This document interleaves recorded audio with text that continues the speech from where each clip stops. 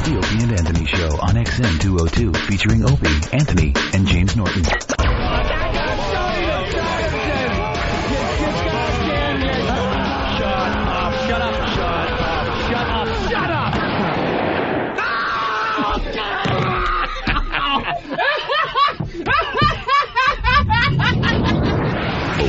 I'm scum because I'm a shapely European blonde. Anthony. Jesus, we are just whores. James Norton. Look at this face. How do you not love it and want to kiss it? E-Rock. Sex Bagel here on the radio with you. Sex Bagel. It's the Opie and Anthony Show. And Sex Bagel gets hit with poker chips. But enough of this palaver. Let's get the show on the road.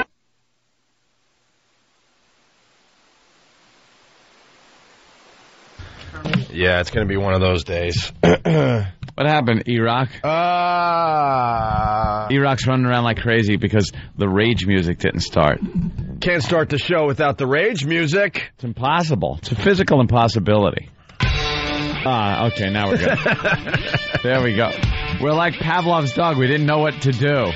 Like, we didn't hear the bell, so we just starved to death. We would have just sat here going, no music, no show. Hi, good morning. It's so pathetic that we even need this dramatic music behind us, and if we don't have it, we fall apart. This overly dramatic beginning that we have to a dopey show. Yeah. I don't know what that's all about. Every show needs it. Like, every show seems to have one. It's like your standard thing, like the opening credits of a TV show. Like anything. But I always find it a little silly and overdramatic. If there was another way we could burn 5 minutes, I'd be up for it. But for some reason, it's this whole musical number that has to go on. This song and dance pony show we got to do before we even talk.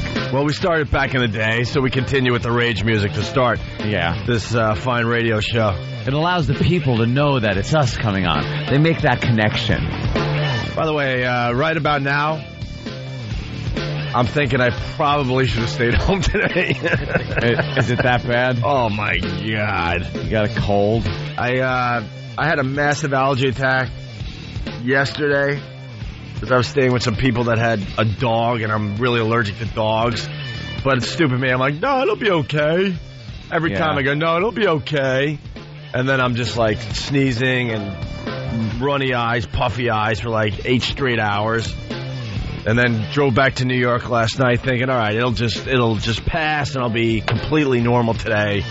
And no, it just continues. So now I'm thinking I probably caught a cold on top of that. I'll tell you where you caught a cold. Atlantic City. It's the only place I used to catch colds until now people make fun of me for this, but I'm awful about it. Getting up and washing my hands constantly during when you're playing any of the casino games.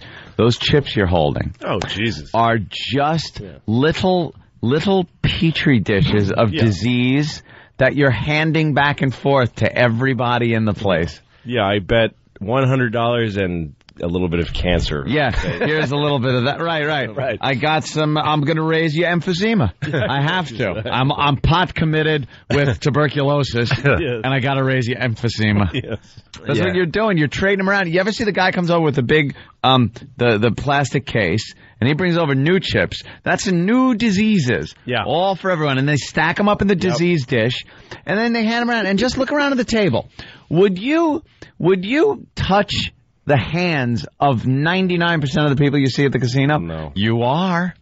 Yep. It's worse than sexual transmitted diseases. You're licking their bellies when you... You're pretty much licking like belly and just mouths. Just go up to that Asian gentleman smoking the cigarette at the end of the table and lick his mouth. Just lick the inside That's nostrils. what you're doing when you're taking his chair. You feel all good that you won his money. You're like, yeah, look at me, crank it over here.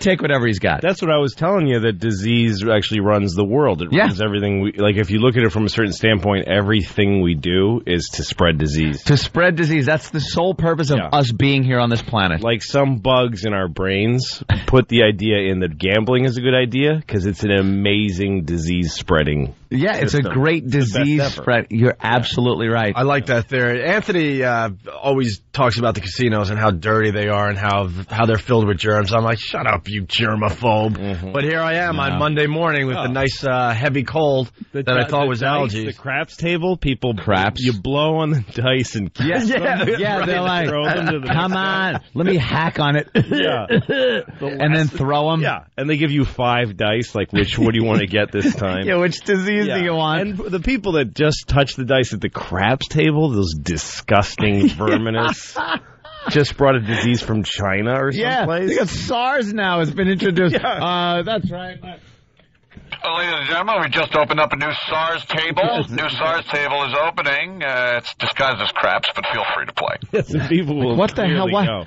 Why am I? And Ope played 3-card poker. Yeah, I figured out the game, by the way. It's a cool game. Yeah, you lose all night long.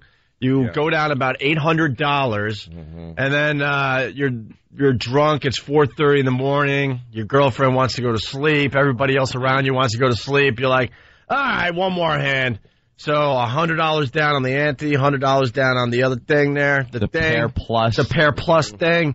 And then you get your 3 cards, and then you just bet $100 without looking at your cards. Don't even look to see if they're worth betting. Don't even look, and even announce ahead of time, this is what you're going to do. I won't be looking. This is my last hand of the night, and I'm going in blind. I'm not even looking at my cards. Is everyone hearing me? Yeah. So I got 100, 100, 100. Don't even know my cards. She comes up with, I think it's just ace high, whatever. I'm like, I guess I'm looking pretty good. She qualifies. Couple people won, couple people lost. She turns over my cards. Flush. Oh, so you had the flush. Wow. Win about $1,000 even for the night. Good night, everybody. You leave. See you tomorrow morning. I'll be back. Never happens. Wow. No. So I got to figure it out.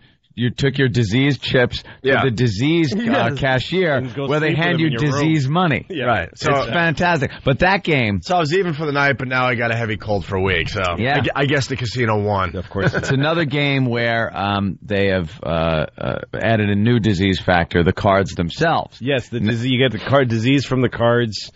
You get them from the chips, and then, when you cash in the money, and then when you give that money to a hooker who gives another disease when she's up in your room. Yeah. Oh, my God. Maybe that cancels it out, though. Oh, maybe. That's how you inoculate? They got it's one of the few table games that allows you to touch the cards. Right. So, because I guess with Texas Hold'em being so big, they wanted a game where you actually feel like you're in control of something and holding your cards. Yeah. So you're able to pick up the cards in 3-card poker, which just adds another, when you hand those cards back and they go into the shuffling machine and come back out, that's not one of those sterilizing shuffling machines. I thought it was. Oh, these cards are hot. Oh, they're piping hot. They just came out of the sterilizing machine. What do they call that? A clava? What is it called? A barber's towel machine. A clava, something sterilizing machine. But no, it's the opposite. It's doing exactly the opposite. It's shuffling the diseases together. Exactly. What an awful place. And just the smoking. Like, I understand people love smoking. Yeah. God bless you. Have a pisser with it. This could be from smoking. And by the way, the free drinks. Yeah, it could be. Yeah. The free drinks come in. Do they wash those glasses between each. Well, they have I'm sure they really make sure they're clean. They got to keep everything clean. Sure. Louis C.K. That's the voice you're hearing in the background. They don't just let the glass just refill it. Another one. You rinse it off. Well, you've seen behind bars what they do. They take it's a single sink. And they throw a tablet, this magical tablet. Right. We can't cure diseases, but bars can. With this magical white tablet, they throw in a single sink, and there's like 5 brushes that are in this water. Mm-hmm. And all night long, a tired bartender is taking your glasses and those of the other patrons and dipping them in this water concoction. Just giving them that one little dip over the brush, and then this rinse in another sink that is just standing water. Yes. and then they're magically sterilized. He's giving it that one kind of, I hate all of these people. Oh, this job sucks. And if you need it dry, of course, there's a rag that sits there all night that he uses to rub the bar with and puke and whatever else might come across. You mean they're not his transom. scrubbing the edges of the glasses? Oh, I don't your think mouth they're goes? really... Not like at home. you do at home, no? At home, with the people you know and love. Actually, you scrub away at the rim of the glass. Yep. And a little known fact, I was a bartender for a few years. It's just a quick dip. you're busy. You get the very soapy water, then you got the sort of soapy water, then you got just the water. The rinse sink. So it's dip, done. Air dry. You're not scrubbing There's anything. no scrubbing around the But you know edge what? of the glass. The alcohol, Well, that's what they say. that kills all the germs. That's No, what and the they ice say. is made of incredibly good wine. Right. The ice is those ice makers. That's another thing, the ice, where they just take the glass and shove it in the ice anyway. Yeah. I'm surprised I don't have the flu at this point. Keep talking. You're working on it. You're talking We me all into are. a case of cancer. Jesus. We all are.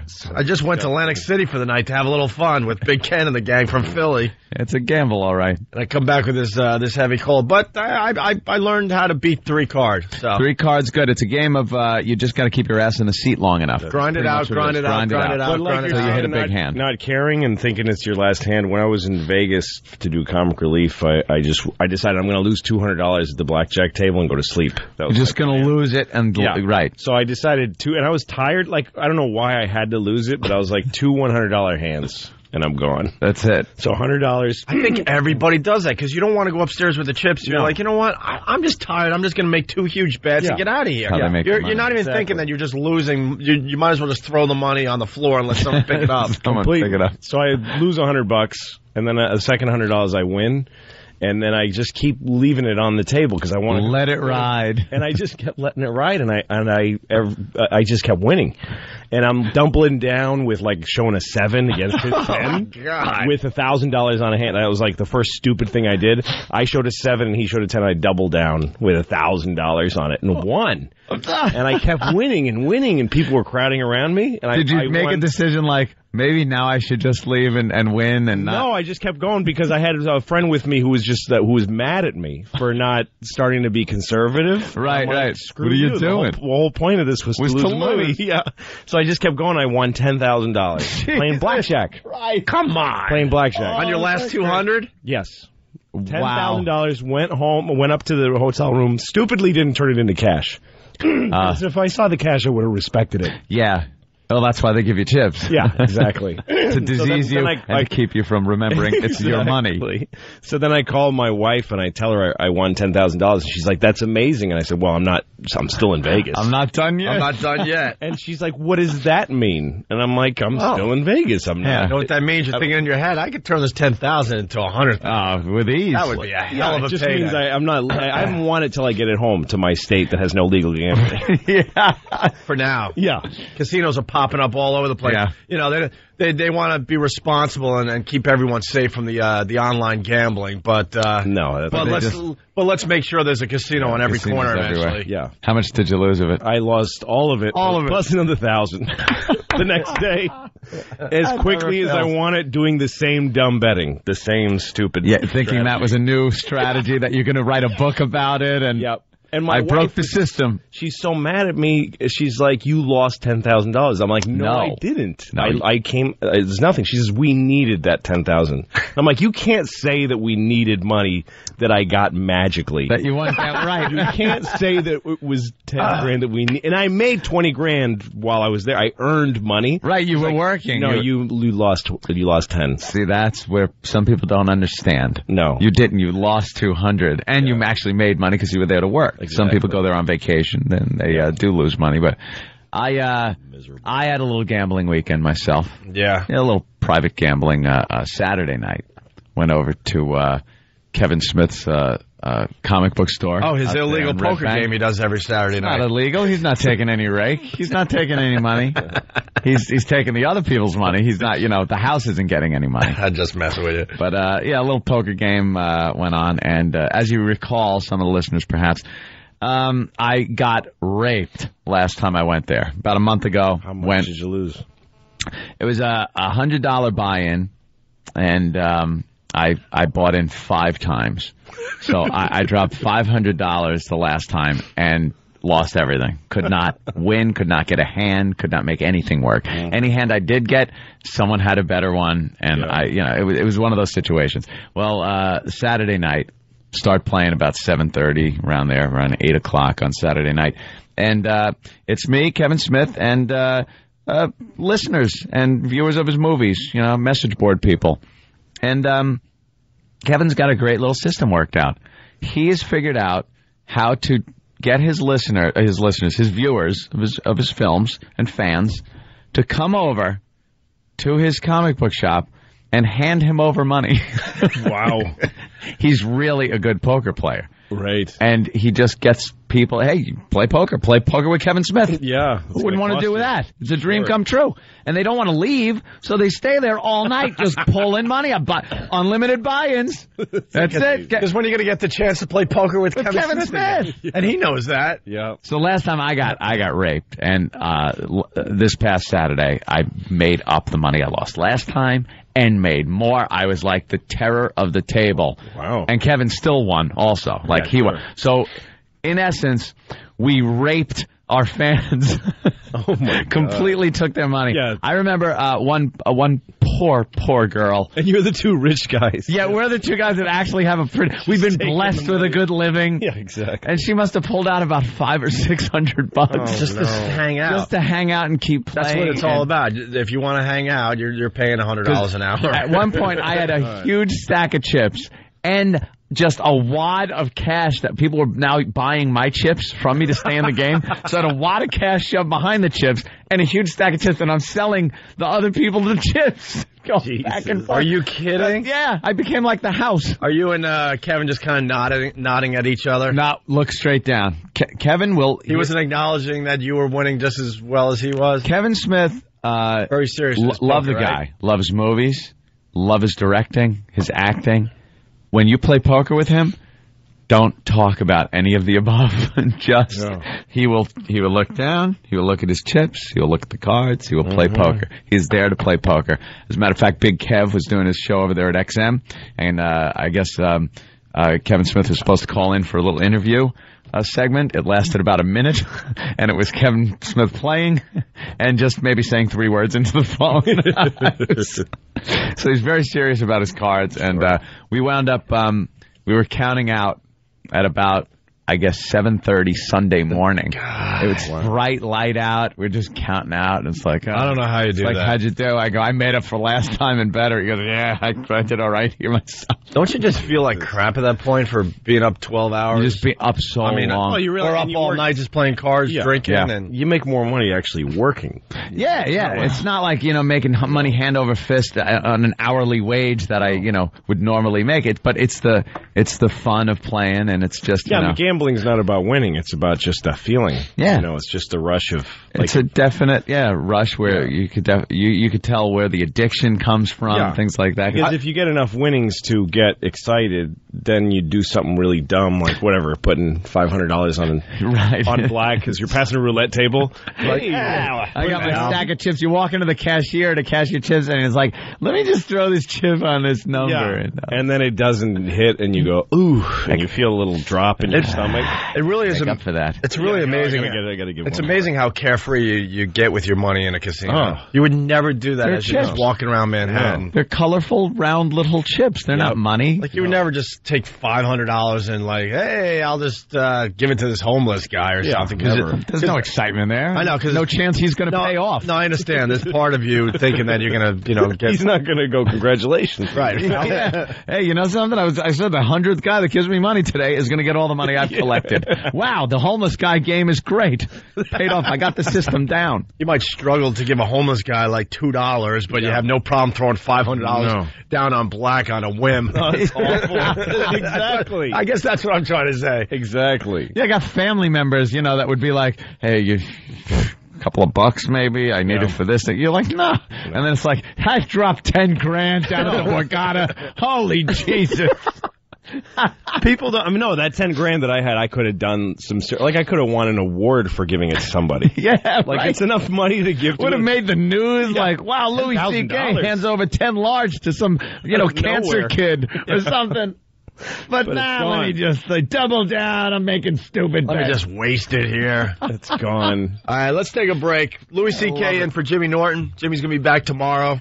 I guess we'll talk about the Oscars after the break. We got Britney Spears stuff that's pretty good. We got an assault on the media that happened over the weekend. Yeah. We have so much to do. Oh, topless American Idol chick. More than topless, my More friend. than topless. We'll get into that as well. It's the Opie and Anthony Show. Hear what everyone else is talking about. O&A Uncut and Live, continuing the show on XM Satellite Radio starting at 9 a.m. Eastern. Visit xmradio.com to subscribe. It's the Opie and Anthony Show. The virus is spreading. Opie and Anthony! Okay, we're recording. Yes. Coming this weekend to the Saturday Night Virus, it's the return of Uninformed with Bill Burr and Joe DeRosa. That's this Saturday, March 3rd from 9 p.m. to midnight on XM 202.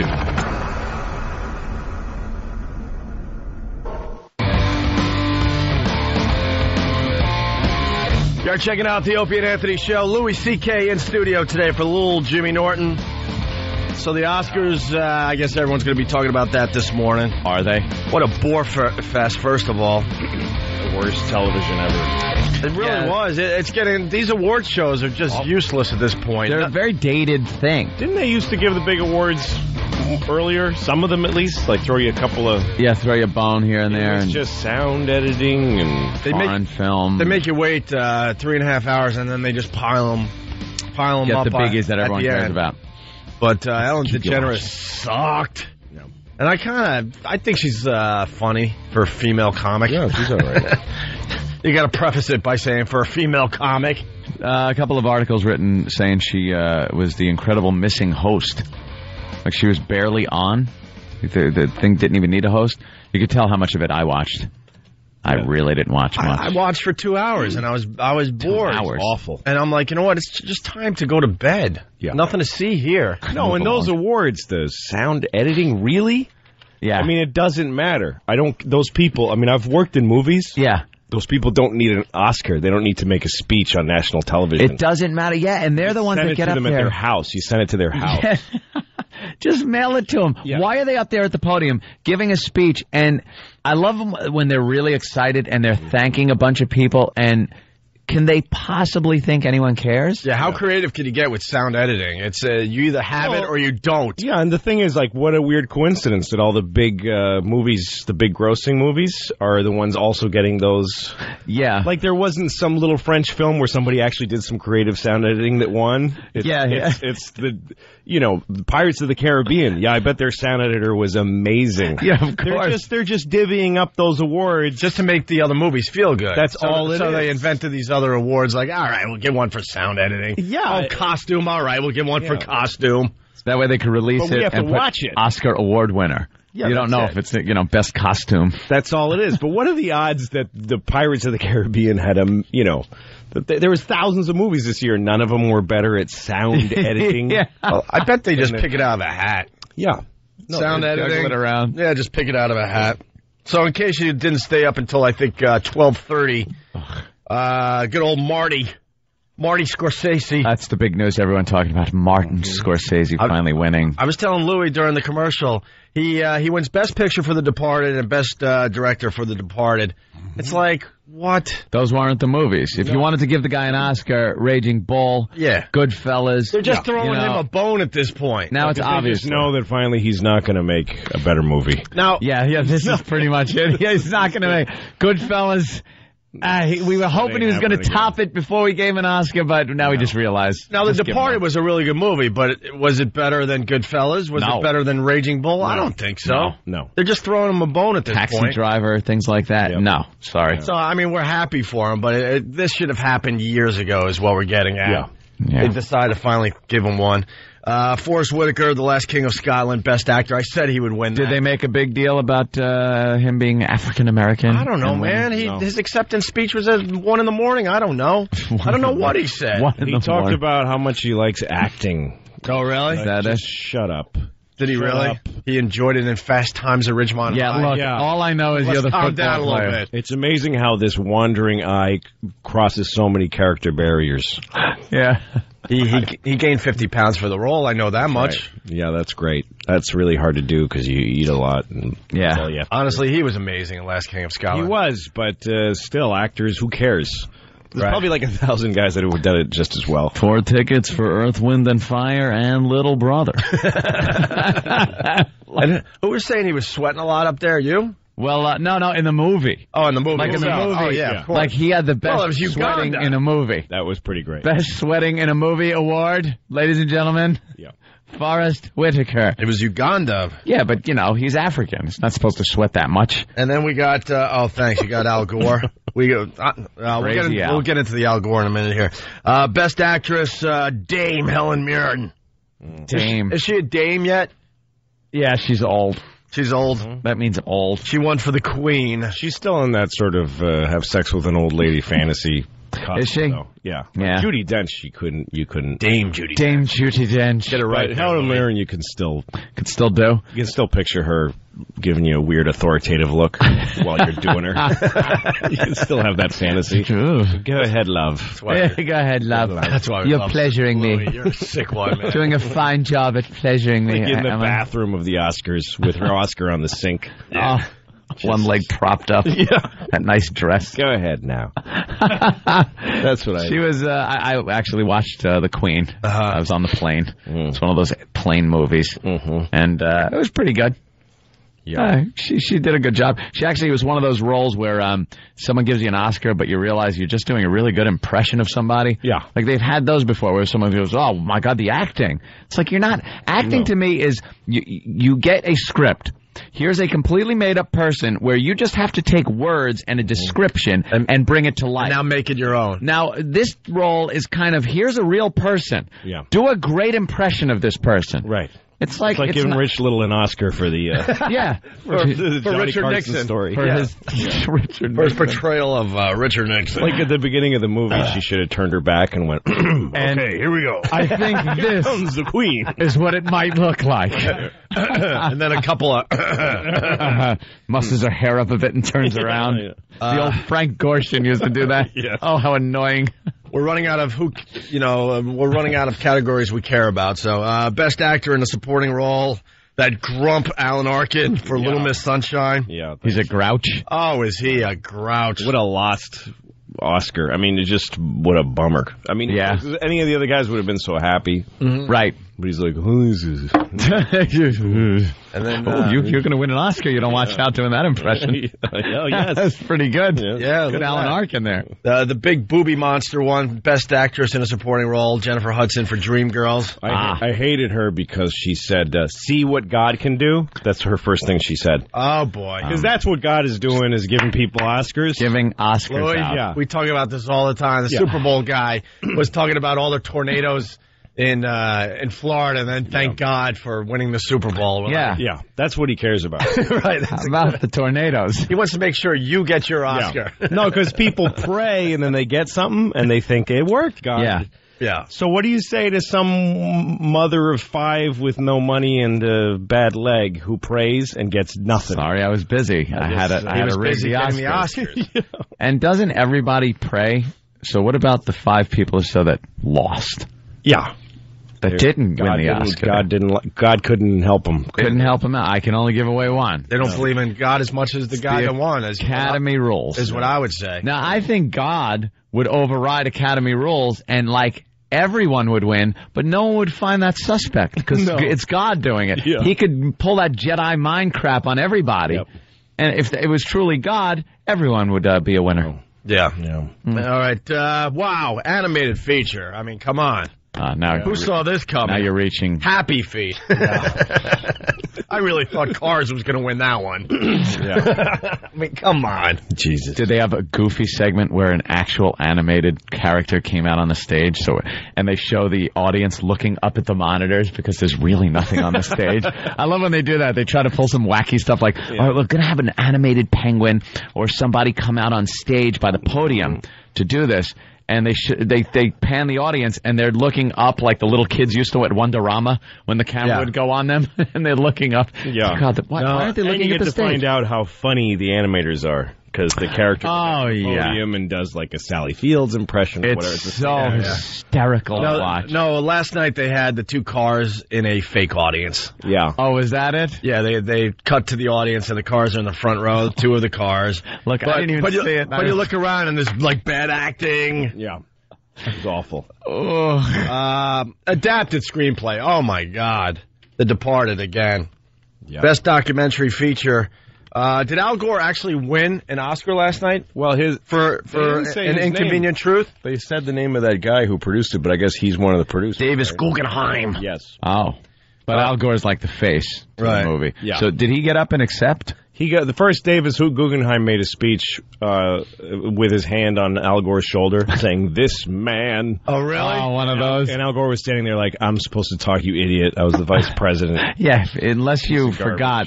I was like the second in charge. Yeah, for 12 years. And believe me, first in charge was almost gone. Yeah. So I was telling Louis C.K. during the break, look, I'm not a fan of Bush. I'll tell you right off the bat, but I am so glad that Al Gore is not our president. That's what he. Did you see him at the Oscars last night?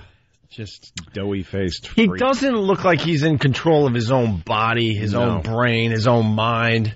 He's starting to look like an old lady, like kind of a wide old lady. Right. Oh, freaky. He's starting to look like your if you had a retarded brother, what he would look like when he turns like 50. He's going that route. Years old. Yeah. Ex-presidents are odd things because you don't really see a lot of them once they're out of office. Yeah. And without that visibility, the few times you do see them, so much time has gone by that you're like, what the hell? What happened to that guy? Well, whenever you see pictures of or footage of the president in his first few days of office, they look totally because they all of their hair goes white. Yeah, they all go like they go to the mountain and see the burning bush at some point during their presidency. Come down with a shock of white hair. I've seen God. And you think something that happens? They take him to a room in the basement of the White House and say, "Here's what really goes on." All right, here's everything. Right. Oh my God, that's true. Fill him in on all the secrets. Yeah, they tell him everything. Okay, first you have to drink some of Kennedy's blood. And we're gonna take pictures of it, so you're complicit. Here's exactly who killed him. Here's the video of it. Yes, we had video back then. Exactly.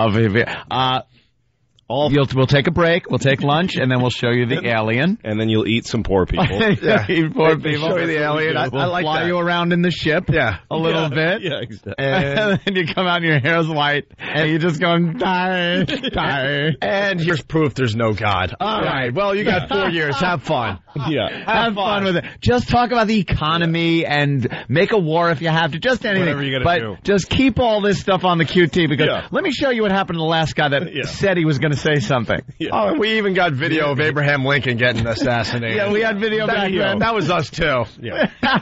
We spun that nice. And here's John Wilkes Booth because we've figured out immortality. Right. Yes. We have to keep him down here because he'd just yap. That's a great way to look at it. It is. And they find white hair. They find out. White hair. They want to run for office. Lizards running the country. There's all this excitement. You're going to be president of the United States. Oh, totally. And then they bring you down to the base. Do you believe...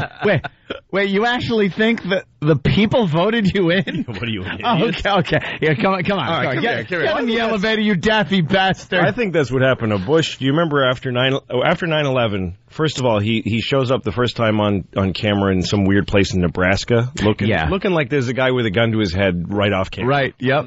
Yeah, the hostage footage. The next time we see him, he's crying a little, like his lip is quivering. Yeah. He's starting to, like, come unglued. Because they told him, we did this. It's just for money. We ran the planes into the buildings for just... It's like busting out in a restaurant for insurance. And if I could hold this up... Yeah. You signed off on it. Yeah. See your signature at the bottom? And then he showed up with a bandage on his head. Do you remember this? This was right after 9/11. Yeah, I believe they removed something. No, he had a bandage on his head, and they said the story was that he choked on a pretzel and fell over and hit his head on a coffee table. Which, if you've ever been in a writer's room or any kind of pitch room, that's a pitch. That's people going around going, okay, how did he get... Because what happened was he said, I'm telling everybody that you guys did this. I'm telling them.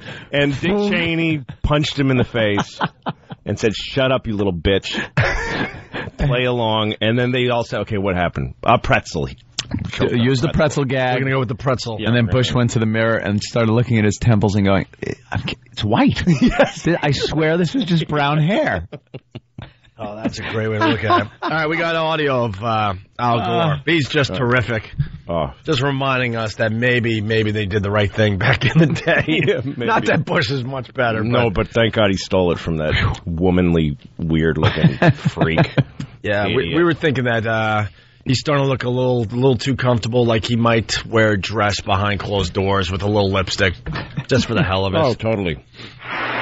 Now, are you positive that all this hard work hasn't inspired you to make any other kind of major... Oh, here's Al Gore with a little gag with Leo there. Oh, yeah. Leo. So they do what they have to do, and then he's like, are you sure you have no other big announcement? Because you're in front of about 1 billion people right now. Are you going to run for president? Well, there's rumors that he's going to jump in the race. Announcement to the world here tonight. Well, I do appreciate that, Leo, and Leo. I'm kind of surprised at the feelings. I do appreciate that, Leo. Yeah, that's what I mean. It just sounds like he's just... he's worse than gay. It's not that he's gay. Like, if he was just gay, it'd be like, all right, whoever, he's gay. But he's gay. Just, hello, Leo. He's starting to sound like he should be an extra Why would he in Birdcage or something. If he was president, it would be like... Well, I'm really warning Iran. You better stop it. Seriously. That look right into the camera. Not okay. Let me tell you something, Mr. Premier. The guy's looking at what is he saying? This is gay. This is all. I'm getting the douche chills from this mane. Yeah, there's something going on here. No, if you put a wig on him, he's total. It works. Totally works. Like one of those bad old tranny guys. Yeah. Hi, Daddy. An old like the old guy from the Princess of the Desert, whatever that movie was. Like when you see a tranny without the wig, you go, nothing it's a more tranny pathetic. that just has done the hormone treatment so far. Yes, exactly. That's exactly. It. Pre-op. And now he's going to start with the wig and the dress. Tranny. He's going to start with the wig and the dress in another month or two. He's waiting for the hormones to kind of take hold. He's like, he's in that in-between stage. Exactly. Right now. His skin is weird. I'm so glad I realized. I'm looking at him like, this guy was almost president? I was the woman trapped in a man's body. All right, here we go. Leo. That would have been the announcement. Leo. Well, as long as you're giving me a platform. I hate that inside thing, too. That whole Leo. Everyone else, it's Leonardo DiCaprio. Yeah. Everyone else, it's Charlton Heston. But then it's, it was me. It was Chuck Heston. We were out at the Sands. Marty. It was Marty Scorsese. Congrats to Marty Scorsese. He earned this. The best one ever is Bob De Niro. Movies with Bobby De Niro. Fantastic. Even his mom calls him Robert. Robert. I don't care. Obviously friends are friends or whatever, but in public. Could you just... No, that makes people go, Bobby... De Niro. Bobby De Niro? No, is he related to Robert De Niro, that's just a way to make you feel like you know the guy just a little more than everybody. I think it's a celebrity version of the name drop. You can't name drop because you are a name that is dropped. Yes. So it's their way of dropping a name. Yes. Like, we can't possibly say... Do you tell someone... When I saw Bobby De Niro up on the screen, they would turn to you and go, hey Dick... Yes. Did you just call Robert De Niro Bobby De Niro? But yes, you're a carpenter. He's Robert to you. Robert De Niro. All right, let's get into Al Gore here. Oh, yes, please. Leo. Well... Imagine he just throws everyone off and goes, all right, I'm gay. Here's the announcement. I've been living as a gay man. I'm a post-op tranny. Oh, no, he pulls I'm getting a vagina put in next week. And he pulls him a greavy. No, and Tipper is kind of headed into guy land, too. She's always been a little manly. They're right there. They're crisscrossing as we speak. Yes. I've been living as a gay American. Stories come out of truck stops, and only it's at the airport, like Air Force 2 had to land, and he had to go to the airport bathroom. He would have gotten away with it, though. Like, he lands Air Force 2. This is while he was vice president. I'm telling you this happened. And he would go to a truck stop and blow a guy. And then, I'm sorry. I forgot him on the radio. That's He'd go to a truck stop and just and he would do what you got to do. Something he oughtn't to do with a fella. Right. And then he'd say to the guy, go ahead and tell them the vice president just did that. Like, see who's going to buy it. Could you imagine a trucker saying, the damnedest thing just happened. I pulled my Kenworth in. I was in the I-10 and... I'm just going to, do my business. And I hear, psst, psst, hey, fella. And I look, and it's Vice President Al Gore.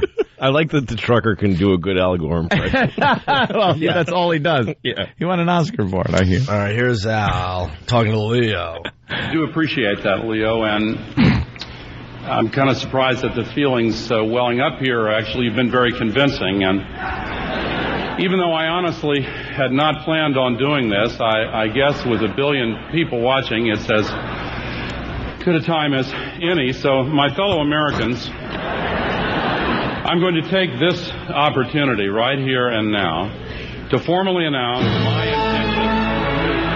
I get it. Hey, we're funny. The cutoff music. We're funny. Right before the big announcement. What do you say, Al? Who saw that coming? The cutoff music. You've been talking too long. Get off the stage. Wow, that's really funny. That's not set up. What do you say, Al? I was only joking. I was only joking. There you go. You notice also they didn't cut off that Italian guy because it's the conductor's job to cut the dude off. Right, he's a fellow musician, so he let him talk. Let him yap. Italian. That's the guy he was speaking in Italian. Morricone, yeah, in front of 1 billion people. That's terrific. I hope he just said horrific things, like cursing. Oh, just horrific things. What is he saying? I don't know. Just let him talk. Do you know they were probably freaking out?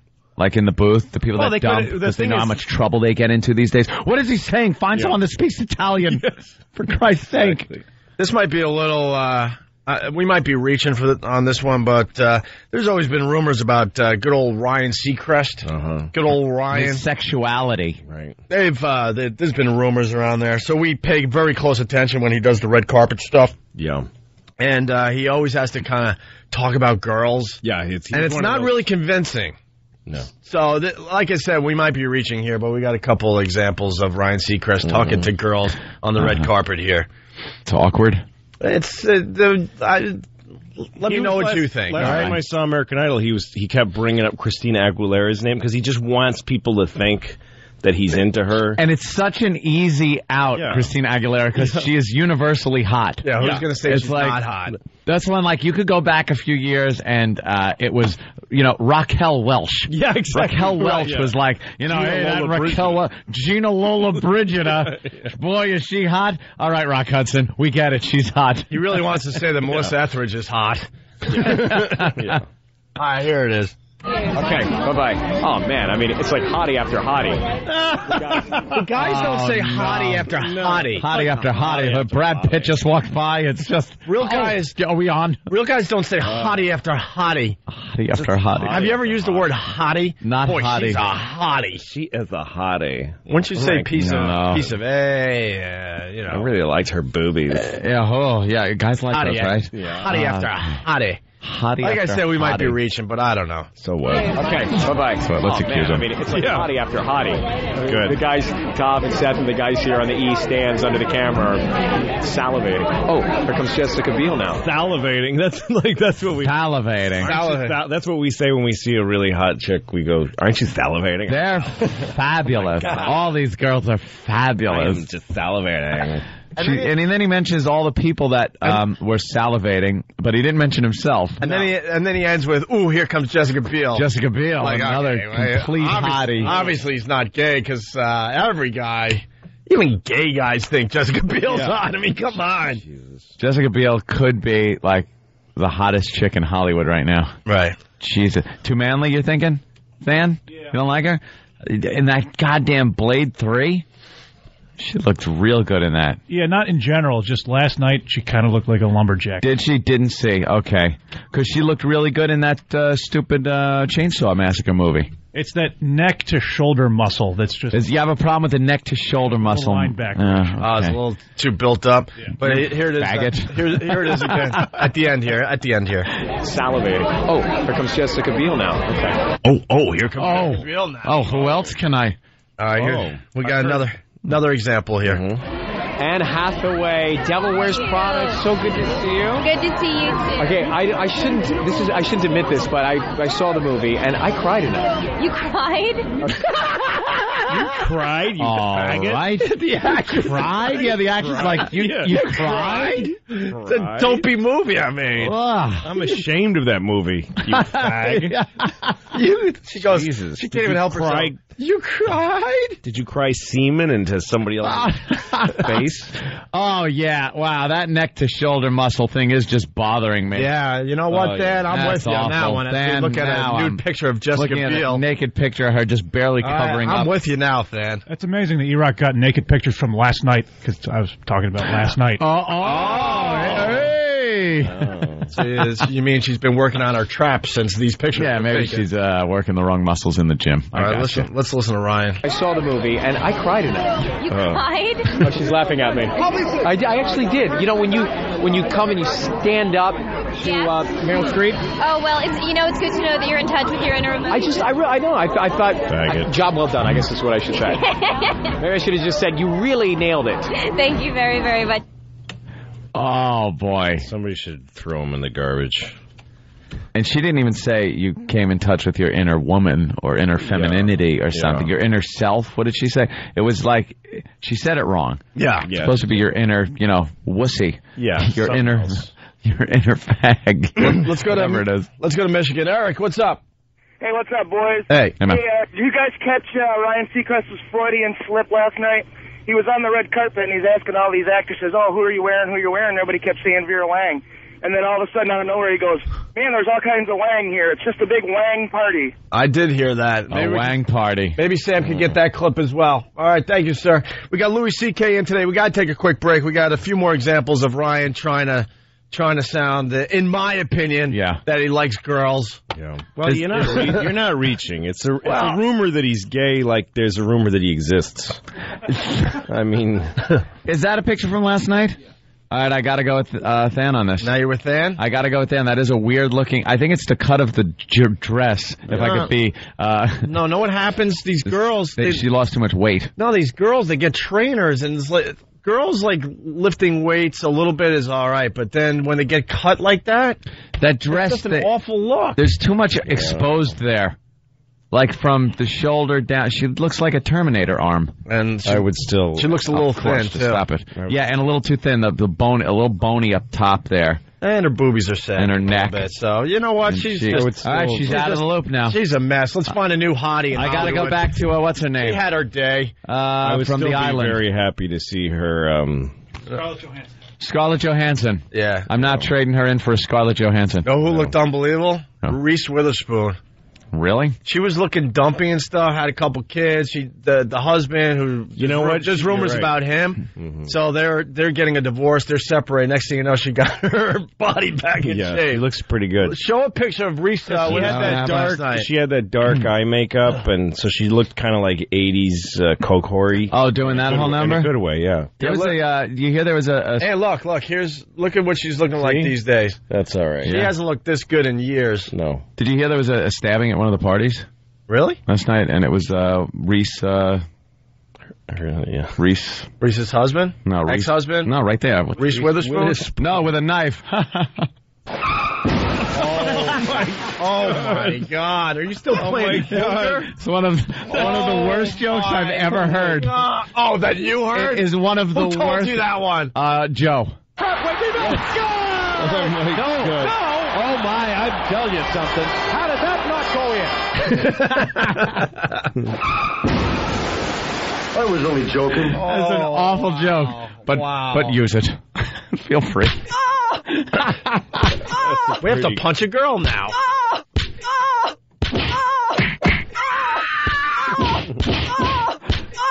You made us punch a girl. Size 14. Yes, that deserves a tasering. All right, let's get out of here for a little bit. We got lots to do today. We got to get into the nudie pics of that fine contestant on American Idol. Our next American Idol, by the way, I'm predicting she goes all the way. She already did go all the way.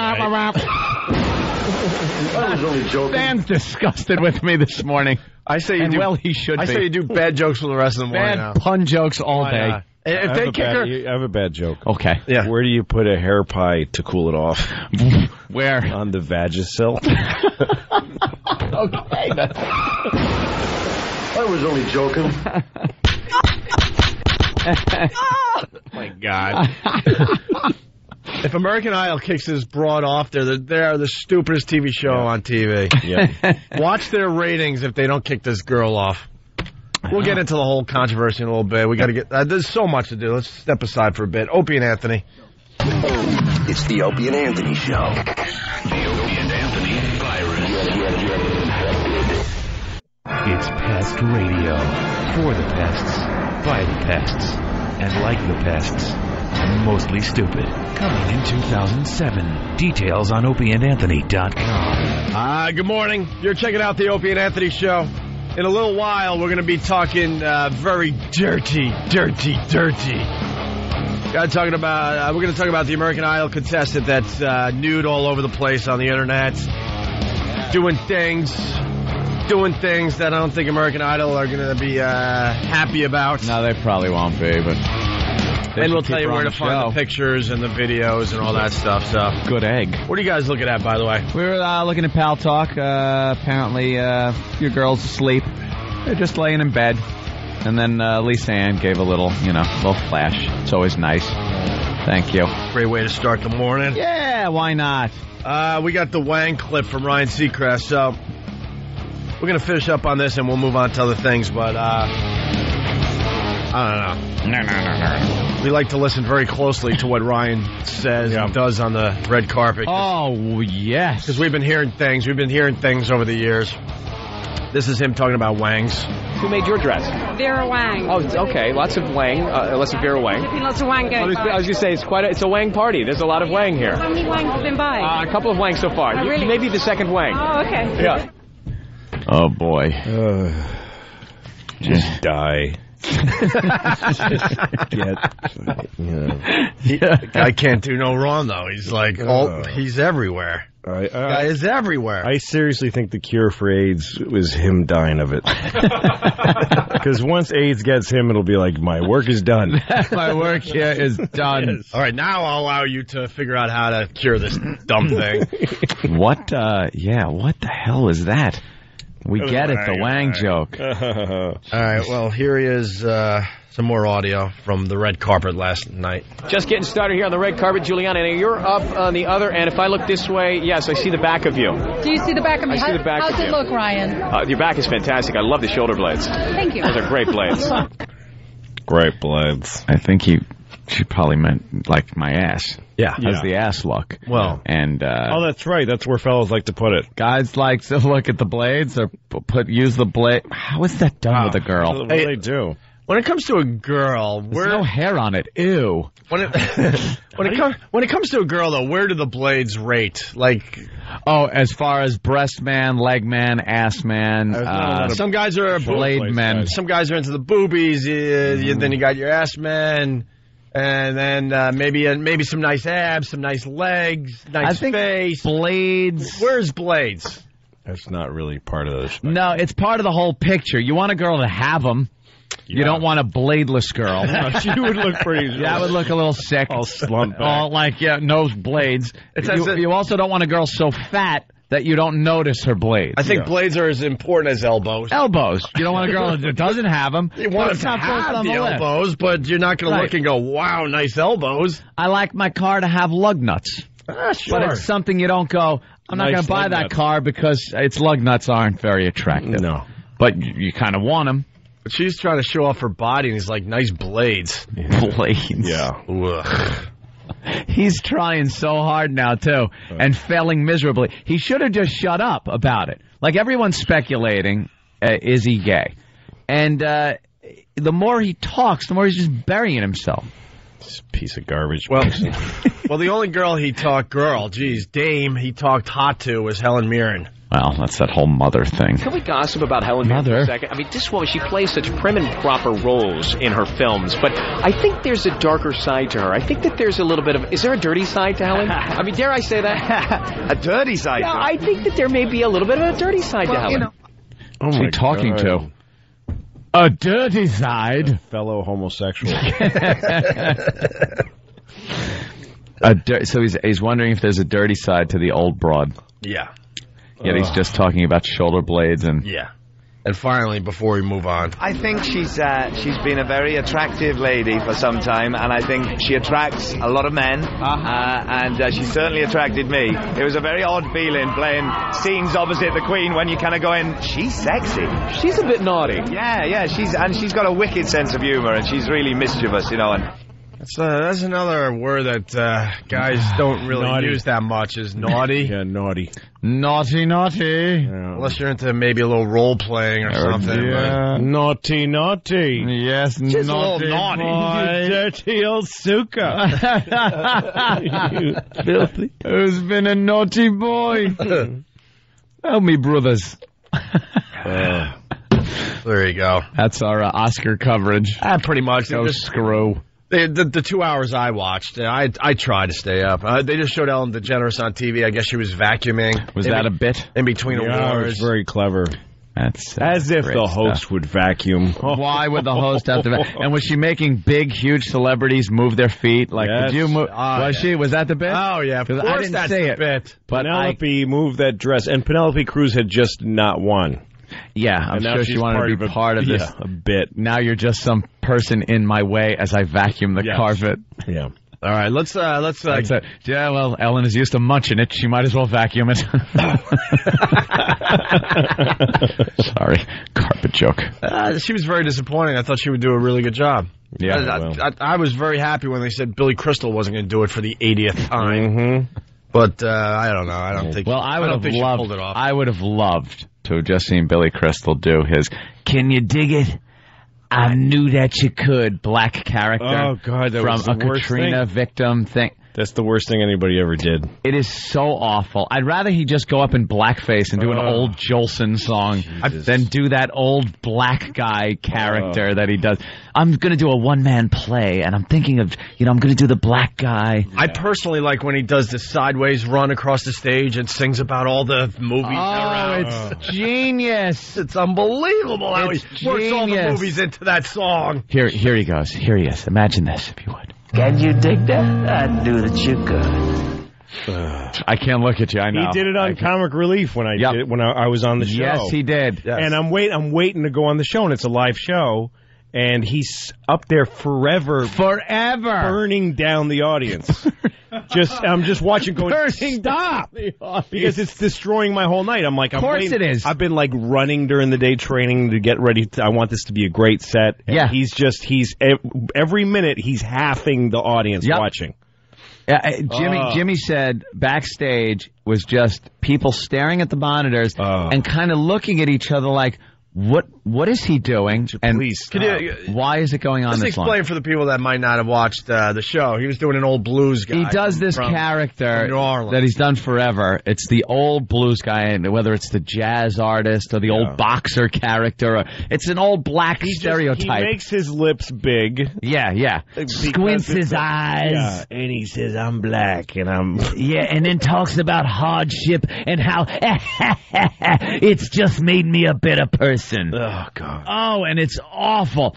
And he's done this over the years, and he did it at Comic Relief because it was for Katrina, and talked about how he was a horn player, and just went on and washed on. The old club away where we had so many bourbons and so many memories. Yeah, but we'll bring it back because this city knows how to bring it all back together. Can you dig that? I knew that you could. And when he said, "Can you dig that?" no one said anything. No. And it should he have was hoping there would be like a woo. So he goes, "I knew that you could." So he just said, "I knew that you could," to nothing. It should have been a 5-minute bit and went on for at most 20 to 30 minutes easy, right? Oh, boo! And you're sitting backstage, and now you got to follow that. As a comedian, that's a tough thing, huh? And the audience is going, "Die, Jew!" They're like literally turning anti-Semitic because of the performance. Heil Hitler, you There's suck. all kinds of Holocaust revision going on in the audience. I don't even think that You think really he's at the point in his career where he just feels like he doesn't have to work hard anymore? He just thinks just showing up and being on stage is a privilege for everybody. Yep. Being Billy Crystal is enough. Yep. Bill Crystal. I'm sure that he showed up at the show and said, I'm going to do this, and everybody, all the younger folks that work there, like, oh, how do we tell them that this is awful? We can't. And he rehearsed it every day. And Yeah, they all had to watched get up the rehearsal there and go, how do we tell them not to do this? Let's all just try today. We'll all look at our watch a lot, and maybe he'll catch on. No, he didn't catch on. We got Bill in New York. Bill, go ahead. You're on the Opie and Anthony show. Bill. What's up, Bill? Hey, buddies. Hey. I called in under false pretenses. I've been up all Hang up right now. Hang up right now. Bill. Come on, no. No, because you've called in under false pretenses, and it's never as good as what you call in on. I don't care. Don't want to hear it. It says, how can you say Billy Crystal isn't funny? What? It's the reason you didn't tell the screener. No, listen. Exactly. If it was funny or entertaining, you could have told the screener and he'd have put you through. I will promise I will be entertaining. Liar, liar, pants ablaze. Go ahead, Bill. For the next 10 minutes, I will be entertaining or 3-car kiss. 10 minutes? 10 minutes. 10 minutes. What's he going to do? Hi, I'm on the radio. What's up, Bill? I don't care about Billy Crystal. He's a douchebag. Let me be fourth mic for 10 minutes. Oh, you got to be kidding me. You waste of life. Let me be fourth mic for 10 minutes. To do what? God, I hate that guy. Who's screening? Ah, boy. One demerit. You get one demerit. You only get 2 before they have to fire you. So. Shut up. Good luck to you. American Idol. We got a dirty, dirty girl. I love a little sexual scandal. And, of course, this show is so important. If they find out anything about your past, they got to get rid of you. God forbid they find out you were a human being. God forbid you're a 20-year-old girl. Of being a woman. Yeah. Is to do what we're looking at this morning. Do things with penises. Now, everyone that is going to judge this woman. You either have a penis or you do things with one. That's the rules. So why are we supposed to pretend? That's pretty much it. Well, it's coming out that Antonella Barba, she's the one from New Jersey. Very hot. If you remember the audition, she auditioned with her best friend. And her best friend got kicked out, and she made it all the way. She's the she's all the way, right? And my girlfriend, she's one of those. She's like, oh my God, I love her, and she loves me. She's fantastic. We pose topless together. Nah, she's a brunette with brown eyes. I'm tired of like fat people winning this thing. Because, like, woo! It's like a Girls Gone Wild chick. Yeah, there she is. There she is. So she's the brunette with the brown eyes, and she's an awful singer. She should have got kicked off last week. Her hotness has been keeping her in. But her hotness is keeping her in. And now I say these pictures should keep her in. Yeah. Oh, they're going to get rid of her. Well, that's because that's the point. Her hotness keeps her in because everybody has themselves a time while they watch. You know something? So why not? Why does this make it better? It's the whole reason she's in it. Is because you want her to blow your bum. Here's the reason. I hate this. Why everybody is a hypocrite involved in this stupid show. Everyone thinks this chick is hot. What she's doing in these photographs, everyone thinks is really hot. It's really hot. But they're going to make this judgment that she's got to be kicked out because of what she's doing. Yeah. Well, they kicked out, and they all think it's hot. Just don't even. They kicked out somebody for getting caught for smoking pot. So yeah. So this girl has no shot of continuing. She's acting but she's not doing anything illegal. No. Where's Steve? Illegal. What do we know about these pictures? It's great. And there were even like... Isn't it amazing that that's not illegal when you think about it? It should be. It should be illegal. They're studying her birthmarks. Smoking pot and saying curses on the radio is illegal. It should be illegal to do that to a guy. And let him do that on your face. That should so be illegal. It's amazing that that's perfectly within the letter of the law. Do it as you must. By the way, they're trying to claim that the girl in these pictures is not the girl, but now they're studying her birthmarks. It is so her. She's got a small little mark above her eyebrow and another one on her jawbone, and they show her smiling in one of the American Idol type pictures, I guess. And then they show her performing, not on stage at American Idol, performing in a bedroom, and they circled the same marks that she has on that left side of her face. She's singing into a flesh microphone. microphone. Yes, she is. Yes. This should be part of the competition. Yeah, there you go. Look at that shot. Oh, hey, wow. With those big doe eyes. Look at her. There's something you should see every day. That's a fine how do you do. So, Steve, what do we know? The hand on the back of her head. Some disgusting guy. Look at that belly. Oh, I know. What a mess. God, the guys that women do that to. What do we know about these pictures, Steve? We got drunk at spring break or something. Yeah. They surfaced a few days ago. Again, like Ann said, there's some debate as to whether or not the girl in the photo that E-Rock is displaying It's so her. Somebody could have added those moles to her face on the dirty pictures. That's the debate. So they're looking at other features that that might be There's no able to debate here. distinguish. Stop it. Why wouldn't it be?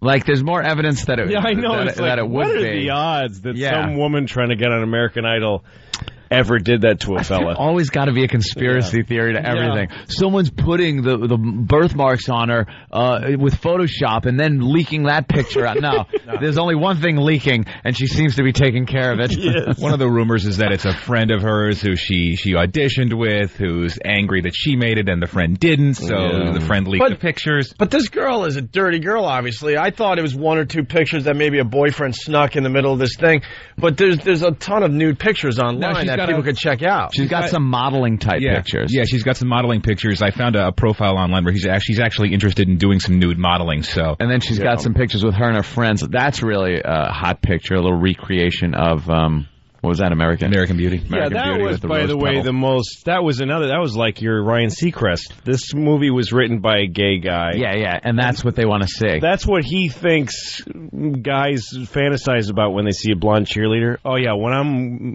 getting off to a blonde cheerleader, I picture rose petals falling in her breath. Rose petals covering all the dirty parts. Get rid of the goddamn rose petals. I want to see her without any rose petals on her. That's what I picture. That's my dirty thought. It's just to cover up the smell. It's awful, girly. You need some potpourri there, girlfriend. Yeah, potpourri. They poured potpourri on her. So where can we see these pictures for the people out there, Steve? What convenient location can people go to? Ooh, in today's links on opieandanthony.com and foundermusic.com, all very easy to find. Till the C&D comes. Thank you. Exactly. And the X-rated pictures, where do they come from? Were they up on a website for a while? They're up on a few websites, actually. I'm sure they'll get yanked down. Yeah. Imagine there was a moment in her life where she was doing that to that fella drunkenly, that she would have never thought people all over the world were going to be blowing up the side of her face and circling moles. Circling moles and questioning the authenticity of these. So what do you think happens to her? They kick her off? They got to get rid of her. They got to get rid of her. But she's not, I don't understand it. It's too... she's allowed to do that. Yeah, but not an American Idol. There's some kind of thing. I think, the contracts they sign for that, and I'm sure there's some kind of morality clause where that's, oh, my God, that's horrible. Oh, what is she doing? It's America's TV show. You can't. That's an American Idol right there. Yeah. That's a good girl. Wow. That's probably how she got on American Idol. That's probably... God, Louie, I didn't even notice the hand on the back of her head. That's a classic shot right there. Look at this slob. Go ahead. That is a classic shot. Good one. All right. We'll find out more, I'm sure. I think as the day goes on now, here. What happens? I'm not even sure when the goddamn show is on anymore. It'll be on, I don't know, tomorrow. Now, she was really bad. Awful. Are they going to wait until America throws her? Hope like they throw her off? No. They already voted people off. They already voted off 2 girls, 2 guys.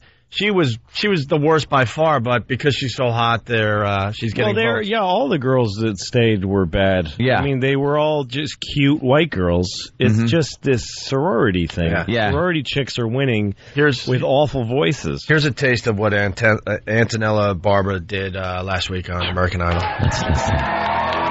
Just picture nude pictures, topless pictures, panty shots, rose petals covering the naughty parts. Her doing what she does well, much better than her singing. Let's hear if she's any good. I could spend my life in this sweet surrender. See, that would feel good if she was doing that. Warble. Yeah. That warble with some altoids mixed in. Oh. It sounds like she's got that hand on the back of her head right now. Wait a minute. Too fast.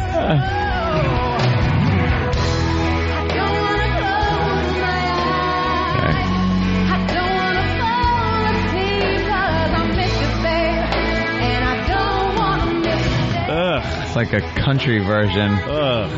Done badly. She's getting lost in the song.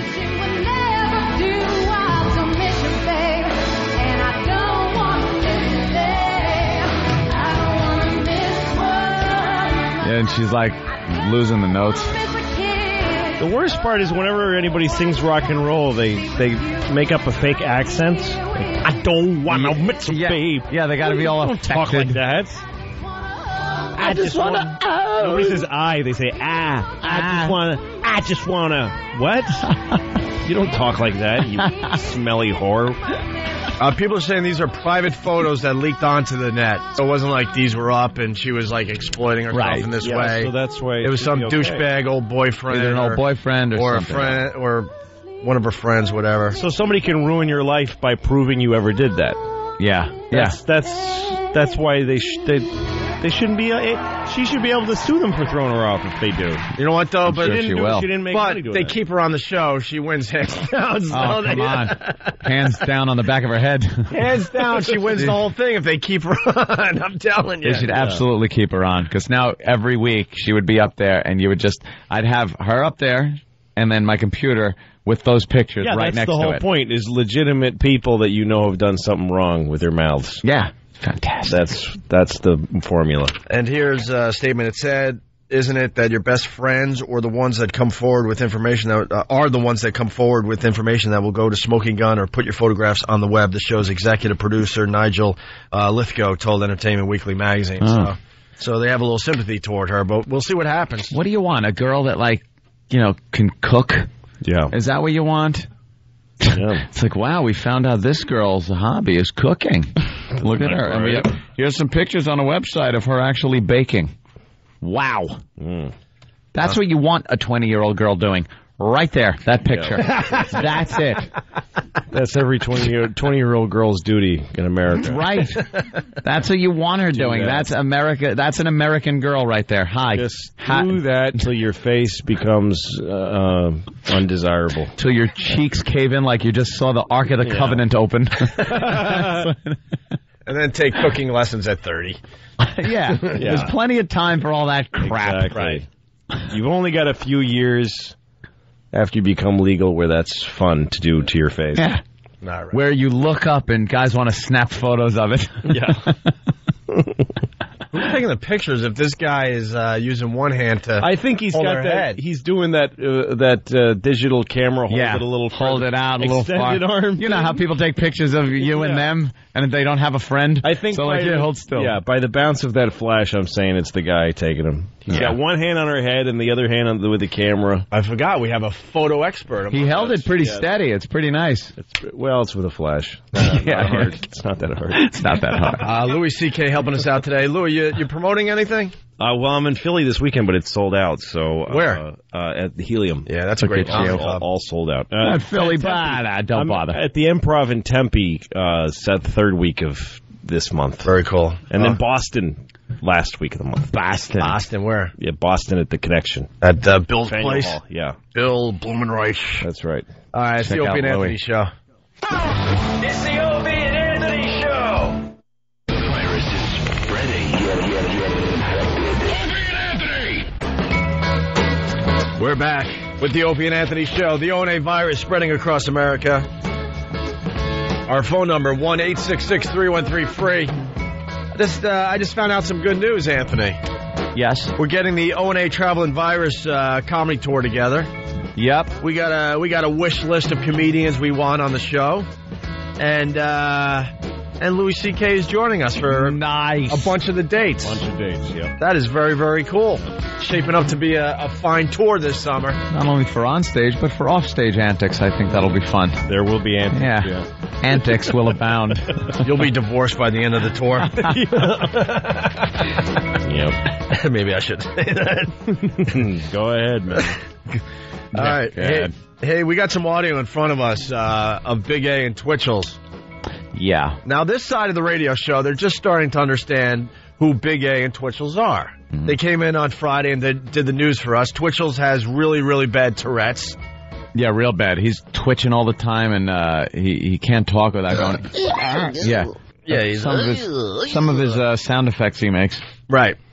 And Big A has a, you can't even say it's a stuttering problem. It's like more of a stammering. It's not. It's a speech impediment. It's a speech impediment. Yeah. Car, for that's people. him. No, he comes to the Comedy Cellar a lot. And you made it sound like it's a nice thing. He drives a cab in the Bronx. Yeah, that's right. With no gypsy cab, with right? no protection between him and the savages he's driving around. He just goes. His thing is like going, and then he can't say ST words. Yeah. No, he comes to the Comedy Cellar and sits at the comedian booth sometimes, which is, he's a big fella and he sort of takes up a lot of space. Yeah. And he sits there and he says, it's good to see it's good to see you. Like he just keeps saying nice, polite things.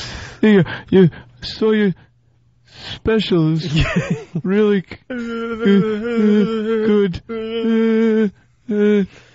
And you go, thank you. Thanks, man. Yeah, Thanks, man. You're welcome. Making people wait for your welcome. Stop. Okay, we get it. Well, they'll be in.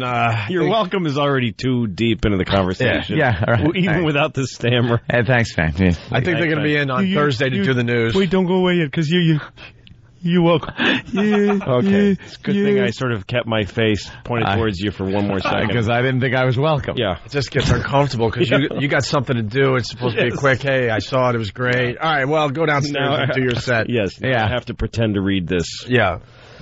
But they'll be back here. What's up, Ed? I don't know. They were showing a casino, and they were showing, like, cards coming out of a shoe. And I've just, as far as I'm concerned, they're talking about diseases. I don't know what they're talking about, but it would be coincidental if they started talking about the disease that is spreading casinos since we started the show with that. Strom Thurmond's parents owned the Reverend Al Sharpton's grandparents. Oh, is that a fantastic story? He's shocked.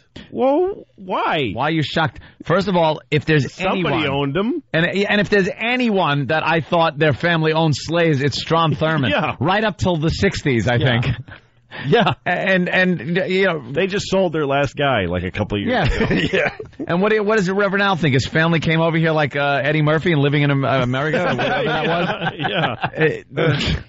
It's coming to America. That was it. How are they figuring this out? They're going through. Well, now that Strom Thurmond's dead, first of all, I guess he freed Al Sharpton in his will.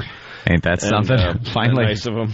Finally. Al was having to go over there every day and just dust and vacuum. Yes. By the way, it's really humiliating, but by the way, you ADD twins, we'll get into the Big A and Twitchels thing a little later. All right. We were sorry. We took 10 minutes to set some up and F it. Oh, damn. We'll get back to that in a maybe we should bit. just go to that then, and we'll talk about Reverend Al later. I don't care. I'm just we were just setting something else. We'll do the Reverend Al stuff later. We got to get to it, though. I'm just trying to keep you focused because I know you saw the two-legged dog too, and you might have a comment about that. Disgusting is all I have to say. Put it to sleep, for God's sake. Well, there's a video of a two-legged dog at an airport. Now, it's the two back legs, so the dog has to walk like a human for his whole life. Well, that's all he has. If he only had the two front legs, they would have put him to sleep. I've seen that, though. Really? Yeah. You ever seen when they put the wheels on the back? Yeah, they put wheels on the back. That's why it works better that way than this dog was standing straight up, and it's got to be tiring. Just put the dog out of its misery. Dogs don't want to do that. They don't want to do that. Naturally, they don't want to do that. They'll only do it for doggy treats. All right, but back to this. So, focus. Big A and Twitchels are coming in Thursday to do the news. They were in Friday. And they've been regulars on our show for a while now. And now we're hearing things. Yeah. And we don't mind if you do another radio show. We give you total freedom to go on whatever show you want. There may be a consequence or two to these actions, but you have total freedom. I mean, Big A's been going on the Ron and Fez show. Ron and Fez can be heard here in New York on this very station. 6 p.m. Also on XM. Yeah, and on XM. And, sometimes Big A, he used to, I guess, hang out after our show. And then he's kind of an intriguing character. So it's kind of like almost impossible to not want to bring him on and say something. But then we noticed Big A's like showing up after our show and going to exclusively on the Ron and Fez show. Not only is he going on another radio show, he's changing his whole character to be cool. As like cool guy. Now we have him for what he is. He's a stammering ass. A big fat stammering ass. And all of a sudden Ron Bennington turns him into Fonzie. Hey, do we have the audio where we broke him down, where we made him say Big A how it's supposed to be said? Yeah, we did some kind of a Kunta Kinte Toby thing with him. We decided to go that route and beat him into submission. So on Friday's show, we beat the hell out of Big A. We had to beat him back down to reality because on Ron and Fez, they've made him this cool, like Fonzie-type character where his name is even cool. It's like Big A. Yeah. They go, hey, look who it is. It's Big A. And they emphasize the A. Like he walks in and everyone's like, hey, Big A. The audience here. applause. He has to stop to deliver his line, but he does it anyway because he's a stammering idiot. And on... Thank you. And on our show, he's Big A. Right. He's just Big A. Where he says his name and he has to look down at the floor as he's saying it. It's like, all right, Big A's coming in, not Big A. Not Big A. So we had to kind of describe that we made him. There are two different schools here. And we made him a radio star. He was just a listener on the sidewalk one day, checking out one of our things we were doing that day, and he just so happened to be put on the phone by Danny, and we're like, whoa, he's a mess. This kid's got something, and we made him a radio star, but now he's trying to change his character and be the cool guy in Ron and Fez. No, that ain't So we noticed it's kind of like school, and in this Opie and Anthony school, he's the guy we throw stuff at. Sure. And make fun of, and he sits at the table with the rest of the dorks. And then at the Ron and Fez school, he's like the table where everyone wants to hang out with him. Yeah. And they're all like, hey, can I sit next to you, Big A? And he's like, yeah, sit down. Hey, cause he went from sitting at the front of the bus to the back of the bus. Yeah, back of the bus with the cool kids smoking. You know, he was at the front of the bus so he could rat out people that were throwing things at the back of his head to the driver. Or try to, but you don't know really. Well, why did he come? The only question is, why did he come back here? Because if he went from a place where people abuse him and belittle him, right, to a place where people like him, that's fine. See, I actually think that makes sense. But to come back, he thought he could transfer the right. He thought, I'm cool. You guys would say, like, we've been hearing you on Ron and Fez, and you're cool. You all wrong. You're so cool. Just come on in and be Big A. But no. No. He's back again, and we had to beat him because we kept asking him, what's your name? Yeah. And he'd be like, Big A. And it's like, no, it's not. And the clip I got that we're going to replay here is brutal. But it's not the clip where we finally broke him back down. No.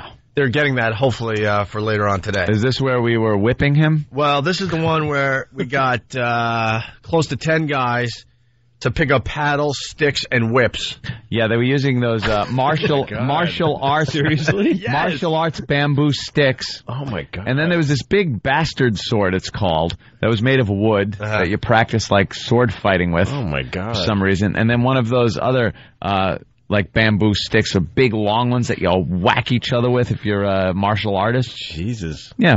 And we had about 10 guys, I guess, just wailing on him, beating him back into the show. Yeah. So, but you can do whatever radio show you want. Oh, we never said you can't. That's right. Of course. Feel free. Here's the audio in case you missed it. Big A getting beat by paddles, sticks, and whips. All right, here we go. Big A, you say go. Go. Oh, Jesus. Oh, wow, and they're beating him. Oh, he's down. He's down on the floor. Keep beating him. They're still beating him. Oh, my God, is he down? Oh, God, they're beating the crap out of him. Holy Oh, God. Oh, Jesus Christ. They're still hitting him. He's on the ground. He's in so much pain. I'm Big A. They're poking his belly. I'm Big A. What's your name? I'm Big A. All right. I think he's had enough. I think he's had quite enough. Oh, they won't stop. Wow. Oh, now they're throwing things at his face. Big A. Big A. He got beat back into the Opie and Anthony show. All right, very good. It was so reminding me of Private Pile getting hit with the bars of soap. Yeah. It's just to go to sleep. It's just a bad dream, fat boy. He had whip marks on his back. Ow.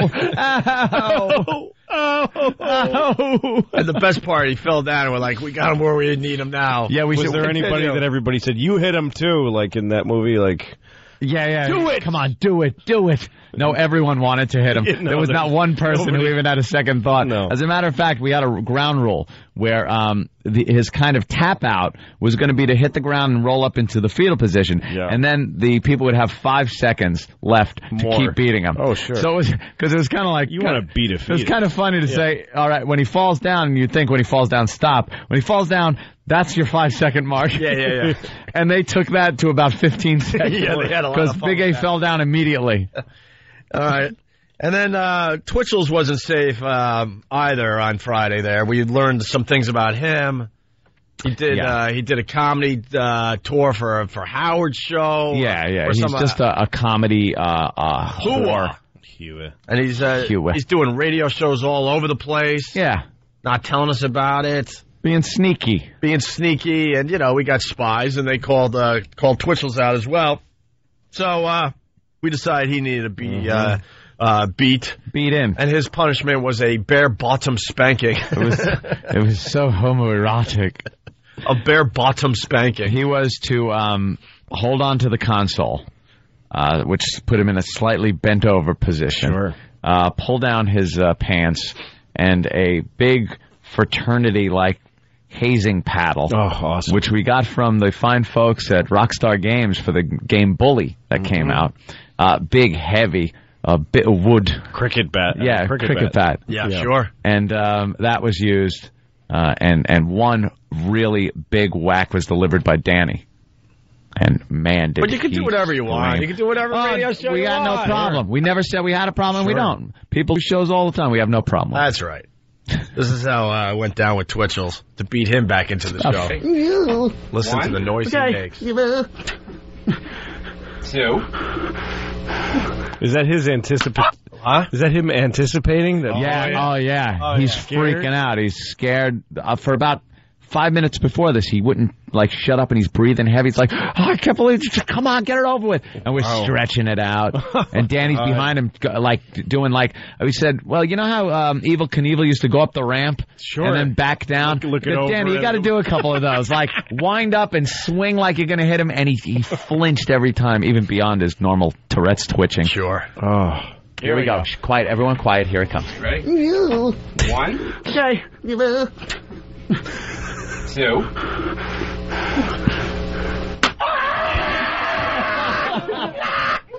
Oh my God. Oh my God. He's down. Twitchels is down. Now. That was like an Iraqi beheading thing. That's what that sounded like. Well, the video's up on opieandanthony.com. The Big A getting beat by a bunch of sticks and paddles and whips.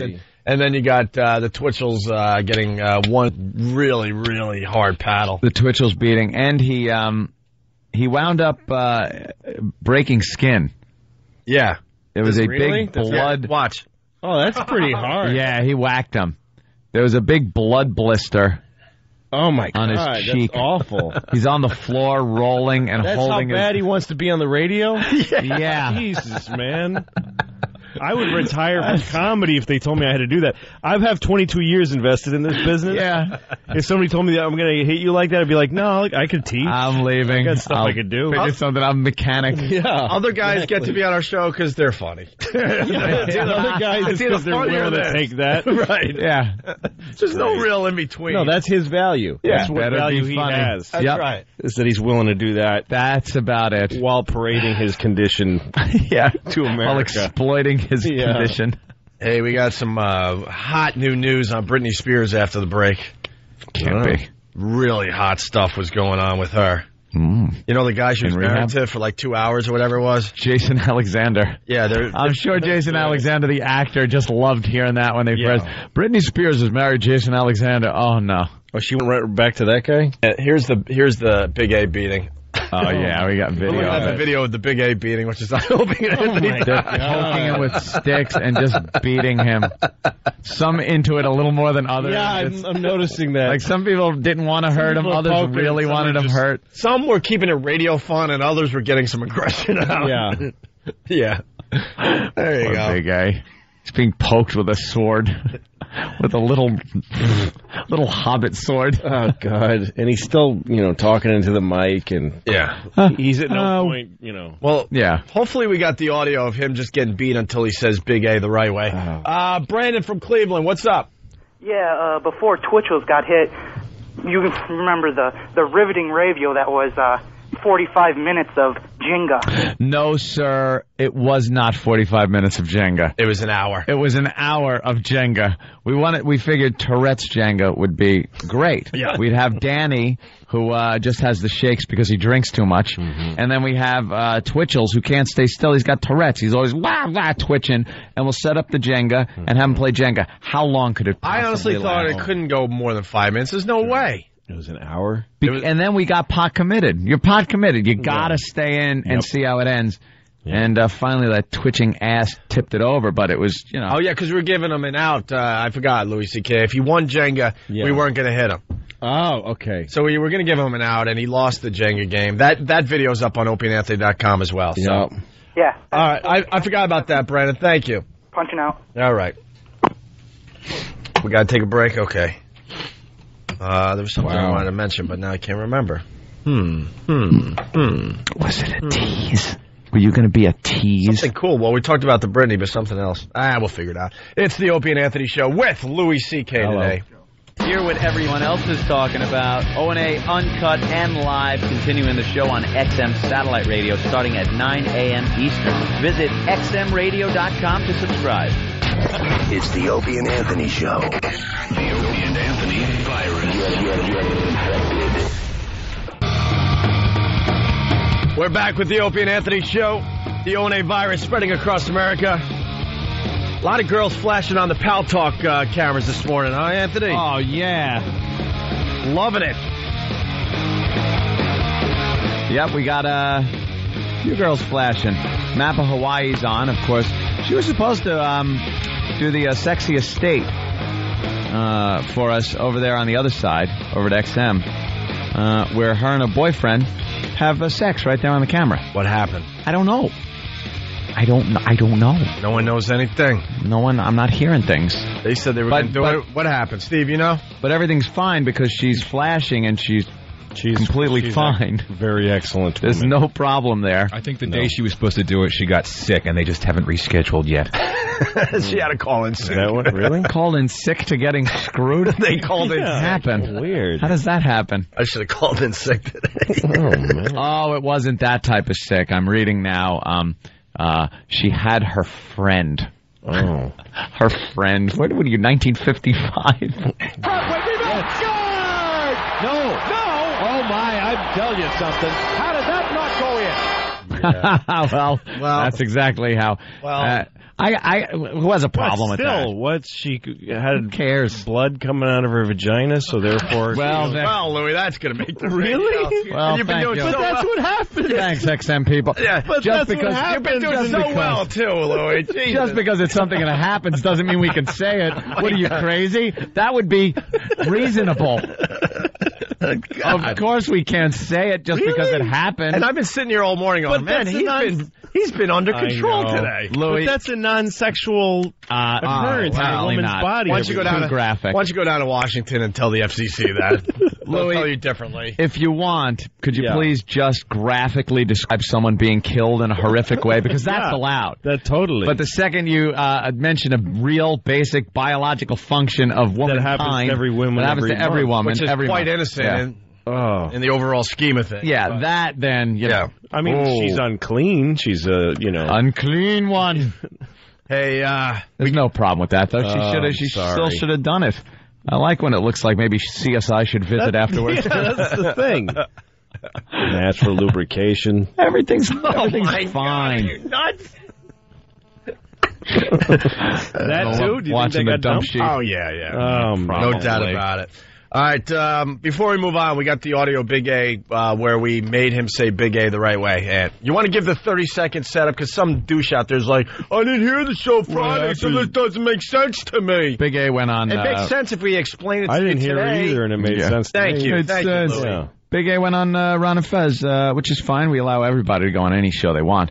But he became the cool character. He was trying to change his character. Yeah. And he's Big A over there, like Fonzie. We invented him. Yeah. He had no life before He's just Big A. Right. A muttering mess of a man. Considering suicide before every night at that time. You know it. You know he just looks at that shotgun and his big toe and wonders if it could fit in the trigger guard. Maybe I should. Maybe I should. Do it. Maybe I should. Maybe I should. Oh, I'll wait for tomorrow. Can't even say it. It's the only thing that has prevented him from doing it, I guess. Yeah. So he went over there, and that's fine, but he became a new guy. And then he thought he was the cool Big A, which is what they call him over there. Yeah. Big A. So we had to kind of teach him Kunta Kinte Toby style. Yeah. What his real name was. Big A. So what you're about to hear is Big A getting whipped. He's being whipped. You could barely hear the whip, but you could hear the reactions. Yeah. As the clip goes on, you start hearing the whip because we gotta beat it out of him. I had to step it up a little on him. Yep. Here's Big A from Friday. Who are you? Big A. Oh. Who are you? Big A. What's your name? Big A. A little harder. Yeah. What's your name? What's your name? Big A. You say it like that again, you're just going to keep getting beat. What's your name? Big A. It's adorable, isn't he? What's your name? Big A. God, look at the pride he's got. The pride. We're going to have to hobble him. He's running out of steam. We're going to hobble him. So he can't run off to other shows. Who are you on the Opie and Anthony show? We ask you again. On Indiana on Jones, that mother... Big A. With your leather jacket. On Opie and Anthony, you're... Big A. Yeah. All right. There you go. Big A. He's been broken. He's been broken. Good boy. God, the sound of the whip hitting the back of his members only like leather jacket. Oh, no. We made him take that off. It was just very thin. I think the layer of hair might have helped. Probably. Yeah, it looked like he was wearing a sweater when his shirt was out.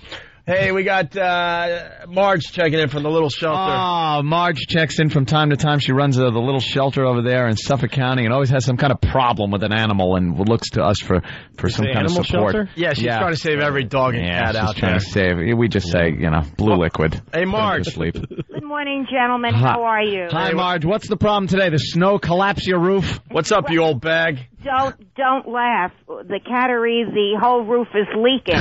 But look, I knew it. There's always a problem. There's always a problem at the little shelter. The shelter itself should be put to sleep. Yeah. You have the worst shelter ever. It's the Auschwitz of shelters for animals. Can I tell you something? We are the best shelter in the whole world. We take animals that no other shelter will.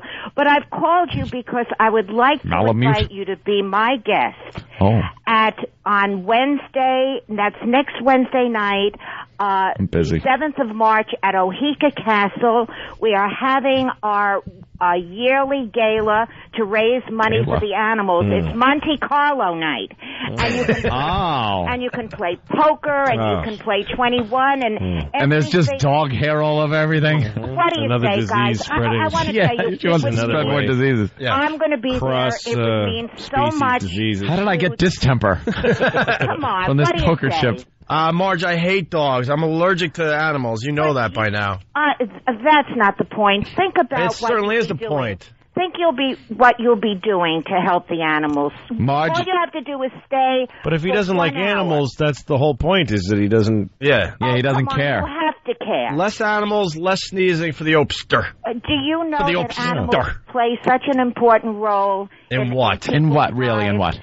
All I know is the bee has to pollinate stuff, or else we all die. Any other animals can be put to death. Like, I have a dog, and I love my dog, but the point of animals is that we eat them. That's the whole. That's pretty much the point. But I do love my dog. We have a program called Healing Hearts, and it tells and how a leaking roof. People are to Your roof is leaking. The roof. Yeah, I can't donate my money to a shelter that can't even keep their roof from leaking. Leaky roof. You would think they would take care of that. In the cattery, cats hate water. No. In the cattery? Cattery. That's what you said, cattery. It's the cat room. give these little guys a chance. No. Give them a chance to live in a leaky roof Please, building. I'm begging you. Marge, don't beg. You know what I did? You know what I did recently? What? I now own a cat. Oh, God bless you. You know what I did, though? What? I bought him for a lot of money. Oh, come on. I didn't adopt one of those mangy messes that come from a shelter. Why would you want to adopt someone else's problem? I don't want that mess. I wanted a cute little kitten, too. I didn't want a full-grown mess. I want a brand new one just made. I want a cute little big far-headed kitten. I don't want some dog with a problem because the past owner was beating the hell out of it with the newspaper. Do you have any idea how many of your listeners love animals? People go, the FedEx driver, UPS driver, come to Little Shelter to make a delivery and say, "Is Marge here because she's doing?" Hopefully, it's a gas delivery. I think all dogs. Hopefully, it's a vat of blue liquid. I've got your Zyklon B here. Oh my God! Would you like to sign for it? Yeah, that's what. Pfizer is here with some. Do you know what it would screws right into the roof of the cattery? How would you feel if I called you and said to you both, Opie and Anthony, you are responsible for helping us raise money to keep and care for animals that would have been put to sleep in shelters all across the New York area. Here's what. Okay, I think that all dogs and cats, first of all, that exist should be neutered. Oh, we are very much. Oh, yeah, listen. All right. Yes, I think Marge should be neutered. I think. We are. I think we should let all those species die, so there's no more dogs and cats. So spay, neuter to the point where they can't even procreate. I think every single one of them should be sprayed and neutered, and they should die out. Out. Yes, because that's not going to be when the breeders are breeding design. I know, and the breeders also. The breeders, their dogs should also be. All pets should be annihilated because back to wild animals. Well, because they as a species, we're not taking care of them. Like most dogs and cats. True. Are living in crappy squalor with a leaky roof. So we are like God's kid. Let me finish what I'm saying. We're like God's kid, and we didn't take care of our pets, so they should be taken away from us. We're failing. Yeah. Dog is God spelt backwards. Yeah. So they're the opposite of God. Yeah. Is what you're saying. So instead of worshiping them, we should cook them and eat them. When you come home after you've been on the air and you've had all kinds of problems, and you come home in the afternoon or in the night, what one thing is there to greet you at the door and try to make you feel better about my beautiful girlfriend? No, that's not the same thing. And eventually some lovely kids. No, because an animal will be there with you through thick and thin. They won't care if you have a penny to your name.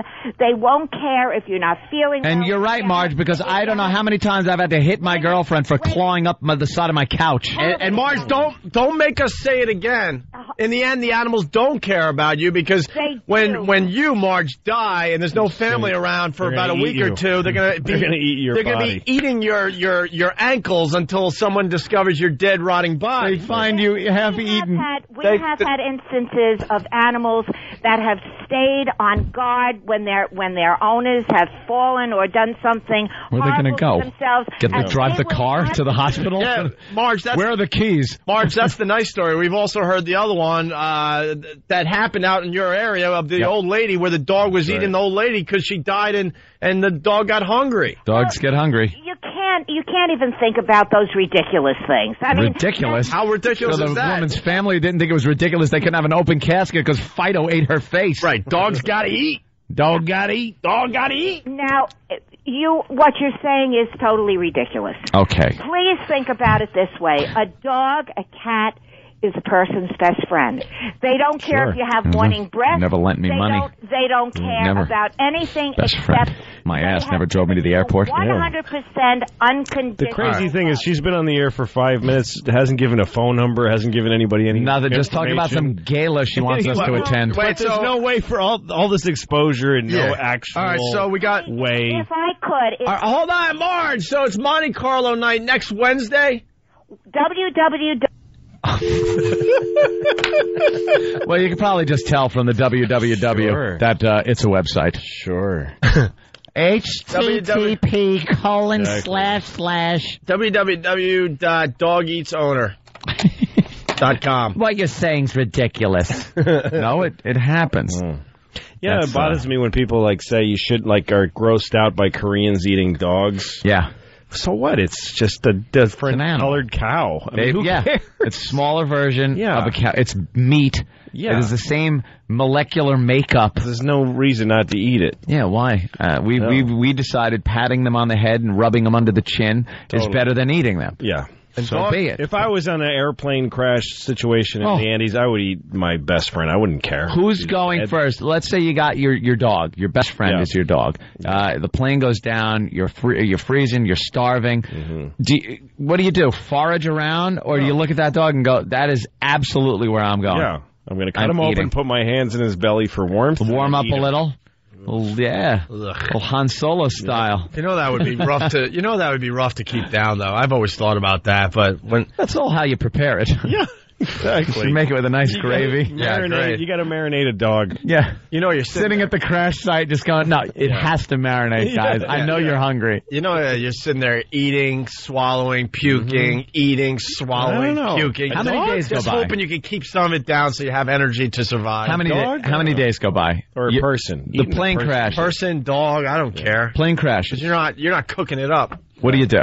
Right when it crashes, you just realize you're amazed you're alive. Everyone gets together. You get the supplies. You see what you got. How much time has to go by before you go, we're eating your dog?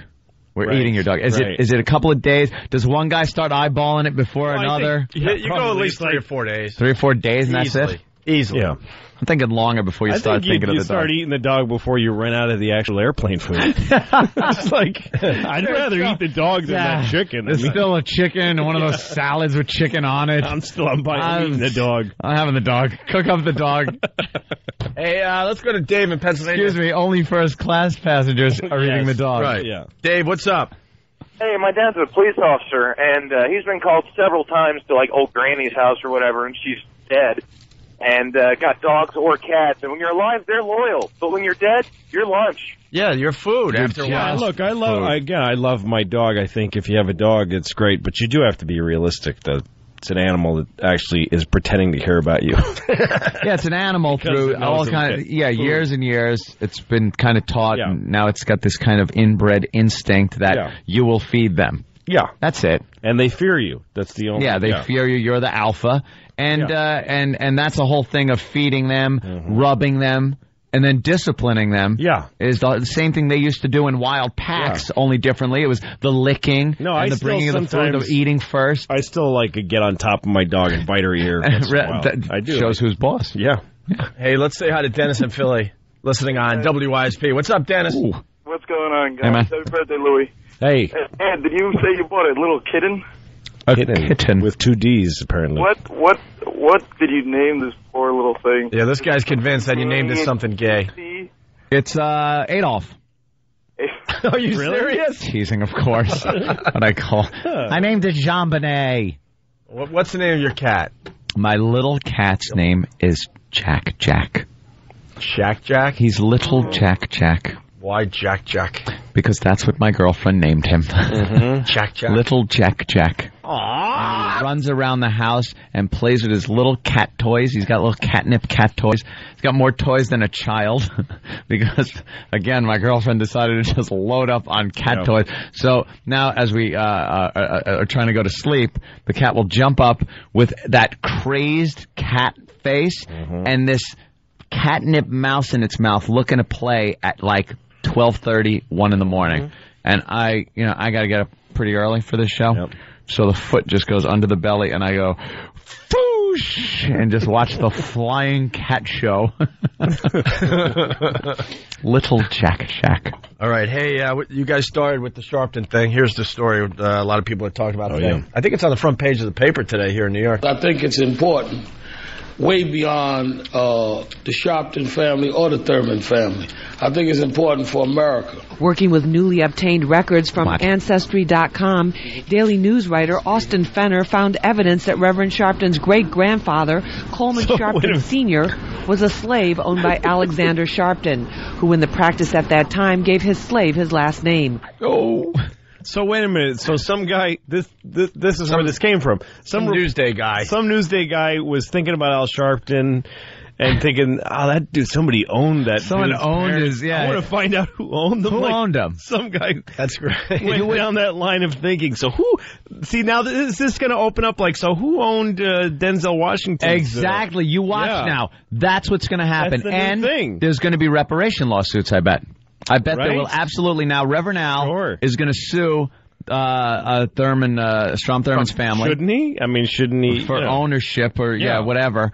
For some kind of psychological believe, though, damage. If they want to get reparations, then they should have to be slaves again. I still think if we're gonna pay them, it's an awful lot of money they're asking for. For the slavery. Well, something in return. Then we should still be getting the slavery. Right. The point is we're paying them. The point of reparations is to pay them to be slaves. Right. So they should go back to being slaves, and then you get paid. Yeah. It's almost like a real job, only it's called something horrific.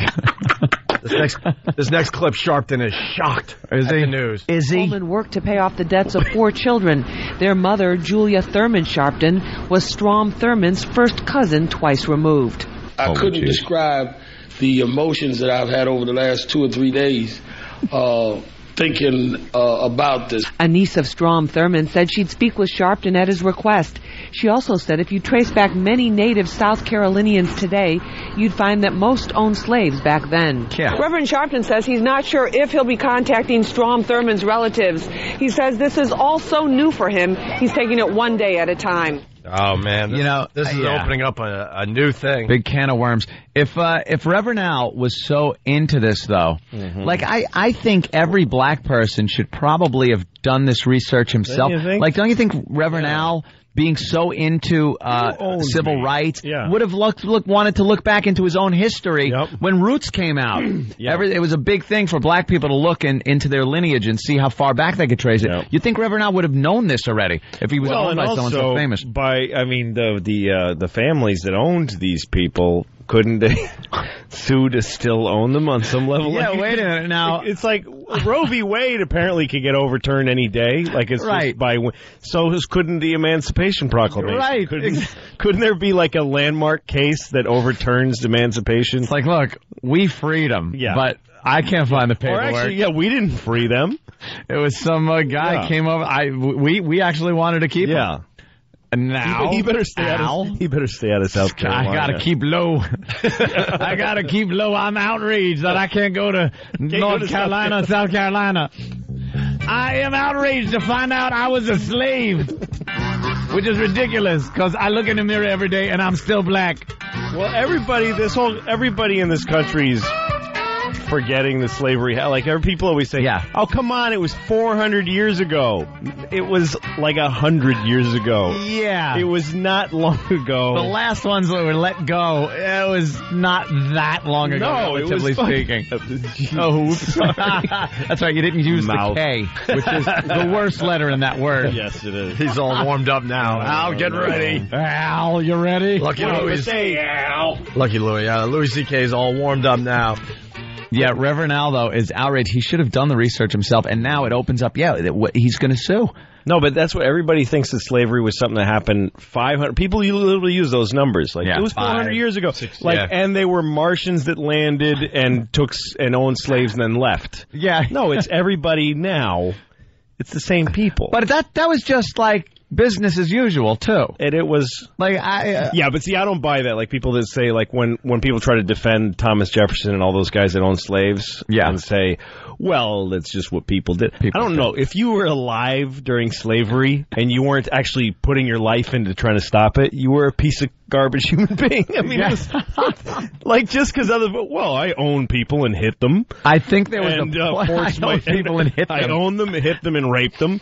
But hey, my neighbors did it. No, it's an awful thing, and the rest of the world wasn't doing it. There was something Jim Norton didn't quite understand. We had a discussion about slavery a few days ago, and I think there was a point in human existence where the first Europeans, or maybe not even Europeans, I don't know, just first peoples went over to a very primitive part of Africa, saw some type of animals or creatures that resembled human beings, but in no way acted like them, and thought, hey, I see they can work. They can probably be trained like the ox or this or that or the other thing. I don't know that that's true. I don't either. No, I'm speculating. True. You don't think so long ago when because Africa, that they weren't considered people? No, because Africa was civilized long before Europe was. The whites of Europe came late to the game. I don't buy that either. I've heard Farrakhan talk about how there were, that where are any of these artifacts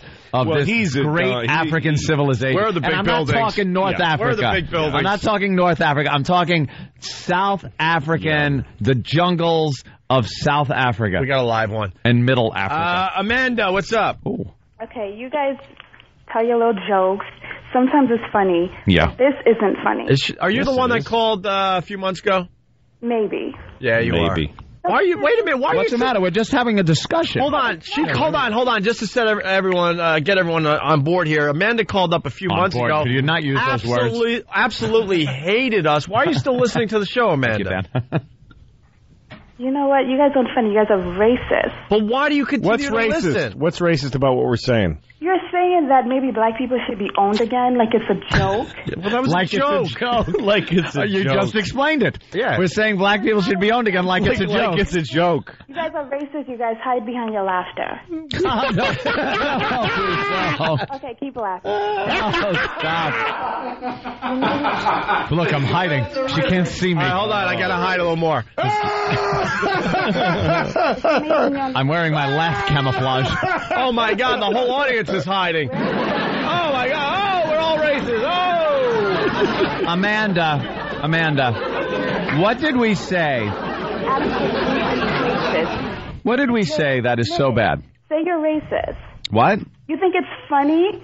Yeah, we think it's funny. It is funny. I think it's funny that...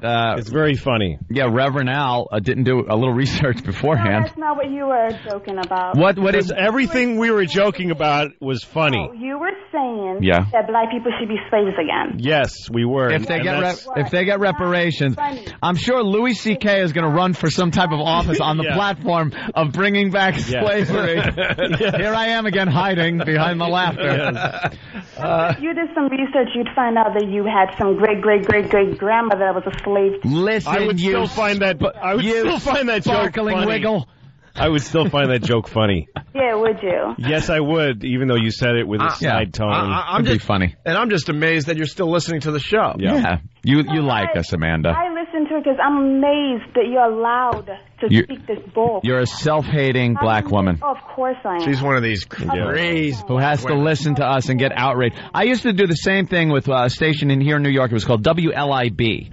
It was a black-owned station. They would get on every day and just talk about how white people were the devil, and how we should, and they'd have guests on that would just freely speak about how white people should be exterminated from the face of the earth. You were amazed that this was happening in America. I listened every day, and it used to outrage me. And Amanda, you used to outrage me, but I couldn't stop listening. This is a comedy-based entertainment show. Yeah, this is comedy. That was serious, and I was compelled to listen every day. Amanda, we're just a bunch of dopes trying to make people laugh on their way to work. That's it. How many black people do you guys know? Patricia O'Neill does our show on a regular basis. That's got nothing to do with anything, you nitwit. What? Yeah. You use the N-word, nitwit. Nitwit. Shut up. No, you shut up. You guys. Shut up. Let's get into that argument now. No, you should. Nah. It's clearly you that should shut up. Just admit it. You're racist. Who owned you, Amanda? Racist. Do you know what family owned you? Excuse me? Did you do any research and figure out what family owned you? I don't need to know what family. I'm not from America. It doesn't matter. Don't worry about it. Don't worry about it. Where are you from? Own you. Where are you from? Where are you from? Don't worry about Where are you from? Where are you from? Then why are you so angry? You're not even an African American. Yeah, where are you from? Oh, so only African Americans can be. Yes! Only they can be pissed off at slavery here in America, you dummy. You really? Yes. You dummy. If you actually believe that, you're the biggest. So you're saying every black person can be mad at this? Every black person. Oh, stop it. It's not. Why don't you get mad at the black people that are hacking each other apart and defer or some other uncivilized crap hole in Africa? Why aren't you mad at that? How do you know what I do? Well, because you call up and you lambast us for having fun.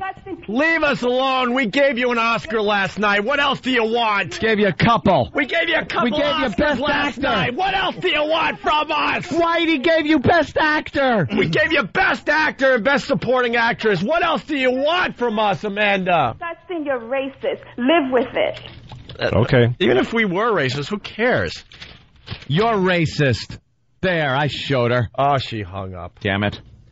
That's the same chick, man. She called us 2-3 months ago. I'm thinking I like her. She got spunk. I was thinking that was the last day she would ever listen to the show, but she's still there. I got a little jungle fever with Amanda. Oh, yeah. I like that. She's got the wild listening, afro. and Amanda showing her blackness. Yeah. Angela Davis afro. Yeah. She's all mad, black power and all over the place. Oh, is she boring. angry? So boring that people think you can't talk about something. Yeah. That if you mention something, you must be defiling it or saying something Just talking about it. All right, just shut up, boring. What kind of radio show would she listen to? Somebody just going, well, apparently this one. But does she want us to sit here and go, isn't it good that all people are, what do people want to listen to? Right. Apparently, this show. All right, listen, we got to take a break. When we get back, dump in your own face. When we get back, we're going to do a little vacuuming, and we're going to mop up a little bit. We'll talk about the latest on Britney Spears, and we'll do a little, what did we learn on the Opie and Anthony show today? It's the Opie and Anthony Show. Go! You're listening to the Opie and Anthony Show. Amanda got the phones just rocking. Our phone number, 1-866-313-FREE. That's 1-866-313-FREE. Let's say hi to James in Texas. What do you think James in Texas is going to say? I sympathize with him, man. Yeah. James, what do you got? James! What's up? Oh, my God, I did the big setup, and you were supposed to be there, like, bam, bam, bam, this is what I got to say. Oh? James! Oh, my God, he doesn't even understand he's on the air. He's asleep. James, are you retarded? Hey, that Amanda chick? That chick's a bitch. Oh, you really, man. You guys see really brought something new to the table there, buddy. She's a waste of person. Did you see the big setup, the big energy? I threw a lot of energy at this was guy. really badly played by him. Holy crap. Guy, it was a sucky caller. Let's go to Kevin. Kevin, you're on the Opie and Anthony Show. Yo, what's going on, guys? There you go. Listen, Kevin's right into his phone call. Yep. This is what we need. That guy's from Texas. It takes him a little longer to register. But, hey, I'm right with you guys. Listen, hey, keep doing what you're doing. Amanda's upset, okay? Because, and the thing is what you guys are talking about, black people joke about it all the time. And that's the thing. As long as it's funny, it's all good. And as far as the reparations, let me tell you who that's going to affect. The people that made a lot of money off slavery, when people find out that they were once owned by them, they can cash in. You think that's when someone's going to cash in? The thing is that America has to face the past that they got. We owned each other, and women only been voting for 80 years or something. It's like, we're still a young country. Like when you look at a black guy, if you see a black guy with white hair on his temples, that guy actually lived in America when it was legal to not let him drink at a water fountain. Like, that's what people don't understand. Like, people are like, hey, that's in the past. There's still people walking around. Every black guy above, 40 remembers that, there was that Congress made it legal to, make him feel like a piece of garbage. And this just happened. And if you're not old enough to remember that as a black guy, you were raised by people that remember that. Yeah. So we expect black people to be so sweet. It'll start to be in the past when the last one dies off. Yes. The last black guy. The last black guy who was ever hurt by you're advocating the killing of the old black people. Yeah, because otherwise... we'll never forget. Well, yeah, because we got to move on. We got to move on. Yeah, exactly. Are you saying that like a joke? The thing I hate about that woman, though, is that you pointed out something important, that she's identifying with people that she's got nothing to do with. No, just I'm Mexican, Irish, and my family's only been here, so nobody in my family owns slaves. White people band together in a horse crap way, too. It's not... White doesn't mean anything. Black. I don't even think Amanda's black. I think she's probably some liberal white chick who's like, you guys are wrong because you're talking about slavery. No, we're experts. We know she's black by her voice. We can tell. Yeah. We're really good at that. We've been doing this long enough to know. Better qualifications than me. I don't know. Louis brought up a great point, though, that we're kind of like white people lump all black people in one category. Yeah. Oh, all criminals or all this. Blah, blah, blah, blah. Yeah. But some black people, apparently, like Amanda, will lump every white person into the category of that's how all white people think. Exactly. And that's how all white people act. And no, there's only a few of us. Yeah. All right. Yeah. Thank you, Kevin. Doing, All right, on. Let's go to Derek in Jersey. Derek, what's up? Hey, what's up, guys? Hey. Okay, first of all, I'm a schwoogie. Schwoogie! Do you play the schwoogie game? And Amanda, First of all, because I know she's still listening. Yeah. If you're going to call up and represent the black race, change your name to like Tanika Shabazz. Amanda is such the whitest name. I know. She needs a black militant name. Yeah, if you're gonna go that route, please, change your name, Amanda. But Amanda, stop being so uptight. I love you guys. I've been listening to you guys since WNEW days, man. You're the funniest things out there. Keep doing what you're doing. Thank you, Derek. Thanks, Derek. The minute that you're judging somebody who's being funny for what they're saying, you should just die in a hole. That's nice. A subtle. Is that no warnings or anything? No, just right off the bat. It's like, why am I dying in this hole? Oh, that's right. I kind of got a little serious. I think I got laughter. And hey, someone's got a theory on Amanda. Nasir? Nasser? Yeah. What Nasser? What? What's up, man? What's your name? Hey, Nazir, y'all can call me Nas. We had the same issue last time when y'all. Nas. What's up, Nas?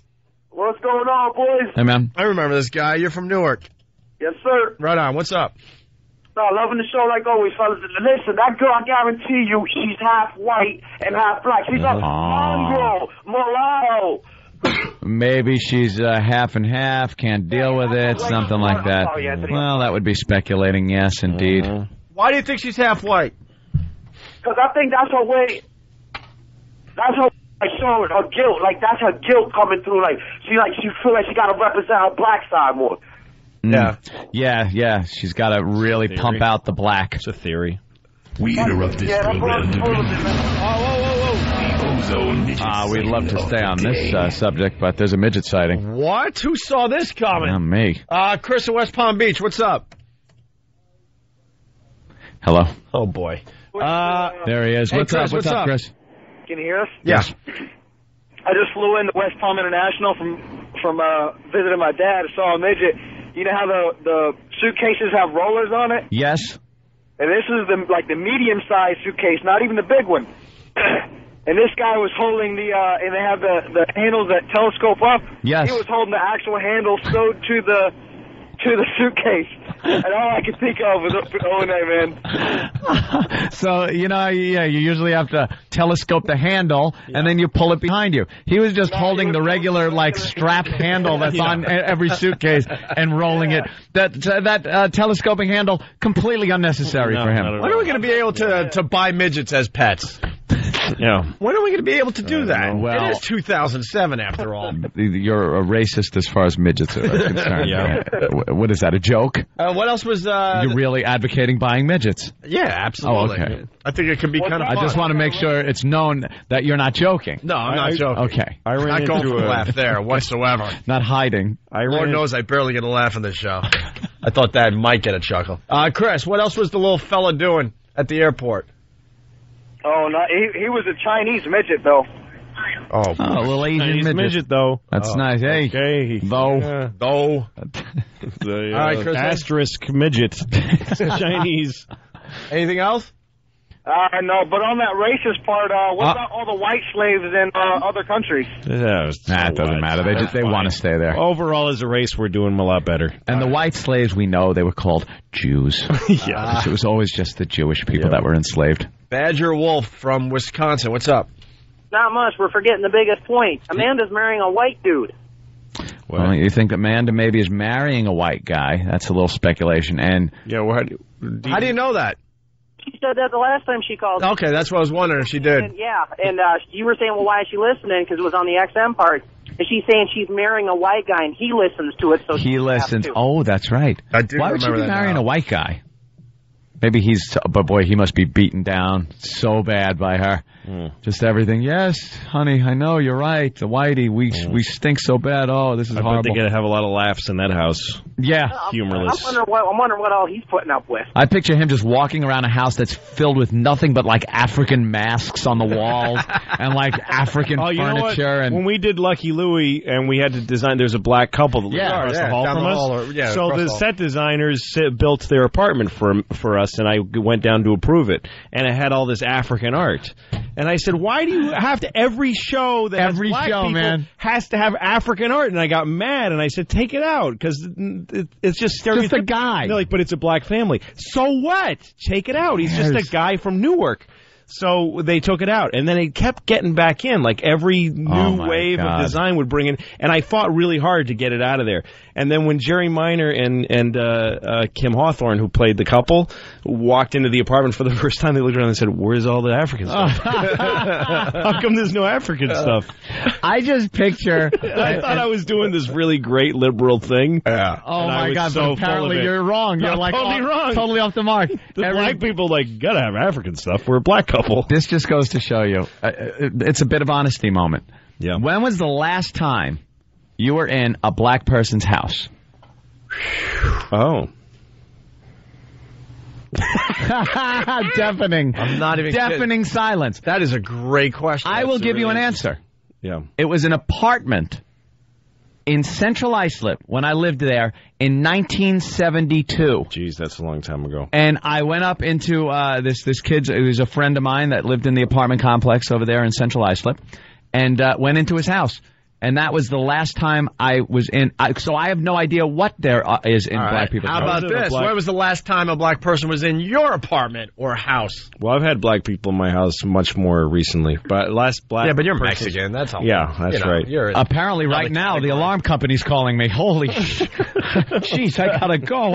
See, it's a robbery joke. It's a robbery. That's what I encountered some really interesting racism because it was from very liberal people. I was in L.A. There's this place called Amoeba Records, and it's like the cool, funky... Amoeba Records is very cool. Yeah, they're Sounds like really, cool. really, grunge, and they're cool. A lot of LP. Yeah, so... That's still cool. I go in there, and I'm in the video section, and, just like I'll Google myself every time I touch a computer, I go look for my stuff. And I made Pootie Tang, so I go look for it, and it's in the black film section. And I'm looking through the black film section, and it's every movie with a black person in it. It's not like movies about Afrocentric subjects. It's just anyone who's black is in that section, and they're not in the other sections. So it's like this ghetto of black movie. Just anybody who's black has to be in that section. And so I went up to ask the girl who works there, who does the curating, and she's this chick with nose rings and punky hair. And I go, that's really kind of racist. You have like a ghetto. You have like a black section in your video. And she's like, and she turned red because the idea that she could be racist. Oh, that she's like, no, look at me. Look at me. Stop. Look, I'm in L.A. I'm a liberal chick here. And I'm like, if you're a black filmmaker and you make a drama, you hope people will look through the dramas and just pick, have the opportunity to pick you out of any drama. Why do you have to be in the? It's Yeah. And she was like, well, I'm gay. And we have a gay section, and I'm glad. You pulled that out. It's like, what does that have to do with anything? And black people have to be like gay people? Yeah. That they need gay cinema and black cinema? Wow.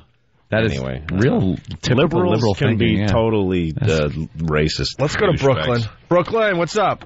Hey, hello? Yeah, what's up, Brooklyn? Hi. Let me say, first of all, your show is hilarious, and this is the very first time that I'm listening. I'm actually from the Caribbean, so I wanted to know, I can't remember who said it, but you said that you could tell if I'm black or not. So I don't know, what do you think I am? You're kidding, right? You already said you're from the Caribbean. Yeah. But I would say you're light-skinned. Lighter-skinned, more Hispanic-looking. Wow. I don't think so. I think she's very dark. Very dark? You think she's very dark? No. Who said that? Who said that I'm light-skinned, Hispanic? I said you're lighter-skinned and you look Hispanic. That's Anthony. Because I could tell by the way you talk, you hang out with a lot of Hispanic people. Oh, I do look Hispanic. I kind of have Hispanic friends, but I'm not Hispanic. I'm mixed. Yeah.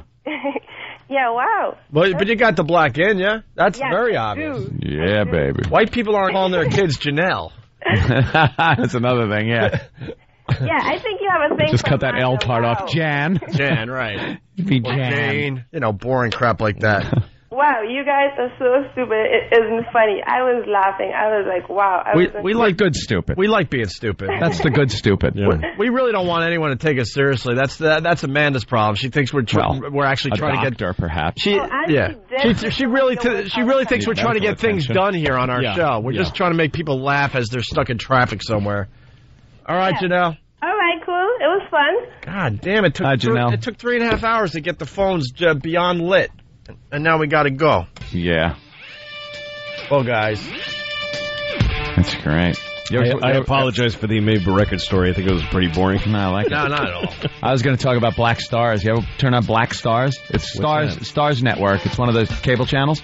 And it's all black. But they kind of ran out of movies, so they push it. Yeah. They're like Pulp Fiction is on Black Stars. Because Samuel L. Remember Jackson's those in it. McDonald's commercials for black people where everybody's black, even like a mailman in the background who's out of focus? It's like what do you weird say? World where Mickey D's? Mickey D's! where like every person is black.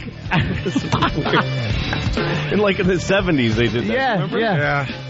Oh, God, that's funny. You'd absolutely like notice. the white Maybelline commercial, then the black Maybelline commercial, and then everyone's Coke, black in it. Coke. Let's let Pittsburgh say hi. Pittsburgh, what's up? What do you got for the show? I just want to say that what I learned on the Opie and Anthony show today is you guys are terrible racist bigots, and I'm going to start waking up with whoopee. All right, whatever. He ruined. Oh, I don't have my car crash because I think the music is on. Louis C.K., thank you so much. You. Lucky Louie on DVD, obviously. That's right. Please buy a Lucky Louie on DVD. It's doing well, right? Yeah, it is. You coming over to the F-word portion of the show? Yeah, sure. All right, we're going to go curse. So we do the same show. Day. We just use the F-word. A lot. Yeah. See you guys tomorrow.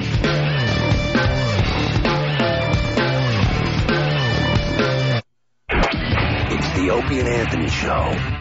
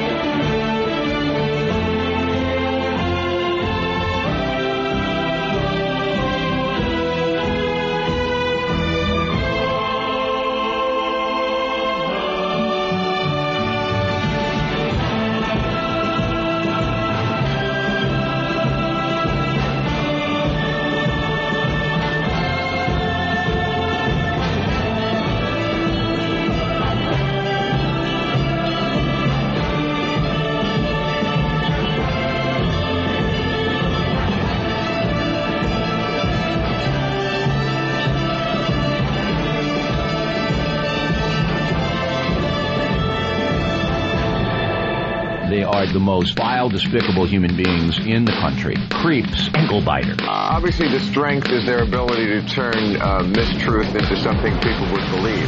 Wow, how long is this guy going to continue to babble and say nothing? All day long. Shut up! All right, here we go.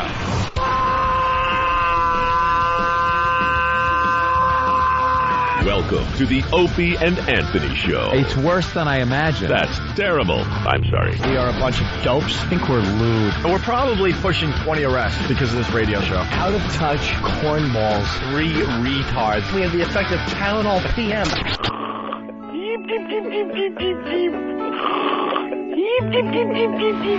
Opie. You know I could have been a model. Anthony. I'm gay. James Norton. I like yogurt. Robert Reed.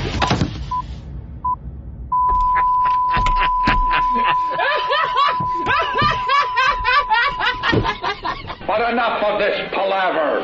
Let's get the show on the road. All right, we're here at XM Satellite Radio with Louis C.K. Yep. We'll say it again. Very excited that Louis C.K. is going to be doing the One Traveling Virus this summer.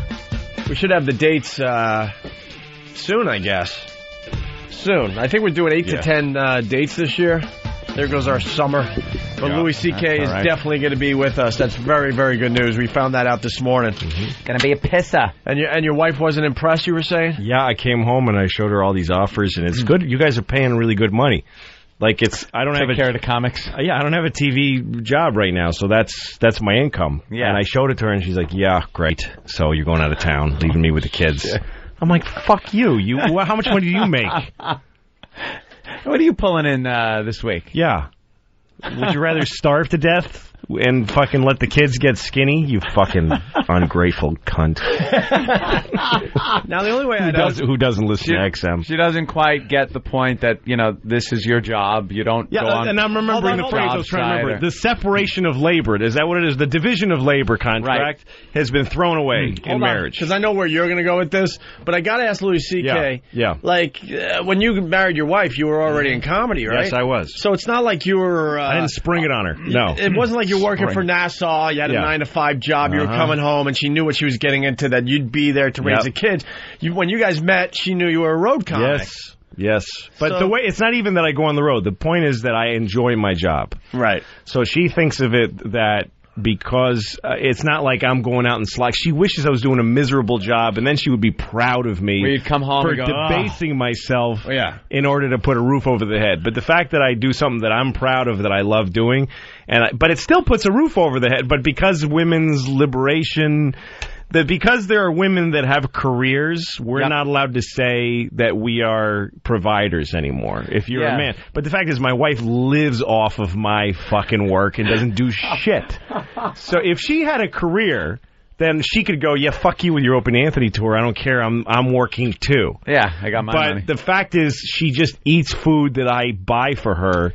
But I'm not allowed to point that out, or else I'm a male chauvinist. Like I'm being a backwards pig by pointing out the fact, which is that if I stop doing these fun tours where I might get blown by a whore or two, that she can't eat, anything, because if she tried to start making she's worthless. She has no sense of she could never support our house. She couldn't do it. If we switched places, it would like some dumb sitcom. You're right. The kids would be very happy with me because I'm good at taking care of the kids. You'd be the fun guy hanging around. And my wife would be unable to fucking hold down a job. She's never done it. Really? She worked at a Chinese restaurant for 1 week. And the woman who owned it, this Chinese woman, said to her, how come you so slow? And she said, because I'm busy. How many tables do you have? And she said, I have 3 tables. And she said, I think you may be Nobi waitress. And she fired her. Wow. That's how you get fired in Asian. Yeah. By the way, I think you Nobi waitress. I think you may be Nobi waitress. You may be Nobi waitress. Yeah, exactly. I came from, the working world where I actually worked for a living. Mm-hmm. And I can assure you, it sucks ass. Yeah, no, it is the worst. I fix cars for a living. Yeah. It's very hard. Right. It's real work. It's hard work. It's you're scrutinized in what you do by your boss, and it's not like we're scrutinized here. We're scrutinized, but for some reason, as long as we're doing okay, we have the ability to kind of turn around and say, go fuck yourself to our own boss. Yeah. What fucking job offers that perk? No, except it's amazing. Stupid entertainment. Yeah, exactly. Like even, television and radio, it's the same thing. It's like, as long as you're doing all right, you got the leverage. It's because you have the leverage. It's not for nothing. It's because without you, there's nothing on the air. Because your boss can't do. Here's the thing. I worked as a mechanic. And if I got fired because I sucked at it. He just does your job until he finds someone else. So my boss does my job. He can step in and do it. That's it. But your bosses, if they put it, hello? Hi. You normally would hear the Opie and Anthony show and their hijinks at this time. Yes. Now listening to me until I could find a proper replacement. Yeah. That's why you get to say fuck you to your boss. That's why baseball players can be assholes because I can't play baseball. Yeah, what? Joe Torre's all of a sudden going to go out and play shortstop? Yeah.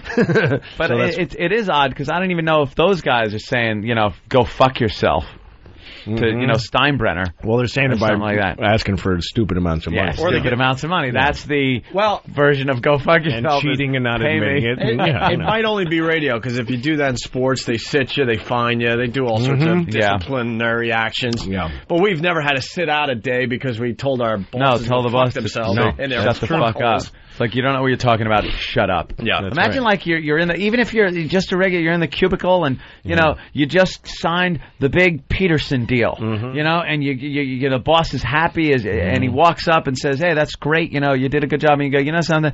I'm sick of your shit. Go fuck yourself." You think he's going to go, "Well, at least you signed the deal." He's going to go, exactly. "Excuse me? Yeah. What did you say to me?" But in radio, television, as long as you're up to but that turns on a dime too. See, in the cubicle, if you lost the Peterson account and you're working on another one, you're not going to get your ass thrown out the door that day. Yeah, you were trained. They spent time putting you in the job. They'll just make sure, you're as long as you're coming in and working and doing a good job, you're okay. Yeah. TV and radio, the next day is like, by the way, you're fucking out of here. Bye. Do I get 2 weeks? Do I get... No. As a matter of fact, we're not even going to acknowledge you existed. It's Stalinism here. You didn't exist. You're expunged from any record of ever existing. Oh, it's just one. Get the fuck out. And we can't get enough of this business. Yeah, what the fuck? Let's go to Doug in Minnesota. Doug, what's up? Morning, boys. Good morning, Doug. I wonder if Louis C.K. has heard about the sparkling wiggles.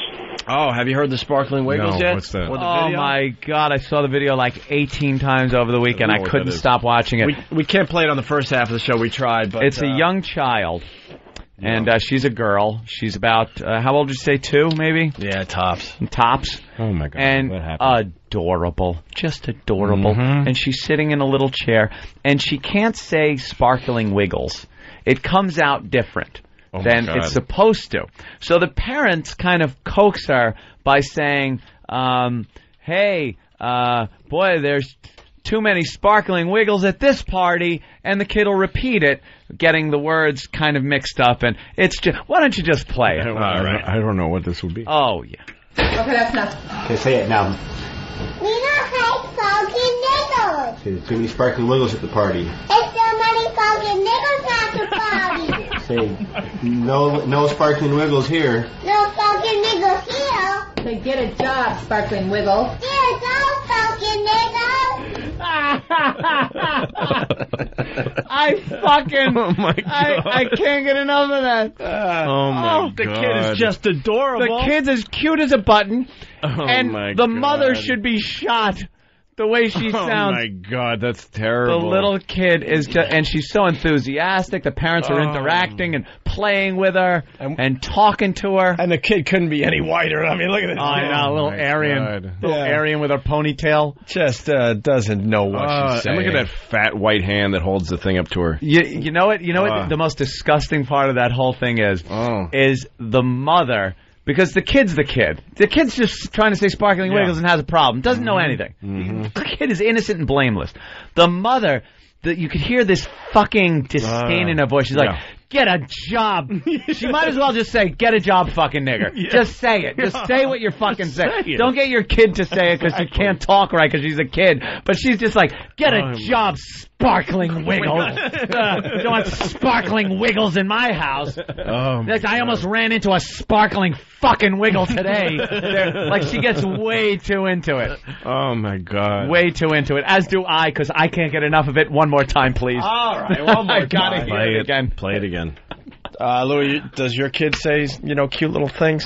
She just comes out and says nigger. She hates black people. There we go. My kid hates black people. Okay, that's not. Okay, say it now.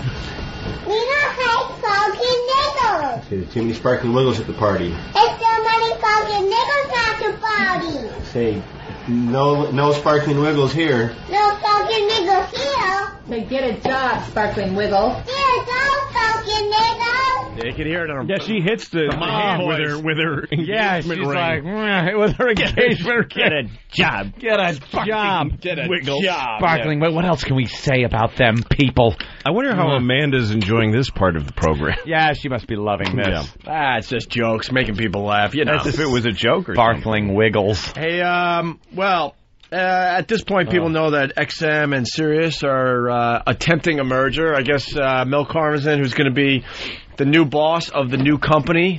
Right. They don't know if they're going to change the name or... He would be the CEO. The CEO, sure. Yes. The guy that pretty much runs the new company. They don't know if they're going to keep the little doggy name or keep the XM name or just come up with a new name. But the fact is, Mel will be now, how come him and not the XM guy? Because... Mel's the money guy. See, over the years at Viacom and building Infinity Broadcasting years ago and CBS Radio Division, and he was always the guy that was Wall Street sweetheart.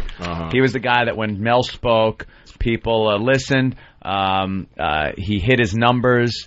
Really motivated his salespeople and his general managers through tyranny, mind you, but they were fucking motivated. Sure. And so he would be the logical choice to put in that money position.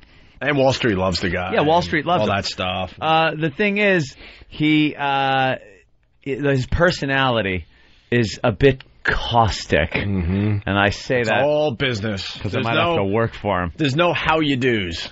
Yeah. None whatsoever. Haven't reached the point where we can tell this boss to fuck off yet. Wait, so wait a minute, is he your boss? Not yet, no. Oh, yeah. Well, he used to be our boss. Yeah. He was the guy. Infinity or wherever. He fired us. We spent years trying to figure out who exactly fired us for the Sex with Sam thing, and I've heard on many occasions that it was Mel Karmazin himself that fired us. Right. And so we don't know where we stand with this guy, and we haven't talked to him in 4 or 5 years. Right. No reason to. There is a famous quote where he, the conference room, another time when he was supposed to fire us but decided not to. Yeah, and he asks you these weird questions that no human could possibly answer. It's like the troll that stands by the bridge or something, or the guy that demands money to get across the bridge, but you got to answer a question properly, and there's no right answer. He asked us once. Now realize he's the top of the top. This is kind of the boss you can't tell to go fuck himself. Yeah, and he asked us, what time of the morning do you wake up and decide, I'm going to fuck Mel Karmazin? So you go, wait, there's no answer to that. No, there's no, I don't. It's not a question of do you or don't you say, I'm going to fuck Mel Karmazin. He wants to know the time of day. That's the answer. 10 o'clock, 12 o'clock. It's a time of day question. I know you're fucking me. And then you can't even say, why is he asking it? What does he do with that information? Like, is he going to call you? If you say 10, does he say, well, then you know what? I'm going to call you at 9:45. Right. And ask you not to fuck me.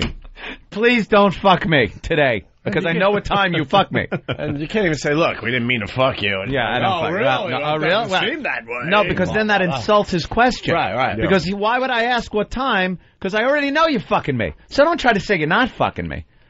The guy is like, you can't answer. And I've heard this from general managers and That's stuff. Like a pickup line.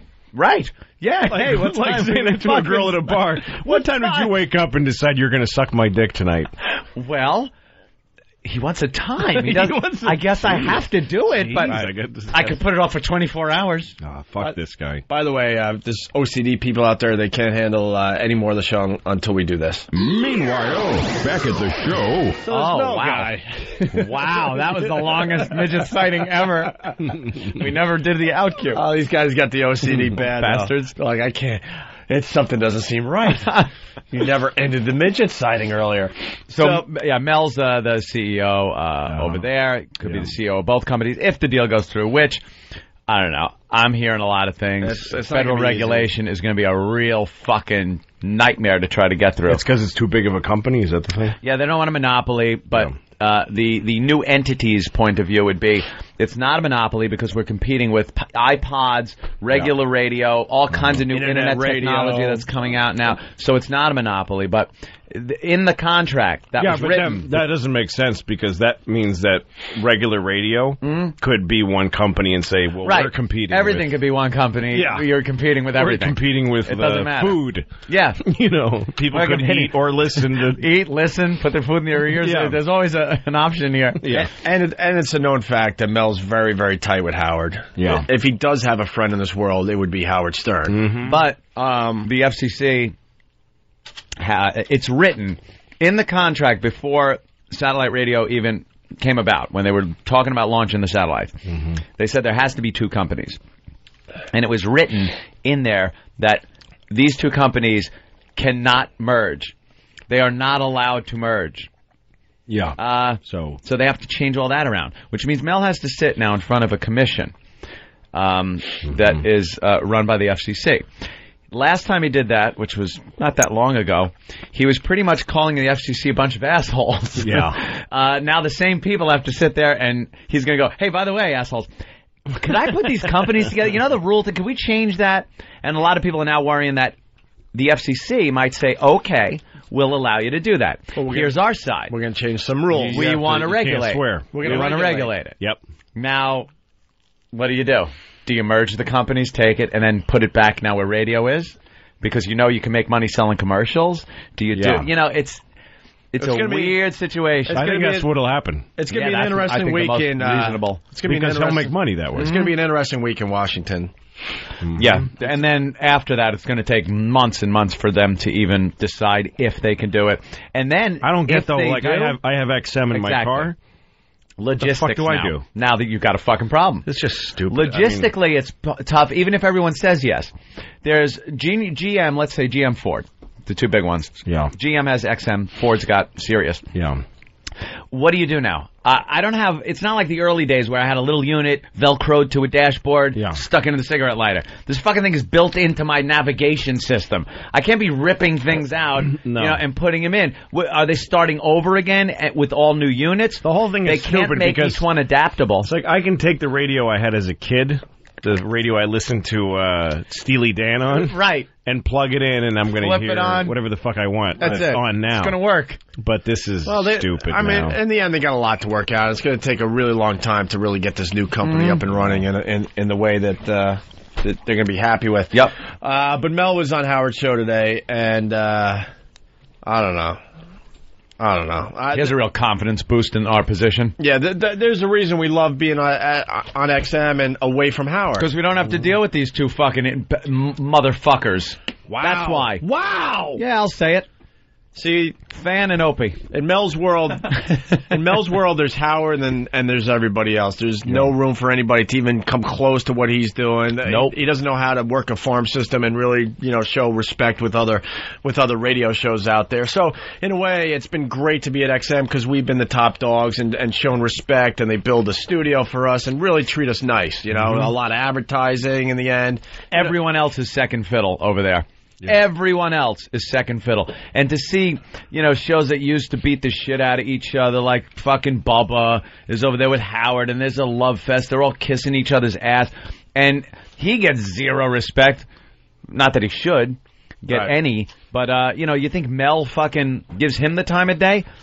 Mel owes Howard, and Howard owes Mel each of their careers. Yeah, God bless them. They did a lot together. Howard was doing his thing at NBC. He got fired. He was pretty much persona non grata at a lot of companies. They didn't want to touch him. Mel had this young upstart, Infinity Broadcasting, decides to put Howard on. They both made a fucking fortune with each other over the years. Yep. So they do owe each other a certain amount of loyalty. The thing is, no one else fits in that picture. No one. No one. On the talent side, no one fits in Howard's picture because his ego is so fucking big, he won't allow it. And on the business end, no one fits in Mel's picture because he's got Howard. Yeah. It's all he really needs.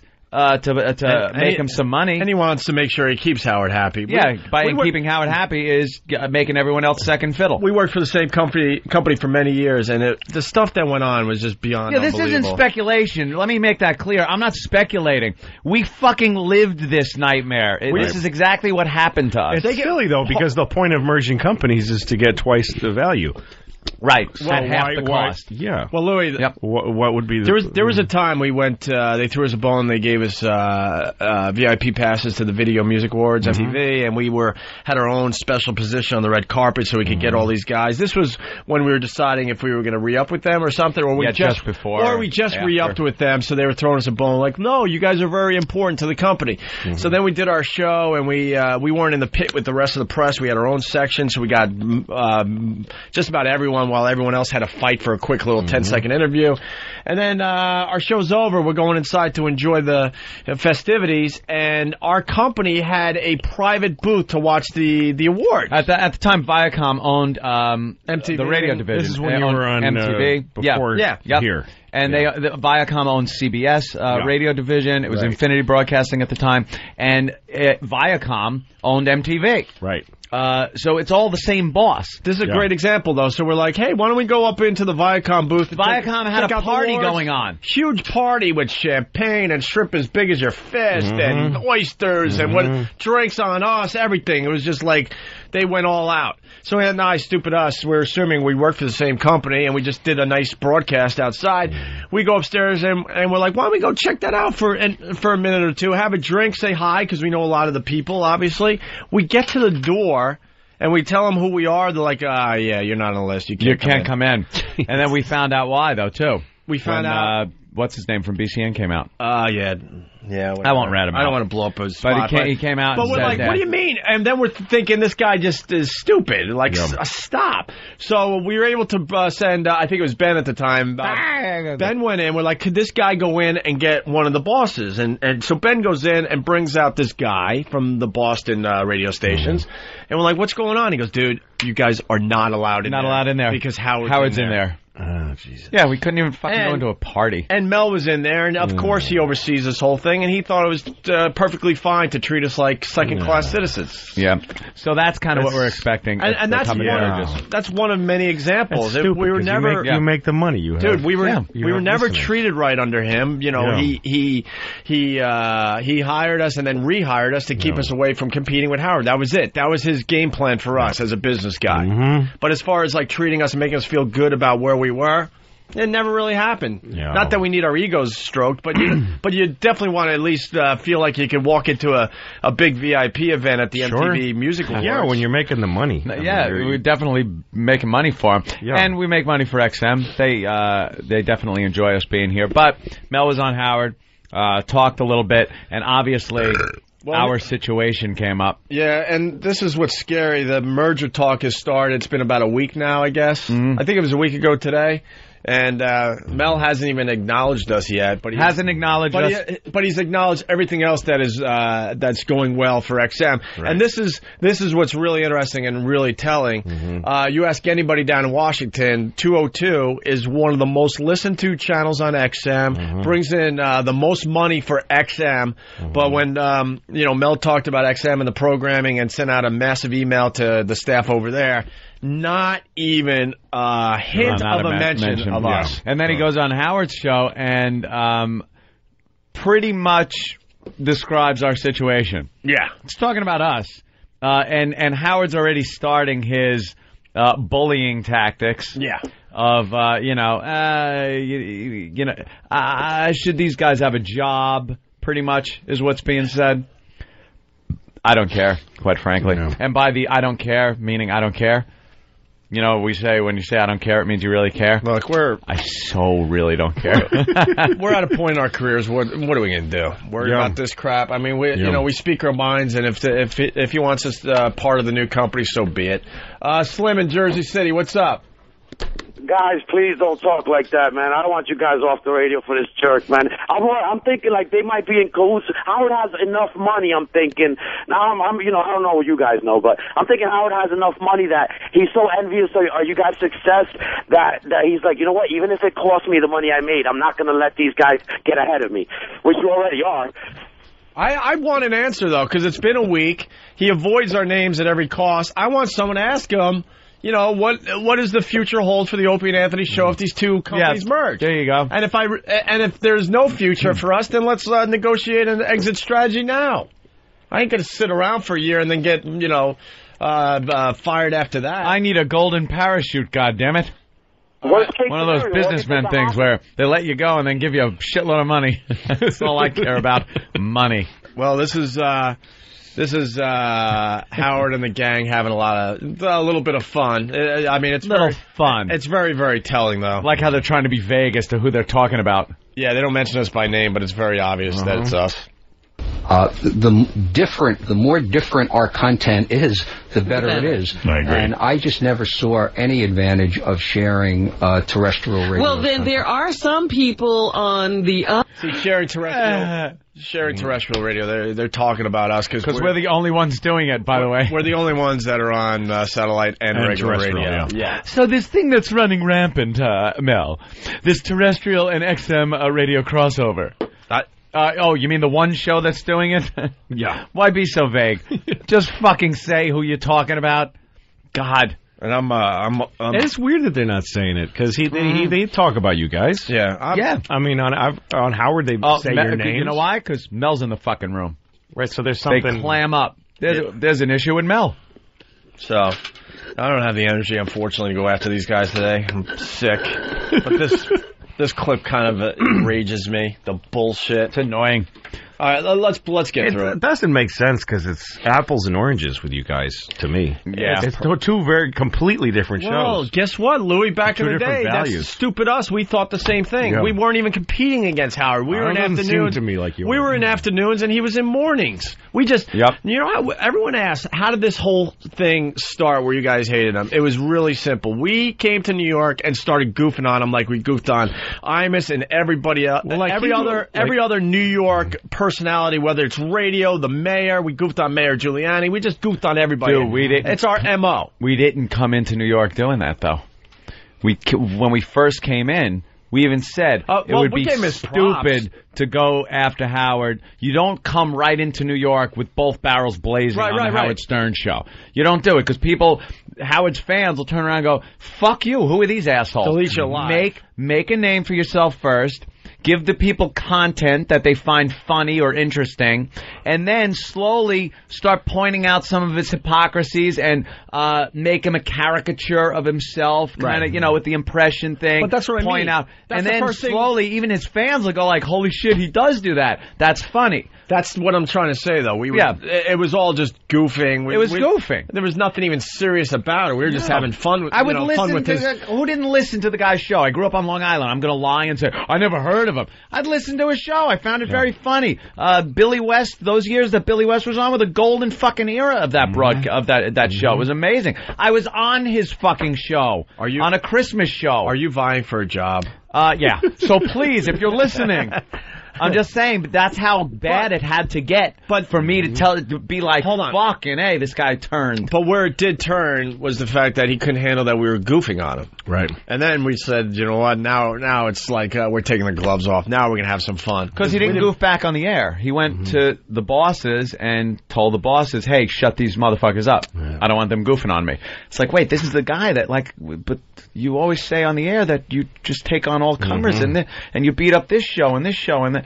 but now, we're supposed to shut up because you told the boss. Right. And that was like one of those, oh, boy. Yeah. So this is what the business is like. And it was kind of scary because Mel just never understood our position on that. I'm like, he's going to destroy us. Yeah. Our listeners are going to see right through it. We're not going to talk about him because we're not allowed to. Are you kidding me? I watched him destroy shows, or listened to him on the air destroy shows. Oh, we discussed that. Because the other jocks that he was talking about were told, you know what the best strategy is? Just don't say a word. Don't mention him. Don't talk back. Oh, everyone's listening to him, and he's calling me an asshole, and I'm supposed to just sit here and, fucking toot a wacky horn and make like nothing's happening? Right. No, you fight fucking back. You throw back fucking howitzer rounds at the guy. Mm-hmm. And when we did that, that's when we got into trouble. Yeah. And Mel never understood that, unfortunately. But that's where we got in a lot of trouble. And that's where the Mel Karmazin came into play, because us goofing on Howard, his number one guy was him over. Directly fucking him over. But our logic was, if you're that great of a radio personality, this should be nothing. It's nothing. This should be like swatting at a fly. Like, it's just kind of a nuisance. But you get rid. You either don't talk about us at all, or you just call us fucking douchebags, point out our own hypocrisies, whatever you want to do. There are plenty of solutions. But Howard finally admitted that it was hurting him. And his position, I guess. Yes, so he went to Mel. But now Mel is talking to Howard, this merger thing. So I don't know. They don't mention our name, but they They directly talk about us without mentioning our names, and Mel's got some ideas. And it's been a week, and they've discussed this merger at length. All sorts of people. People have mentioned us in a lot of the articles, but Mel is just like not even acknowledging that we're doing a show over here. Yeah. So we don't feel too good about it right now. We'd like to see what the plans are. You know something? Like you said, he's mentioned every other thing that's on this platform. Except us. Yeah. Well, Mel, what are your intentions? I want to know right now. Yeah. So that me and Opie can, get the fuck out. Because if we're going to have to work under a guy that's going to either boot our ass out the door or treat us like second-class citizens, we don't want to do that. Well, I want out. If they merge, then it's all bets are off with all the contracts, right? You get to... I think the contracts, the contracts are still good. Yeah. But... and Mel, I'll give him this much. Mel has always... honored contracts over the years. Yeah, he's not one to, rip up a contract or try to legally get out of it or wrangle some way like that, but, because when we did the Sex for Sam thing, they could have probably figured out some way out of our contract, but he acknowledged the contract. I don't want to sit out a fucking contract if we're going to be treated like shit. Right. I want to know what the fuck's going on. Well, Mike from Friday Morning Quarterback, he listens every day. Let's start there, Mike. You could quote us from today's show. We want to know what our position is in this new company. He's talking on the Howard Stern show this morning. We came up. It's obvious they were talking about us. There's no other show doing both. And from Mel's answer, doesn't quite make me feel welcome. No. And I want to know what the deal is so we can either, move on and be excited about this and do a show, or get the fuck out and start, working on getting the fuck out of this. Right. That's it. All right. Well, here's... It's only a minute, but this is the little conversation they have. A minute with a 20-minute fucking and the Howie by us for a minute of audio. And God damn it! And the Howie kiss ass just laughing and having fun with this. Oh, Howard! Someone that has done absolutely nothing in radio. The more different our content is, the better it is. I agree. And I just never saw any advantage of sharing terrestrial radio. Well, then there are some people on the other service who are, they're available everywhere. And by the way, Robin, if you take a look at the way we work, alongside of your satellite radio, so you have if you have a factory installed one, you have an AM button, an FM button, and a satellite button. You don't need to duplicate what's on AM and FM radio. But what would you do with those contracts then, of all the things that are duplicated? Well, if the merger... He would get rid of them. Wishful thinking on Howard Howard's would part. know... That's wishful thinking on Howard's part. Yeah. They would get rid of them. Well, oh boy. See, right there goes to show you how welcome we'll fucking be. Yes. There's the welcome wagon right there. There you go. And about the whole point that Mel makes about there's an AM button, FM button, and a satellite button. Yeah. So you don't need duplicates. One is advertising the other on the other.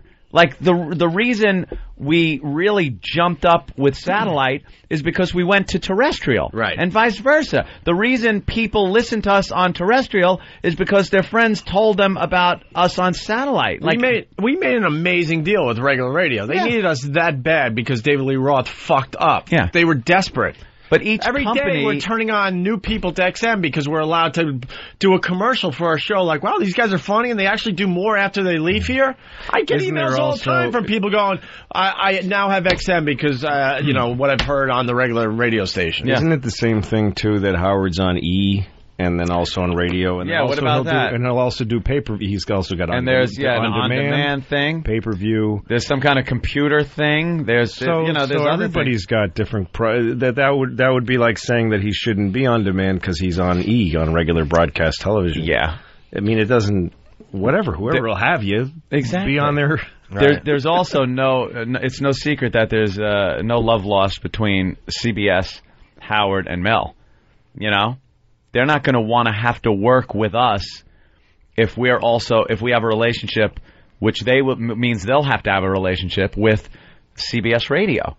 This is a company that sued Howard for I don't know how much money, but the original was a lot of fucking money, $300 million or something, for talking so much about Sirius before he went over there. Right. Now Mel is going to have to sit and hammer deals out between CBS because of us. Yeah. He's not going to want to do that. Something's going to give, obviously. Well, something's going to give. It's not going to just stay the same. No, I don't know what it is. No. We might get kicked off regular radio. We might get kicked off satellite radio, but something significant is going to change. We will see. By the way, yes, Ron and Fez do what we're doing. Yes, relax. You're not acknowledging that Ron and Fez are also on regular radio. All right, here's the rest. Oh, my God. Will you just Would stop? you wait. I got to tell you to shut the fuck up, you dumb-ass fuck. Ron and Fez do both. Do they do it at the same time? Is their XM show on regular radio? Is it? Is their regular radio show also simulcast on XM? Is it? No. Is it? Anyone? No. Thank you. That's the answer. Who was that dumb fuck? What was his name? There's some feedback's flying by. I don't know. Well, you are now banned. I will hunt you down and ban you. Of course I won't. I don't even have that power. No. I'll just say that. No. Makes me Why would you spend hunting him down? I wouldn't even hunt him down. No. What do I care? No. I'm hungry. Hunt down food. Josh from North Carolina, a dude from Philly. It came in a lot. We understand. It's not the same thing, you dummy. You dummy. All right, let's get past We do 3 hours. That's fucking simulcast. Well, here's Howard's... That's the fucking thing. Here's Howard's wishful thinking again. Okay, what's on AM and FM radio. But what would you do with those contracts, then, of all the things that are duplicated? Well, if the merger... He would get rid of them. Howard would know, because we've had some experience with other broadcasters who decide they want to change contracts, okay? My experience has been that you honor contracts. And obviously, any deals that were done, you would just continue to honor. And then as you went forward, you'd make a decision as to whether or not it made sense or not. Great. So he's saying that he's going to honor it then. So honor the contract, and then as we go forward, we'll see if it makes sense or not. Well, what is that? When the contract expires, here's see the if problem. You get thrown out the door. I believe when the merger goes through officially, we'll have way less than a year left on our contract. So yeah, I don't think that's an issue. Scary.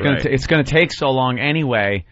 That the other thing to consider is that at the same time as they're acting a certain way because Mel's in the room, he's acting a certain way because he's in Howard's room because he's on the air. He's on the air, so he's got to talk. Yeah, because the thing is, you guys, it's just money. It's all just money. Absolutely. So you guys make the money, you're going to stay, or somebody else will have. You know what? I mean, who gives a shit? But we're also going to have the opportunity to stay or leave too. Is what I'm getting at. And I don't want to sit there if we're going to be shit on all the time. We don't want to be in the same fucking situation where we're at NEW where no one acknowledged us. You see how nice this is? And really, it's like there's no one fucks with us. Yep. This is fucking golden, this place. Right. We come in here, we're able to do our show without being fucking pecked at and told what we can or can't do on a daily basis. We have our run-ins every so often. We come up with a bit and we're told we can't do it and it aggravates us and stuff. But we move on and we do something else.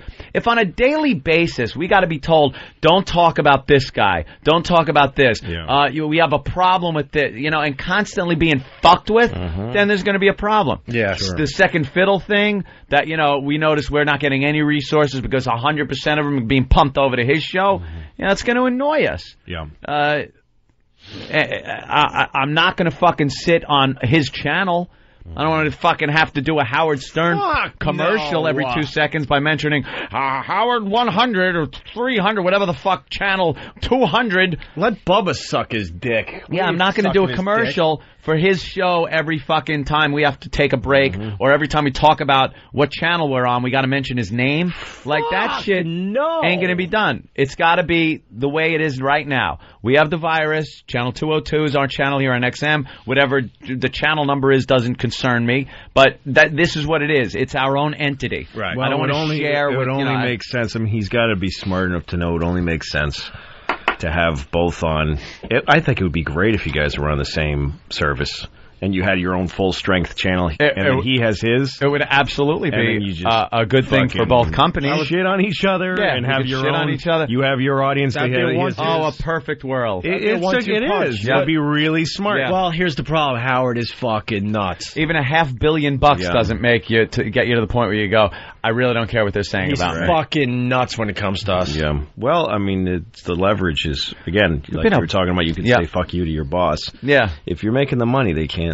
That's what we can't ignore that. That's what we do here. Whether Mel sees it, whether he takes Howard's influence, there are a lot of questions here. We'll see. Yeah, whether we want to sit there and be second fiddle to anybody. Let's say hi to Ron in Virginia. Ron, what's up? I understand where you guys are coming from a little bit more, but Stern is back to you guys as far as wanting you to go swing over on his program in Sirius, okay? But I listening to you further. What fucking show do you listen? Are you listening to Howard K. Stern's radio show? Shit. Dude, he wants to. How did you get the message that he wants us to come over there and do well? Way back when, before he even moved over. He had a big stint on you guys being on XM. He put you guys down. He slammed you. But then he came back later on and he said, "You guys do so well. You've been the most compatible of all the stations that he's taken control of. Wow. That you guys would do well with him." You got to get your ears checked, man. You know what? You know what the problem is also? There's only so many fucking shows out there that are good, that are entertaining enough to even be put on a channel. Why do you think it's only Howard and Bubba over there? Bubba decided he was going to sell his soul to Howard. Howard needed a show. Bubba was fresh fired and blackballed from regular radio like we were for quite a while. And it was the perfect match. The only reason Howard would find us a perfect match is he needs another show. He needs more programming. You can't just pull shows out of your ass and put them on the radio. It doesn't work. Nope. And they're having a very hard time finding radio shows.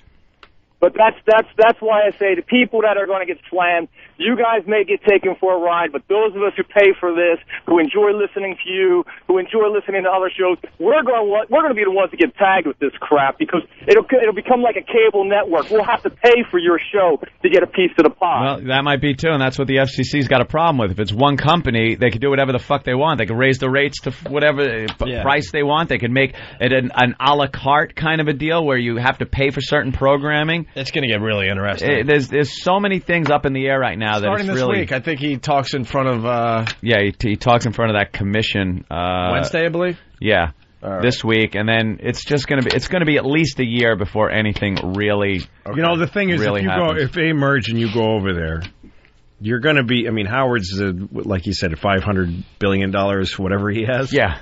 He's clearly going to be the fat gorilla. Yeah. But that's not a bad thing for you guys. That's fine. I never, ever underestimated what he's done and how much money he's earned for the companies. If you end up living in a world where he's the big guy and you guys... But you don't want to be... So what? You still have your own... That's fine, thing, but right? the you part, the being us part, doesn't want to be the being shit and pissed on in the corner guy. Which this seems to be what happens. No, but you have the leverage to not let that happen because you have a loyal audience. But this is what we want. You have an army. We want our own channel to continue. Simple as that. I think as long as you get that, who gives a shit what he's saying on his our own channel? All right, listen. Definitely.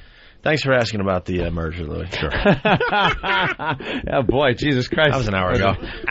Fuck, for 1 minute of audio. Mm-hmm. What a bunch of pompous assholes. Opie and Anthony shows cares about You us? know, the other thing is just is that that you guys would be in a great. You know, it's like this is kind of a stretch for an analogy, but Teddy Roosevelt. I read his biography. Bully. And every time he got offered a job, he would ask for the job blower. Like, he was asked to take over the Navy, and he was the number 2 Navy guy. Because he was able to do everything from there, and the asshole on top just took all the blame. Wow, he did that in every position he was in, all the way to vice president. And then he only became president because somebody shot the president. Yeah, fucker. So, yeah. Wow, that's a good analogy. You know what? Like the president. So you go over to this new company, and everyone's going to rain shit on its head, and you guys are just going to be sitting there quietly racking up. All right, we start. Like Teddy. Hold on, we start. So Mike from Friday Morning Quarterback's going to call in. All right. Mike, I'm sending the number right now. Inside number. Oh. By the way, as we wait for Mike to call, the show's been very, very gay. Very, very gay. Has it? So we've come up. Well, just this morning, again, I got the fucking Travis poster of little Harry Potter naked. With his Jesus fat Christ. cock. With his fucking fat beer can cock. turtle cock. Beer can. So, we got a new bit. 45 dink. we got a new bit to try to get the gay out of the show. Yeah. All right. The Opie and Anthony Show proudly presents Today's Boner. A new way to put some spring in your step and a bulge in your shorts. Today's Boner is brought to you by Assault That Ass number 10. Oh my god. Oh yeah. Oh my god. Oh shit. Yeah. Yeah. Fuck. Oh my god. Yeah. Oh god. Yeah. Shit. Oh my god. Oh god.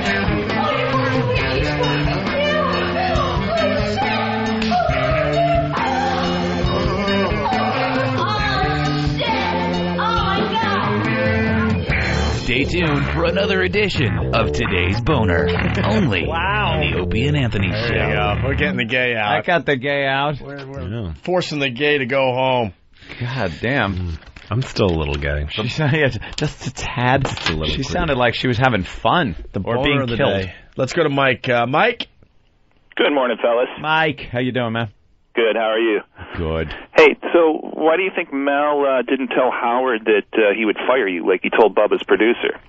Yeah. Apparently, Bubba, his producer, we got some info on that one, said that he had heard from Mel that we're gone. We're done. We're just gone. A producer. And now this is Mel, they just announced that they wanted to merge, and instead of going to the press, and you pretty much can't talk about anything yet, he goes to the producer of Howard's, second-rate show and tells him what personnel is staying or going or anything like that.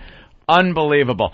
But now he goes on Howard's show, and obviously, Mike, you heard they were talking about us. I mean, yeah, I was listening to that. That's obviously us they're talking about. And, we want an answer here. We want to know what this means. And this isn't out of, are we going to have a job? Could we work there, please? This is just two guys, well, actually a few more if you include our shitty staff. But a couple of guys that just want to know where we stand with this. If we're going to be shit on and be a second fiddle, then maybe we don't want part of this, We don't want to be part of this. Well, I mean, that was going to be my question. I mean, can you guys work for Mel again? Absolutely. We can absolutely work for him if we're not put in a position where we're being shit on every 2 seconds, or where we have to, every 10 minutes of our show has to be a Howard Stern commercial. That ain't going to happen. Well, what if he tries to put those restrictions on you again about you can't mention Howard on the air? Well, then that ain't going to work. Then we got a big problem. We got a big problem. That can't work. It's just not the way we work. It's not the way I think the satellite audience wants things to work either. What are we going to sit there and clam up? And Mel knows, obviously be hogtied. Mel knows that if Howard leaves us alone, we leave Howard alone. Mel has always known that. But the problem was when Mel gave us the gag order, Howard was still able to do whatever the fuck he wanted and say whatever the hell he wanted about us. And that's where the real issue was. We're like, wait, so this guy is going to trash us and call us the two clones. Oh, it's always the same act, the clones. The tribute show over at NEW and this and that, but we weren't allowed to fight back? Fuck that. Yeah, so we just want to know, like, what's the deal? First of all, the guy hasn't mentioned us once, and it's more blatantly obvious that it's an effort to not mention us instead of just an oversight. Like now they're doing it on purpose, especially on that clip you heard from Stern's show this morning. Obviously, they're talking about the Opie and Anthony show. We're the only ones that simulcast like we do on from satellite to terrestrial like that. So obviously they were talking about us, but you know, he mentions everything else, the baseball, Oprah, things like that. We don't get mentioned. Saying about honoring contracts, but then we'll take a look and see later, leaves it very mysterious. Are we supposed to now, you know, go through the rest of our careers wondering if one day Howard gets a bug up his ass, he goes over to Mel and gets us thrown out? I'm not going to sit like that. I don't need that kind of shit in my life. So we want an answer. Okay, so let's assume that happens and he doesn't renew your contract when it's up.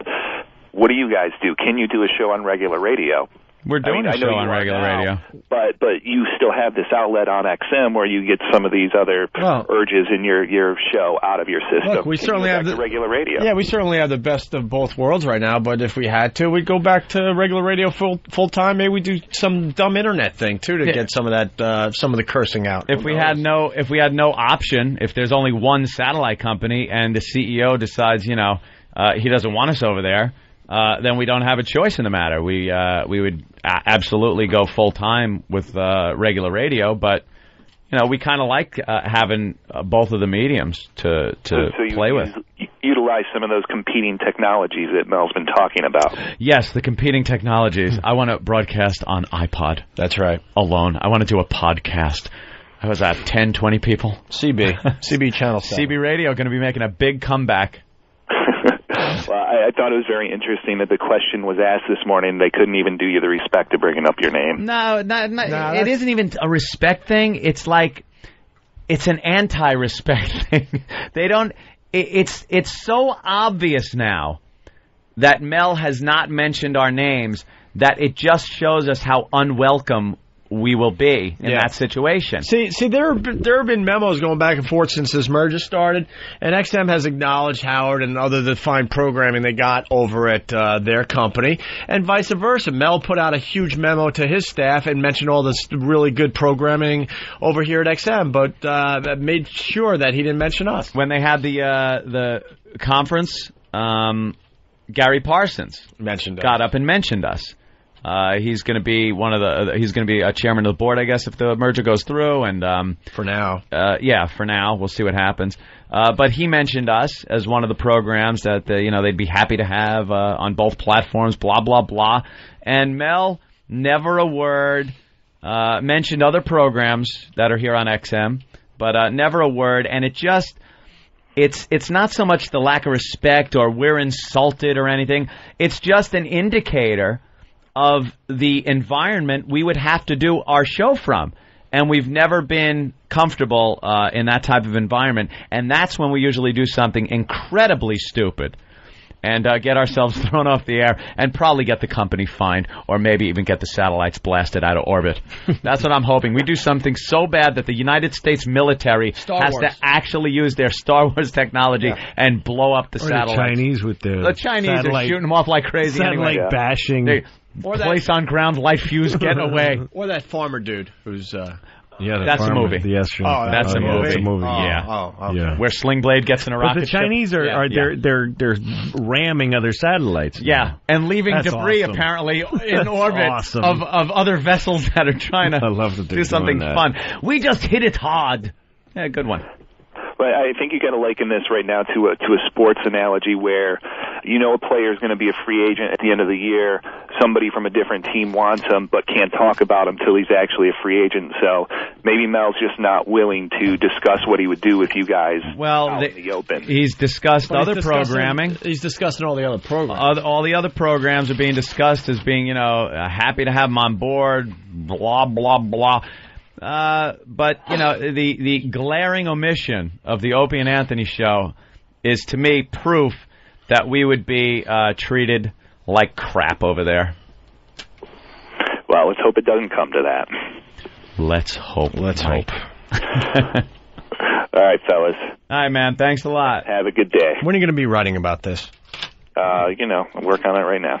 Thank you, sir. Thank you, Mike. Okay. Later, Mike. FMQB.com. Yep. That's a big, it's the big industry trade website and magazine. Everyone goes there. Yeah. Bill, get us out of here. Opie and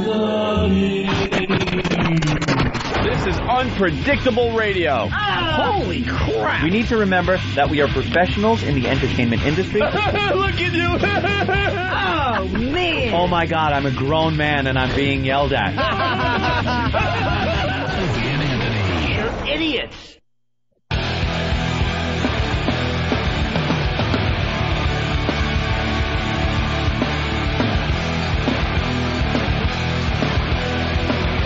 No, and then Jesus' kid is in there. Hold on. We're back on, so now we got to talk to everybody ourselves here. Louis C.K. in studio. I guess we found Jesus, his body. What's going on? James Cameron found his tomb. Well, because he has the money. If you put production dollars, like movie money, into anything, you could cure cancer. A movie company could cure cancer if they gave a shit. That is true. But movie money is the answer. Space program, movie money. No, when you direct a movie with studio money, you realize as you're working, like, we could do anything. Like, we could take this group of people and do anything we want. Yeah, we have to put it on film, so we have to make it actually happen. Yeah, exactly. Especially in the old days. Yeah. So he found this tomb with Jesus in it. And it's got Mary and Joseph. But wait. And then it's got Mary Magdalene. But how did he find it? I know he has the money to go out and look for it, but, like, someone else must have seen this before James Cameron. Well, it was underground. It was actually, there was a site, they were building some construction material, They were building over Jesus' grave? If you're in Jerusalem and you build a building... when you dig the foundation, you're going to find some fucking famous Jew who did something. Were some Nazis digging for it first, and then some other guy went to a room with a stick with a crystal on it? Yeah. That's what I want to see. No, it's like in Mexico, where my grandmother's house is. Anytime they try to develop, they find an Inca ruin and they got to stop. And it's a huge pain in the fucking ass. Those Incas were everywhere. Yeah. They're just like infested like rats in here. Time to hand out the toothbrushes. We found old symbols. Grit it off and give me the old teaspoon. They said that there's Jesus. Jesus and Mary Magdalene are buried as man and wife, and then their kid, he had a son, and he's buried in there too. So Jesus is buried there as Joseph and Mary's kid. Yep. And then Jesus' son is buried there? Yes, it's son of Jesus. Certainly. And the thing is, the kid... Did he ever do anything with his life? What, the boy that... Jesus' How do you live up to Dad? Well, I'll tell you what I think happened, because he doesn't have any wife and no kid. Yeah. I think Jesus had a gay son. Oh, boy. Oh, no. One in every family. Oh, gee. Wow, because the son didn't procreate. He didn't procreate. And there's some mention in one of the Gospels of that there was a lad in Jesus' lap. During the Last Supper. It's mentioned in the Bible. But they left it out of the painting? They left it out of the painting. So they're saying people are saying that was his boy.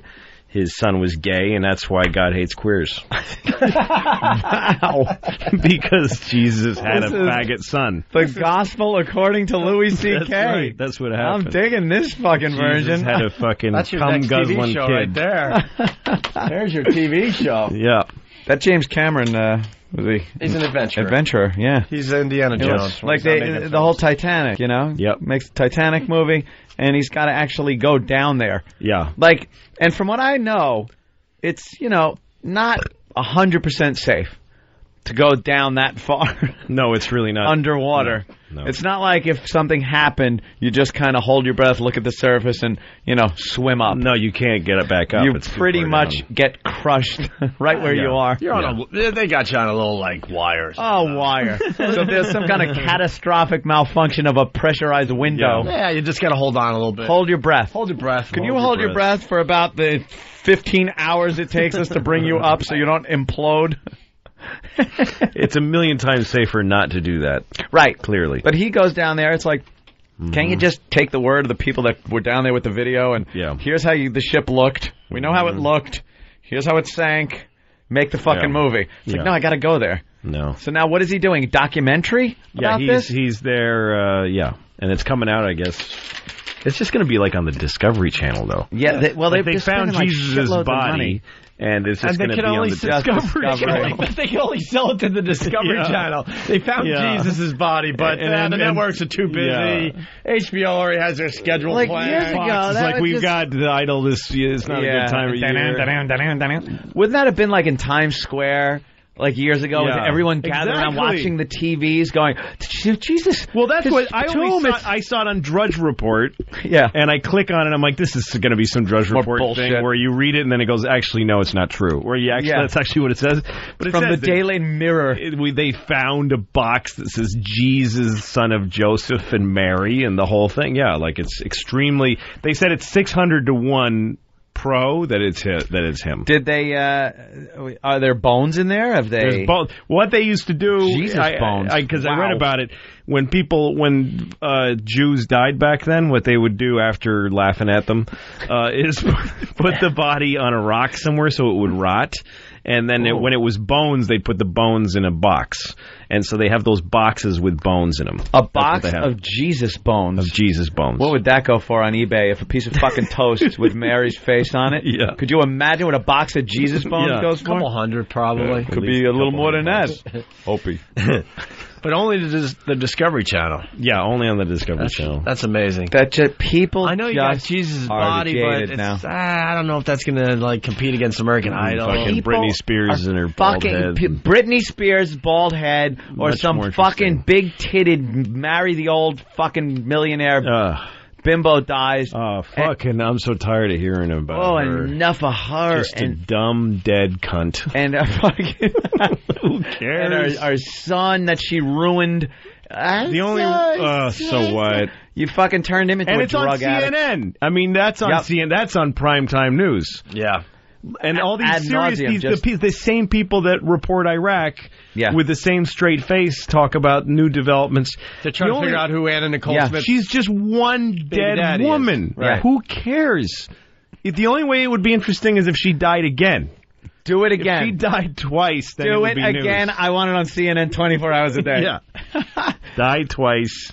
They don't care. Otherwise, who cares? Women die every fucking day. Yeah, there was, I guess yesterday, 41 people killed and just a shitload injured. Another bombing. Another car bombing in Iraq. It's just amazing. They're brown. The number of people, fucking the brown dead people. I think it's also, I won't say so much brown, and this might be my racism that Amanda called me out for earlier. Mm-hmm. I don't think it's so much that it's brown, that it's far away. We have a miles I think it's caring issue. I think it's brownness. What about... because if a bunch of people in England die... we cared about that. It's a big deal. But they're kind of like our brother almost. No, because England they're white. Is it because they're white? Yeah. Like, what about the French people that died in the heat wave a couple of years ago? There were like 250,000. That's right. Fucking old French people died in this heat wave. And we really didn't care. No. Because they're fucking French. Yeah. I don't know. What about Asians? Like... We really the tsunami got a lot of coverage because it was cool because it was a tsunami. Yeah, but we could give a shit about those people. No, because you sort of feel like they're a diamond, like you could plow a truck into a field of them, and it wouldn't make that much difference because there's so many of them. There's just so many. Nobody cares about them. No, the valuelessness of of other people is for different reasons. French old people, nobody cares. No one cares. People don't really like French people here. If it was one country over Italy, it would have been more of a bummer. Yeah. Brown people, because they're brown. Even if they're here, it doesn't matter that much. I mean, people die in the ghettos in America all the time. Nobody cares. Yeah. And the main reason, though, in Iraq, though, is because that's what they're dying so that we can feel weirdly safe. That's like amazing. Yeah, I don't know. We killed hundreds of thousands of them so that we can have sort of a subtle feeling of security. Of this safety? Yeah. I don't even know if it's so much we're not how even many killing we're people. Killing. It's we're not amazing even, how many there of their own people. Yeah. I don't care what anyone says. There is a civil war going on over there. It's fucking... When you're getting every day at least 100 people are being blown to bits by their own countrymen. That's a civil war. Because of their different religion or different sect or whatever. They live across a different imaginary line. That to me is a civil war. But Britney Spears' bald head gets so much more coverage than hundreds of people being blown to bits. Do you know how horrific it would be to be a survivor of that, standing amidst, let's say, 100 people's pieces and blood on ceilings and walls, as far as you could fucking see, dead people and blood? You're in your mind, you must be, this is the biggest thing to ever happen on the planet. This is going to get coverage like... This is the hugest moment ever to happen. So you turn on your TV. And you turn on, and Britney Spears shaved her head. We'll be talking later to her first husband. Why does the rest of the world hate us? I don't understand. Why do they say we're like pompous, don't care, uncaring? Wow, I think go to allaccess.com. I think that's why they picked a fight with us. These people, because they've been watching TV and they're like, these guys put them up. These folks are fucking losers. Look what they do. They need some realness. And they see the commercials for like where they show American husbands like acting all meek with goofy. Their wives. Their wives are kicking. We just love beer and watching football like these dummies. Oh, he's trying to work the barbecue again. Yeah, my retarded husband. And these guys like in the desert with the beard going like, a bunch of fucking faggots over there. We gotta take these guys. Let's start fighting them. Who would be afraid of America at this point? And then we're interested as a nation for a little while, and then we just get bored and want our entertainment back. Yeah. Like we were so into fucking Shock and Awe. I watched Shock and Awe. It was great. Yeah. And then we're like, who's on Idol? Yeah, nobody Which cares. one got kicked off? I remember on September 11th, a few days later, somebody mentioned that on Big Brother, those people were still in the house, and they have to tell them now what happened, because they're not supposed to know what's going on in the outside world. Yeah. And I was so disgusted by that, and I thought, oh, that stuff's over now. Like, I actually thought on 9/11, there's not going to be any more Survivor reality shows. There's going to be no more reality shows, because now there's real stakes in America. Right. Fucking no. It got worse. Same shitty country, same fucking idiots. It got fucking worse. You would think they would just open the door and go home. Yeah. Get the fuck out. This is too disgusting. Yeah, we don't even have to explain. Yeah. Just get your bags and leave. The show's over. Have a loved one tell you what happened. Our show's done. Because in perspective, this is the worst fucking thing ever. Shit. This is a steaming lump of shit. Exactly. In perspective. Yep. But we've gotten even worse. Right back in. Right in. Where are all the flags that were on every vehicle driving down the road?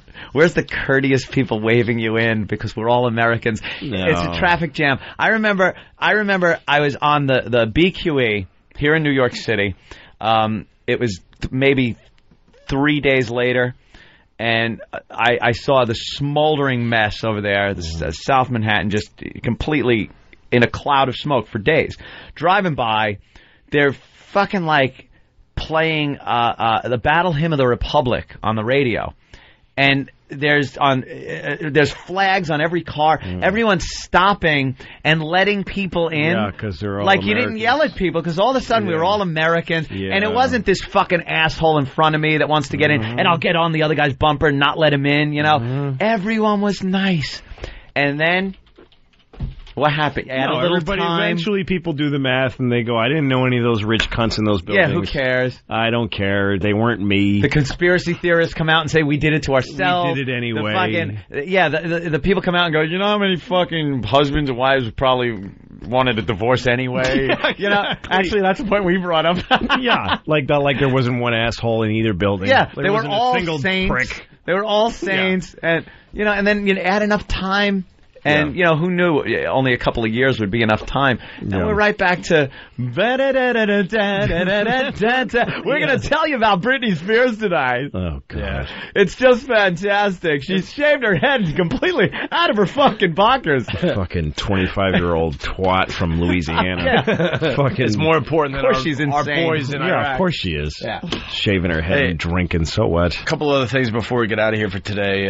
This cute little story from CNN. Suffolk County, New York executive Steve Levy believes he's found a solution to a common not-in-my-backyard dilemma that's kept residents in this Long Island county concerned for years. Where to temporarily house homeless sex offenders after they've been released from prison. The answer, they say, a 500-square-foot bare-bones trailer equipped with 8 beds, a bathroom, electricity, and they all live water, together? But no TVs, telephones, or kitchen facilities. The trailer sits on remote county-owned land away from residential communities and will be moved periodically to ensure privacy. That's how they move it around. It's just a trailer in the middle of a field They're somewhere. like superheroes. That is a sitcom.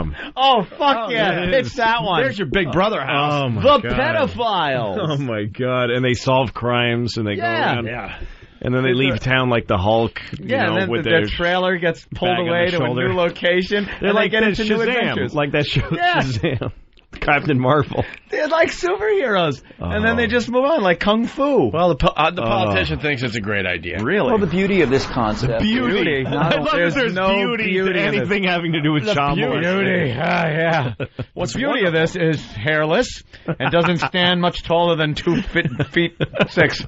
Well, the beauty of this concept is not only is the trailer away from a residential community, but it also has a curfew for those residents within it, and it has some security guards who are there at various points during the day and the evening. The concept cost the county $85 per person per night, cheaper than putting the offenders in motels. It meets the needs of the person. It also satisfies the law of the state.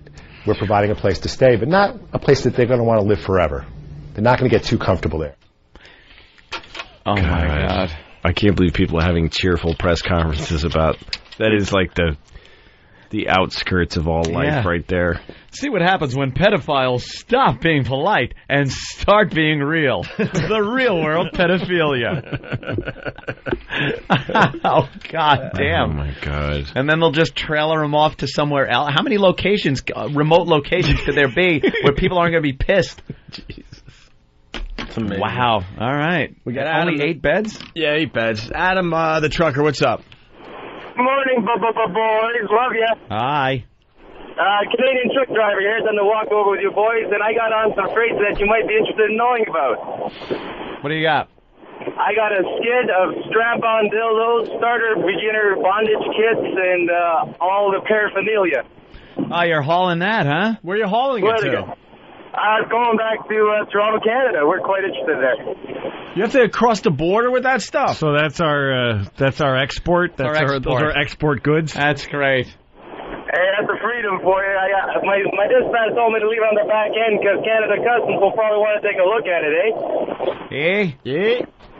Well, good luck with your hauling. Why can't a truck filled with dildos spill all over the freeway? It's always like chickens or pigs or milk something. or something. Hey, I love you, boys. I love you. Thanks, Adam. Happy hauling. Don't they have dildos in Canada? They got why we gotta bring them their dildos? Yeah. Communique coming in. Oh, what is this? O&A. What's our status in XM Sirius merger? Oh, FMQB, all access beats you to the punch. They scooped you, and we talked to the guy. We talked to the guy from FMQB.com. While he was talking, they were typing. They were typing right onto their website. And the quote is, something's got to give.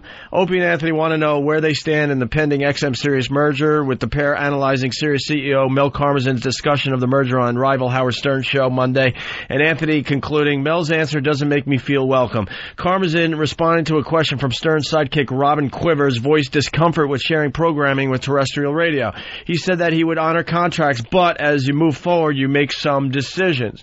We made an amazing deal with regular radio, Opie noted, adding that CBS CBS was desperate after the David Lee Roth fiasco. Something's got to give. You just said this. I know, we just said it, and it's in print. Welcome to fucking the 21st century. Something's got to give, Opie added. We're going to get kicked off of XM, or we're going to get kicked off terrestrial radio, but something's got to give. Anthony Cumia... I don't remember you reiterating it all dramatically like that. I know. But something's gotta give. I know, he can't even quote himself right. Dude, what are you doing, Opie? I'm just sick today. Anthony Cumia saying that he didn't want to have the show air on Stern's channel, doing a fucking commercial for Stern, added that it's gotta be the way it is right now with our own channel.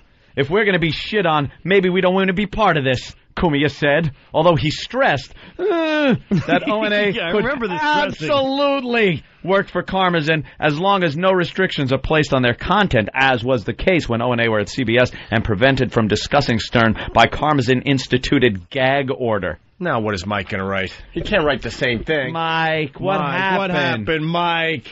What happened? And then they gave Opie the big quote, bold type thing, something's gonna give. God, I barely talked today, but I get a quote in the press. You ought to have an exclamation point. I'm like a home run hitter. A lot of strikeouts, and then I hit a home run. You whacked this one over the wall. Gonna give. You've been hitting nothing but base hits all day, and I just sit back and I hit like a late game homer. You get a little homer. I am so sick today. I like they have our picture in here, and it's the worst picture. It's our publicity picture they took of us at XM. Yeah, it's so weird. Oh, it's horrible. It's and then so weird how they. What about us?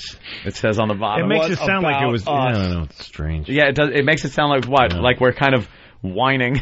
I remember we're whining. I was with when I was writing for Conan. I went with Andy Richter to the New York Knicks were playing Houston in the finals, the NBA finals. So we went to Houston and covered it for the Conan show just for fun. And the bit was that Andy doesn't know shit about sports and doesn't care about it. So he just came up with one question to ask everybody, and it was, what about the Ori factor? And Robert Ori was playing for, but nobody, he was nothing. He wasn't actually a good player then. So we got him into the post-game big thing. And there was a guy with a microphone on a long pole, and I asked the guy, will you hit my guy, Andy Richter? He's like, I don't care. So on MSG, there's Patrick Ewing real serious, he lost the game. And Andy goes, Patrick, what about the Ori factor? And Ewing giggled and went, what? What's the Ori factor? And everybody laughed. Anyway, about a week later, it was in a newspaper from Detroit or somewhere, and it said, Patrick Ewing determined to bounce back or whatever it was. When asked the question, what about the Ori factor, he shot back with steely eyes, what Ori factor? Like they turned it into a dramatic moment. Yeah, and that there was a hush. Like all just fucking lies. What about it? Yeah, what about it? And it was just a goof. Holy shit fucking news. God. No, every time you read something about something you know about, it's bullshit. Yeah. So I got to assume everything on the news is bullshit. It is hysterical reading about it seconds after we just said it. It's kind of funny, though. Hey, we're going to have fun with this. So Anthony said steely-eyed. Anthony said, my mother's cunt. Just start saying just say that. Just blurt things out. Oh, Mike got scooped. Poor Mike. How did Mike get scooped when we were giving him the exclusive interview on the phone? Right. We were saying all this to Friday Morning Quarterback, but All Access just leaves that out of their story. Wow.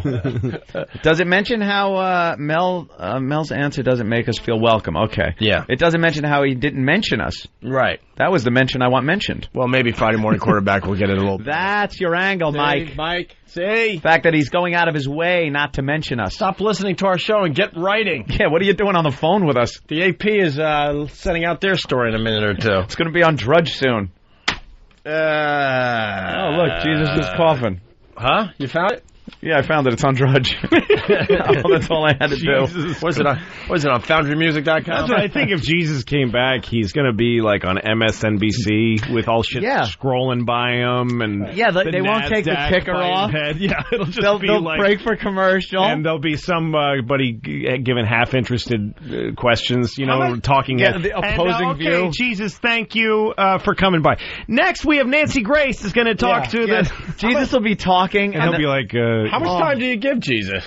Yeah, exactly. That's just it. He'll be talking. He'll be like, well, the reason I have come back is I'm noticing that there isn't much... Thank you, okay. You know what? Thank you very much. Oh, okay, thank you. Thank you for having me. Oh, I thought I was going to have another minute. I was going to talk about why I came back.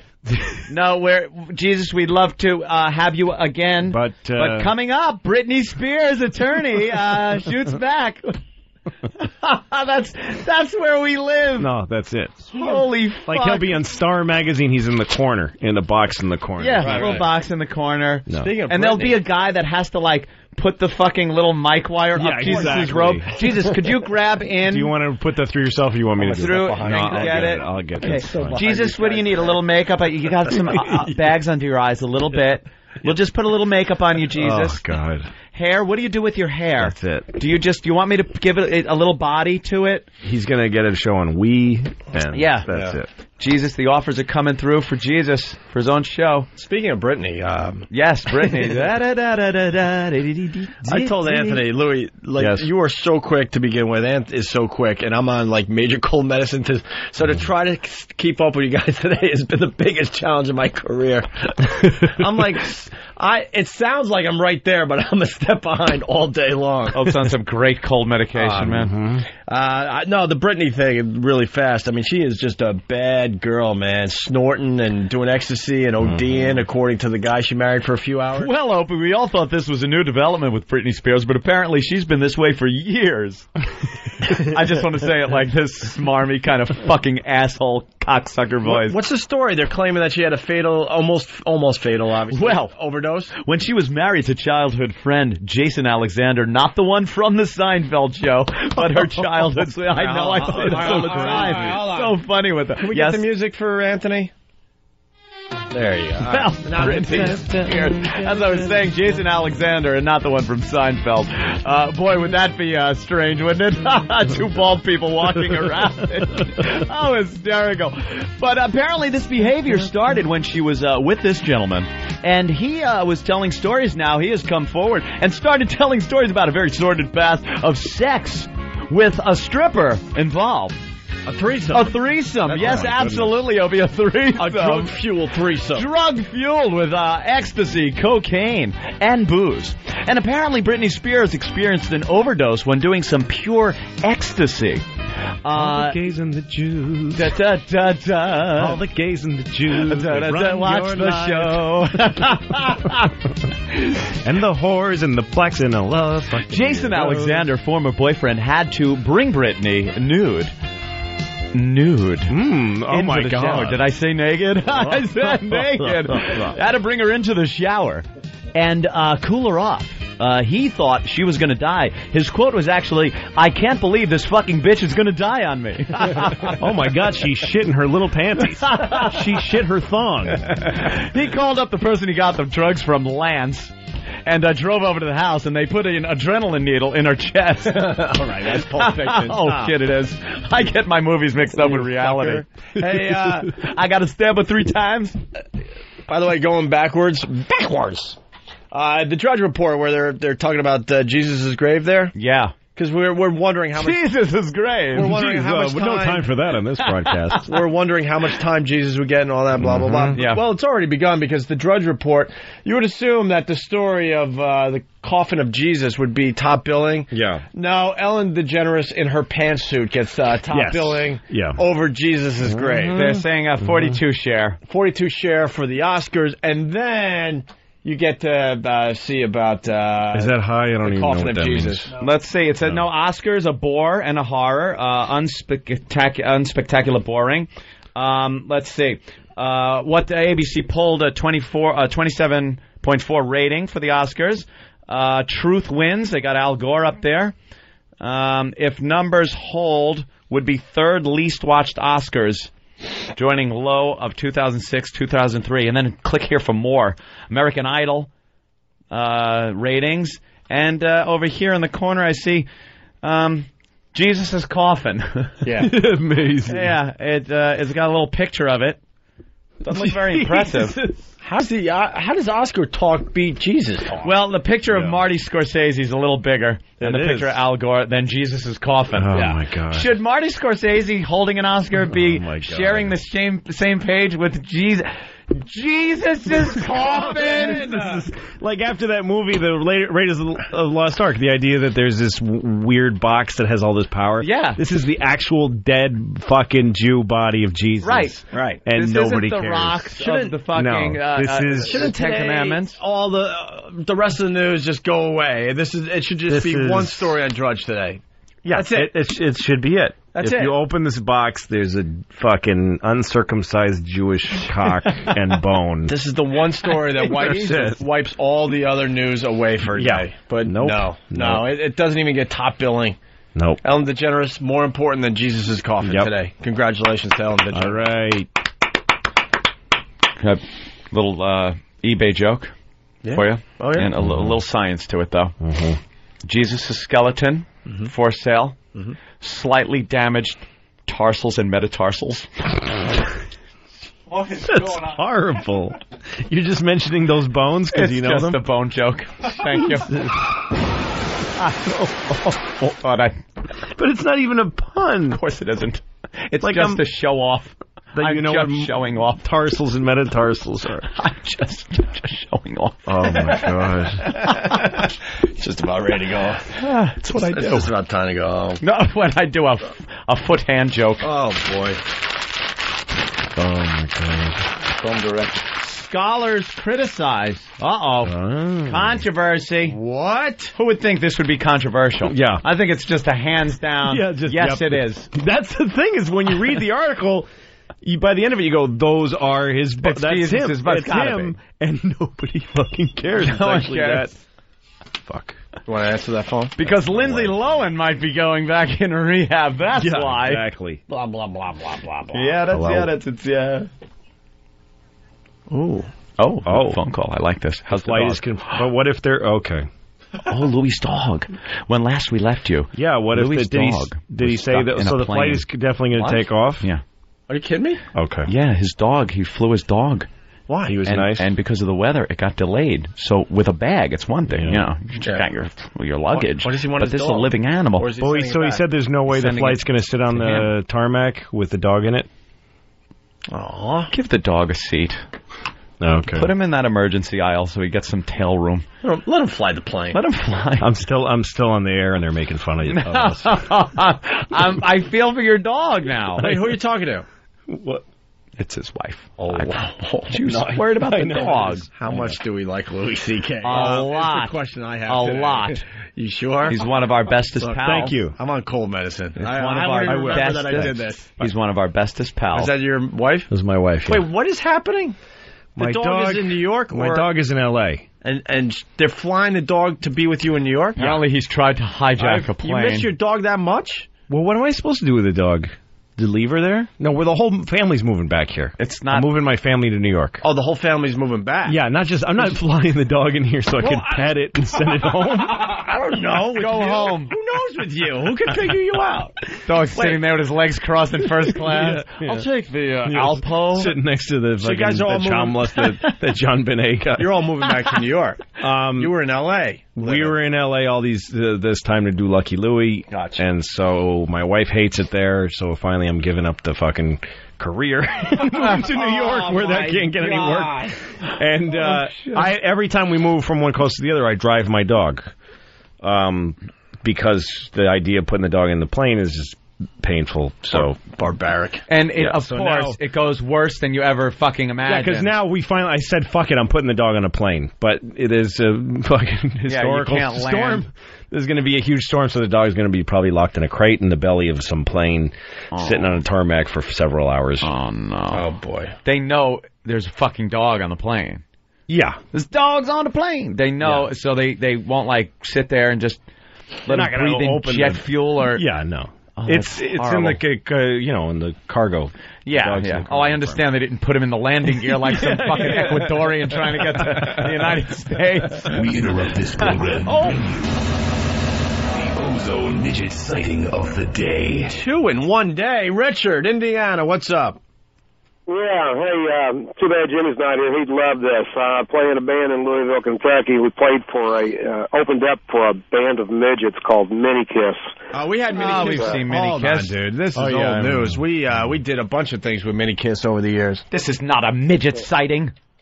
Well, hey, punching out. All right. Meanwhile, back at the show, they did some terrific things for us over the years. All right. So the dog... Yeah, so what's the latest on the dog? So they picked her up. I mean, I've been calling saying there's a storm, so you're not going to fly her, right? But my wife called to say, yeah, they came and got the dog. Oh, they got it? Yeah, but I guess she thinks that means everything's okay, but I'm not sure why that doesn't mean... Can I ask an honest question? Yeah. Would you miss the dog if it didn't make it in one piece? Yeah, I would a lot. Okay. So people get attached to their animals. Oh, here's the guy's message. Oh, what is he saying? Should not be affected by weather. We don't foresee any problems. Of course, schedules can always change. Your dog can always die. Everything's running on time. I don't know why they think everything's going to... I mean, there's a big storm headed here. Yeah. It's killing people in its path. They fly above it. So your family picked up the dog. They picked up the dog, and the dog's going to be on the plane. But who knows where the plane will land, and, you know... Is the family on the same plane? What? No, the family's going to fly Wednesday. What does it cost to fly a dog cross country? Depending on how you do it. Like, if you do it yourself, which means going to get your own cage and doing all this shit, right? It's not that much. It's like $500 or whatever. If you just come in with a dog on a leash. But I'm having the guy. Yeah, this guy picks it up door to door. It's $1,500. Sweet. Wow. Yeah, but that's not bad. You don't have to pick up the dog or anything. That's no. They take it to my house. They'll bring it here to New York. But that's like more than a first class seat. For a human. No, it's not. $1,500 is one way. Is a cheap one way first class. That's business these days. $1,500. It is cheap, but it's one way. Yeah. Yeah, it is. I'm not flying the dog home. All right, let's get out of here. Yeah. Line of the daytime. Oh yes. No sponsorship right now. Just a quick bodogfight.com. Yeah, bodogfight.com. Go there. Here's the runner-up line of the day. Just die. The guy can't do no wrong though. He's like, he's everywhere. Guy is everywhere. I seriously think the cure for AIDS was him dying of it. Because once AIDS gets him, it'll be like, my work is done. My work here is done. There you go. Was that the fuck? Was it? Was it in there? It sounded like it. Unfortunately, we can't replay it because we don't have that tape anymore. Yeah. That's right. That's right. We don't keep tapes. I think it was, though. It was that light, huh? I think maybe that was it, yeah. Opie, how is flying a dog barbaric? Did planes exist when barbarians lived? I don't know, Stephen Wright. Jesus Christ. A little nitpicky. It's what a barbarian would do. If he were around now. These guys kill us on a daily basis. Anthony was talking about the Ron and Fez event, how everyone just gets I gotta say, you know something? I'm glad you brought it up because now I gotta say something about this. I forgot all about it. It was before the show you were explaining. I had to go to Atlantic City. I really wanted to go to the Ron and Fez show on Friday Ron and Fez's event on Friday night over at the Hard Rock Cafe. Huge success. It was a huge success. Eastside Dave taking on the Rider. They had a great match. I won't give away any details. I'm sure Ron and Fez are going to want to recap today. They're going to have the a whole really thing. Good show today, sure. But here's something I noticed. Their event went off without a hitch. Fantastically, without a hitch. And one of the biggest reasons, I think, was because of the audience. Their crowd will actually watch the stage as people are doing things, and after 10 seconds, not start booing, throwing shit, chanting "fuck you," chanting "Free FM sucks." No, they said "fuck Free FM." Fuck Free FM. Throwing boring, yawning, calling people to the front of the stage to talk to them during a fucking radio show. I was amazed at Ron and Fez's audience. We have savages that come to our shows. That it doesn't matter if, again, we could wheel out Jesus's bones on the front of the stage, and someone will throw a fucking bottle at it and try to get it in the box. Well, we did the Halloween show live from the Hard Rock, and they started the "Fuck Free FM" chant, which fucked up our whole event. Fuck Free FM. We did the St. Patty's Day thing, and it just turned into guys coming up telling nigger jokes. I mean, we just want. What did you think was going to happen? I don't know. You think they're just going to drink whiskey and be having be a little fun or something? But yeah, one or two jokes is fun. And racial humor is fine. Over and over again. And believe me, racial humor is great. I fucking love it. But it's this. When you know when the attitude changes. Yes. And it's just like, yeah, let me tell you, these fucking niggas came in, and you're like, holy shit, okay, this is turned. No, I went to my upstate. We have a house upstate, and these neighbors. I don't know. I hope to stop me if I told the story here. I'm a complete asshole. I don't remember it already. But my neighbors were watching the Tyson Lennox Lewis fight on satellite, and they invited me. And I go there, and all my neighbors on the street are there. And it's the first I realized they all go to this guy's house to drink. I've never seen them all in one place. But we live in the country. They're all farmers. They're all sweet Christian nicest people in the world. And we're all sitting there watching the Tyson fight, and one guy yells out, I think the nigger's going to win. Because it's two black guys fighting. No. But not unclever. Not right. It's funny, but let me now. Yeah. You were waiting for the reaction to see how it played in the room. Yeah, and I'm like, okay, a guy said something. The story I'm going to tell my wife is, we're at the Tyson fight. I'm watching Tyson, and guess what? This guy said nigger. And then another guy goes, I think the nigger's going to lose, too. And they're all laughing. Right, tags on. And each person in the room, all of my neighbors, everybody lives on my street, said nigger by the end of the fight. Shit. And they're after a while, they're just saying stuff like, they're like two monkeys up there. Like, just saying, I heard they don't do nothing. They're like animals. Like they're just fucking. Why don't he hit him with his tail? It's just like, and I'm just going, oh God. Yeah, these are my neighbors. I don't want my daughter knowing their kids, and we got to move, honey. To New York. Move the trailer with 8 beds in. And what am I going to take a stand? Like, hey, I'm going to stand up. See here, you country folk. We got us a boxer lover. Yeah. Get it? We mean nigger. So anyway, that's one reason why we haven't done a live broadcast, because the last one went off so horrifically. Their crowd was so fucking nice and accepting of everything that was going on up there. And like any live show, there are your highlights and some moments that don't work as well. Me being on stage and backstage a lot of the time, Ronnie would come back and go, let's get this fucking thing over with. Because, maybe something wasn't going over as well as he thought. So there are things that happen like that. But their crowd, goes through those moments.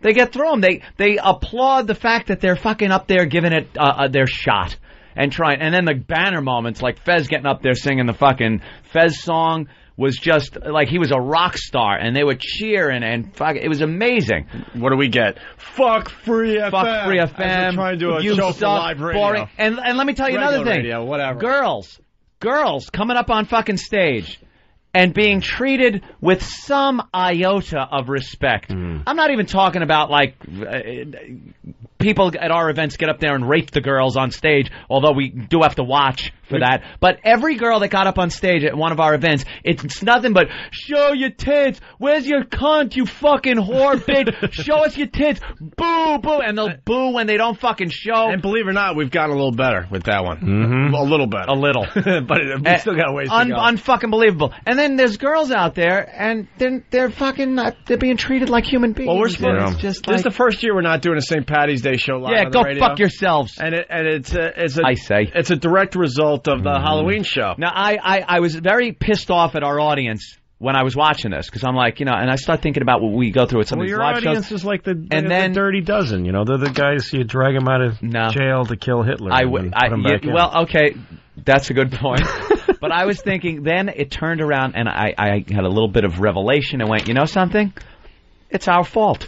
Sure. We're the parents. We're the fucking parents that fucked up and let them do whatever they want and cheered them on when they attacked and did this, that, and the other thing. And we raised them to be the fucking animals that they are. Of course you did. And Ron and Fez raised their audience to be what they are, and they appreciate the entertainment. There's more people like your fans than there are people like their fans. Most people are disgusting. So your ratings are going to keep going up. Well, we can only hope, I guess. We can only hope. I was appalled by the polite audience that Ron and Fez had. Well, they're going to have a fine recap of the event they had. Yeah, it was put on very well. Let's get out of here. We got a line of the day, bodogfight.com. Let's do it, Bill. Here comes the light of the day, light of the day.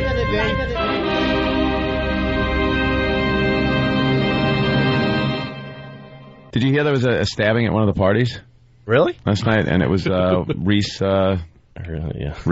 Reese's husband? No, Reese. Ex-husband? No, right there. Reese Witherspoon? No, with a knife. Oh my God! Are you still playing poker? It's one of the worst jokes I've ever heard. Oh, that you heard? It is one of the Who told worst. you that one? Joe. Come on. There you go. That's a great one. That's pretty great. Isn't that bad? It's pretty great. I laughed when I heard it. That's I think I was drunk. And they didn't have Flavor Flav just completely taking over their show? That's another thing. Flavor Flav, like it was organized. Did you ever hear about this? No. Flavor Flav one of the took greatest over. moments in Opie and Anthony history. I won't blame the audience for that. No, We of put course them not. through We're that trying to do a crap. Halloween party, and part of it was Flavor Flav, just off his show, hot as shit. He's putting out his first album in whatever. 20 years or whatever it was. So we're like, and he's done our show. Like, yeah, we'll have him show up at the Hard Rock and do maybe a song on stage. Wave to the crowd, do a song, We'll and then interview leave. him. He was on stage for close to an hour. And He brought out every boxer that he had brought with him. Middleweight. Yeah, they were all of them, let me tell you. Dude. And he had a posse of, I don't want to exaggerate, so 50? please help me. Conservatively? Had to be 50 people. Oh, my God. On stage. And he introduced can I every one of them. Can I just tell you the related story that you're going to enjoy? Yeah, please. This is a story that this guy I know, Mike Rowe. He's a comedian. Yeah, Mike. You know Mike Rowe? Yeah, Dirty Jobs. No, different guy. That one guy.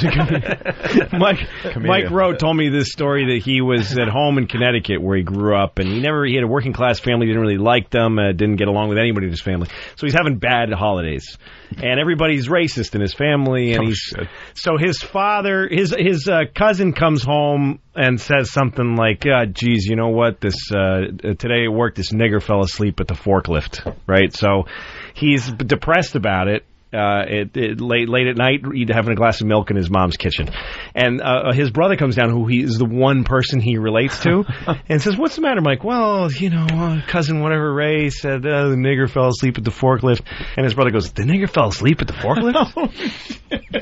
So anyway, there's that level of the story, right? I was working at Cedric the Entertainer, which is a black guy show, and half the writers were white, half were black, and so we're trading race stories. Having a bit of a summit. And I tell that story. And one of the black writers goes, "Fucking nothing makes me madder than a nigger falling asleep at the forklift, and no other black guy's going to get a job at that plant now." Like, he took this story from that angry standpoint. And then I tell all of that to my friend Dino, and still nobody's getting the grasping the fact. And so then I tell the story to my friend Dino, He's upset. and my friend Dino's reaction is, "How the fuck do you fall asleep at a forklift?" It's like nobody's listening to Mike and his fucking problem with his racism. An inner torment here that no one's really getting. Nobody's getting. Go forget about the forklift part. Forget about the nigger at the anything. forklift. That's not the point. Could have been anything. And somewhere there's this fucking guy who fell asleep at a forklift, has no idea what he started. No idea his story is being told throughout the land. And he's being called a nigger at the forklift by thousands of people he's never... And now it's Cedric on the radio. the Entertainer knows about him. And now millions of listeners around the country know about the nigger who fell asleep at the forklift. And one man's inner turmoil. And his odds with his family. But the Flavor Flav hijacked our show for well over an hour, and no one was brave enough to tell him to get the fuck off the stage. 50 guys out there, and he's introducing each one. Yo, I want to bring out... And then he starts playing some music and rapping. So you think he's going to get started And it took him so long, but his raps were just him talking about his posse and who... Yeah. So we were like, oh my God, what do we do? In the end, he thought it was a record release party for his album. For his album. He didn't realize he was just doing a guest spot on our show. I think someone told him that to get him there. Oh, Jesus. Louis, So the we're whole sitting out in audience the was cold. white. Like, do you notice anything? Would this be the crowd you'd be playing in front of at a record release party? Yeah. Like Michael Jackson when he picked up that non-trophy. Yeah. That was pretty much it. I want to accept this award.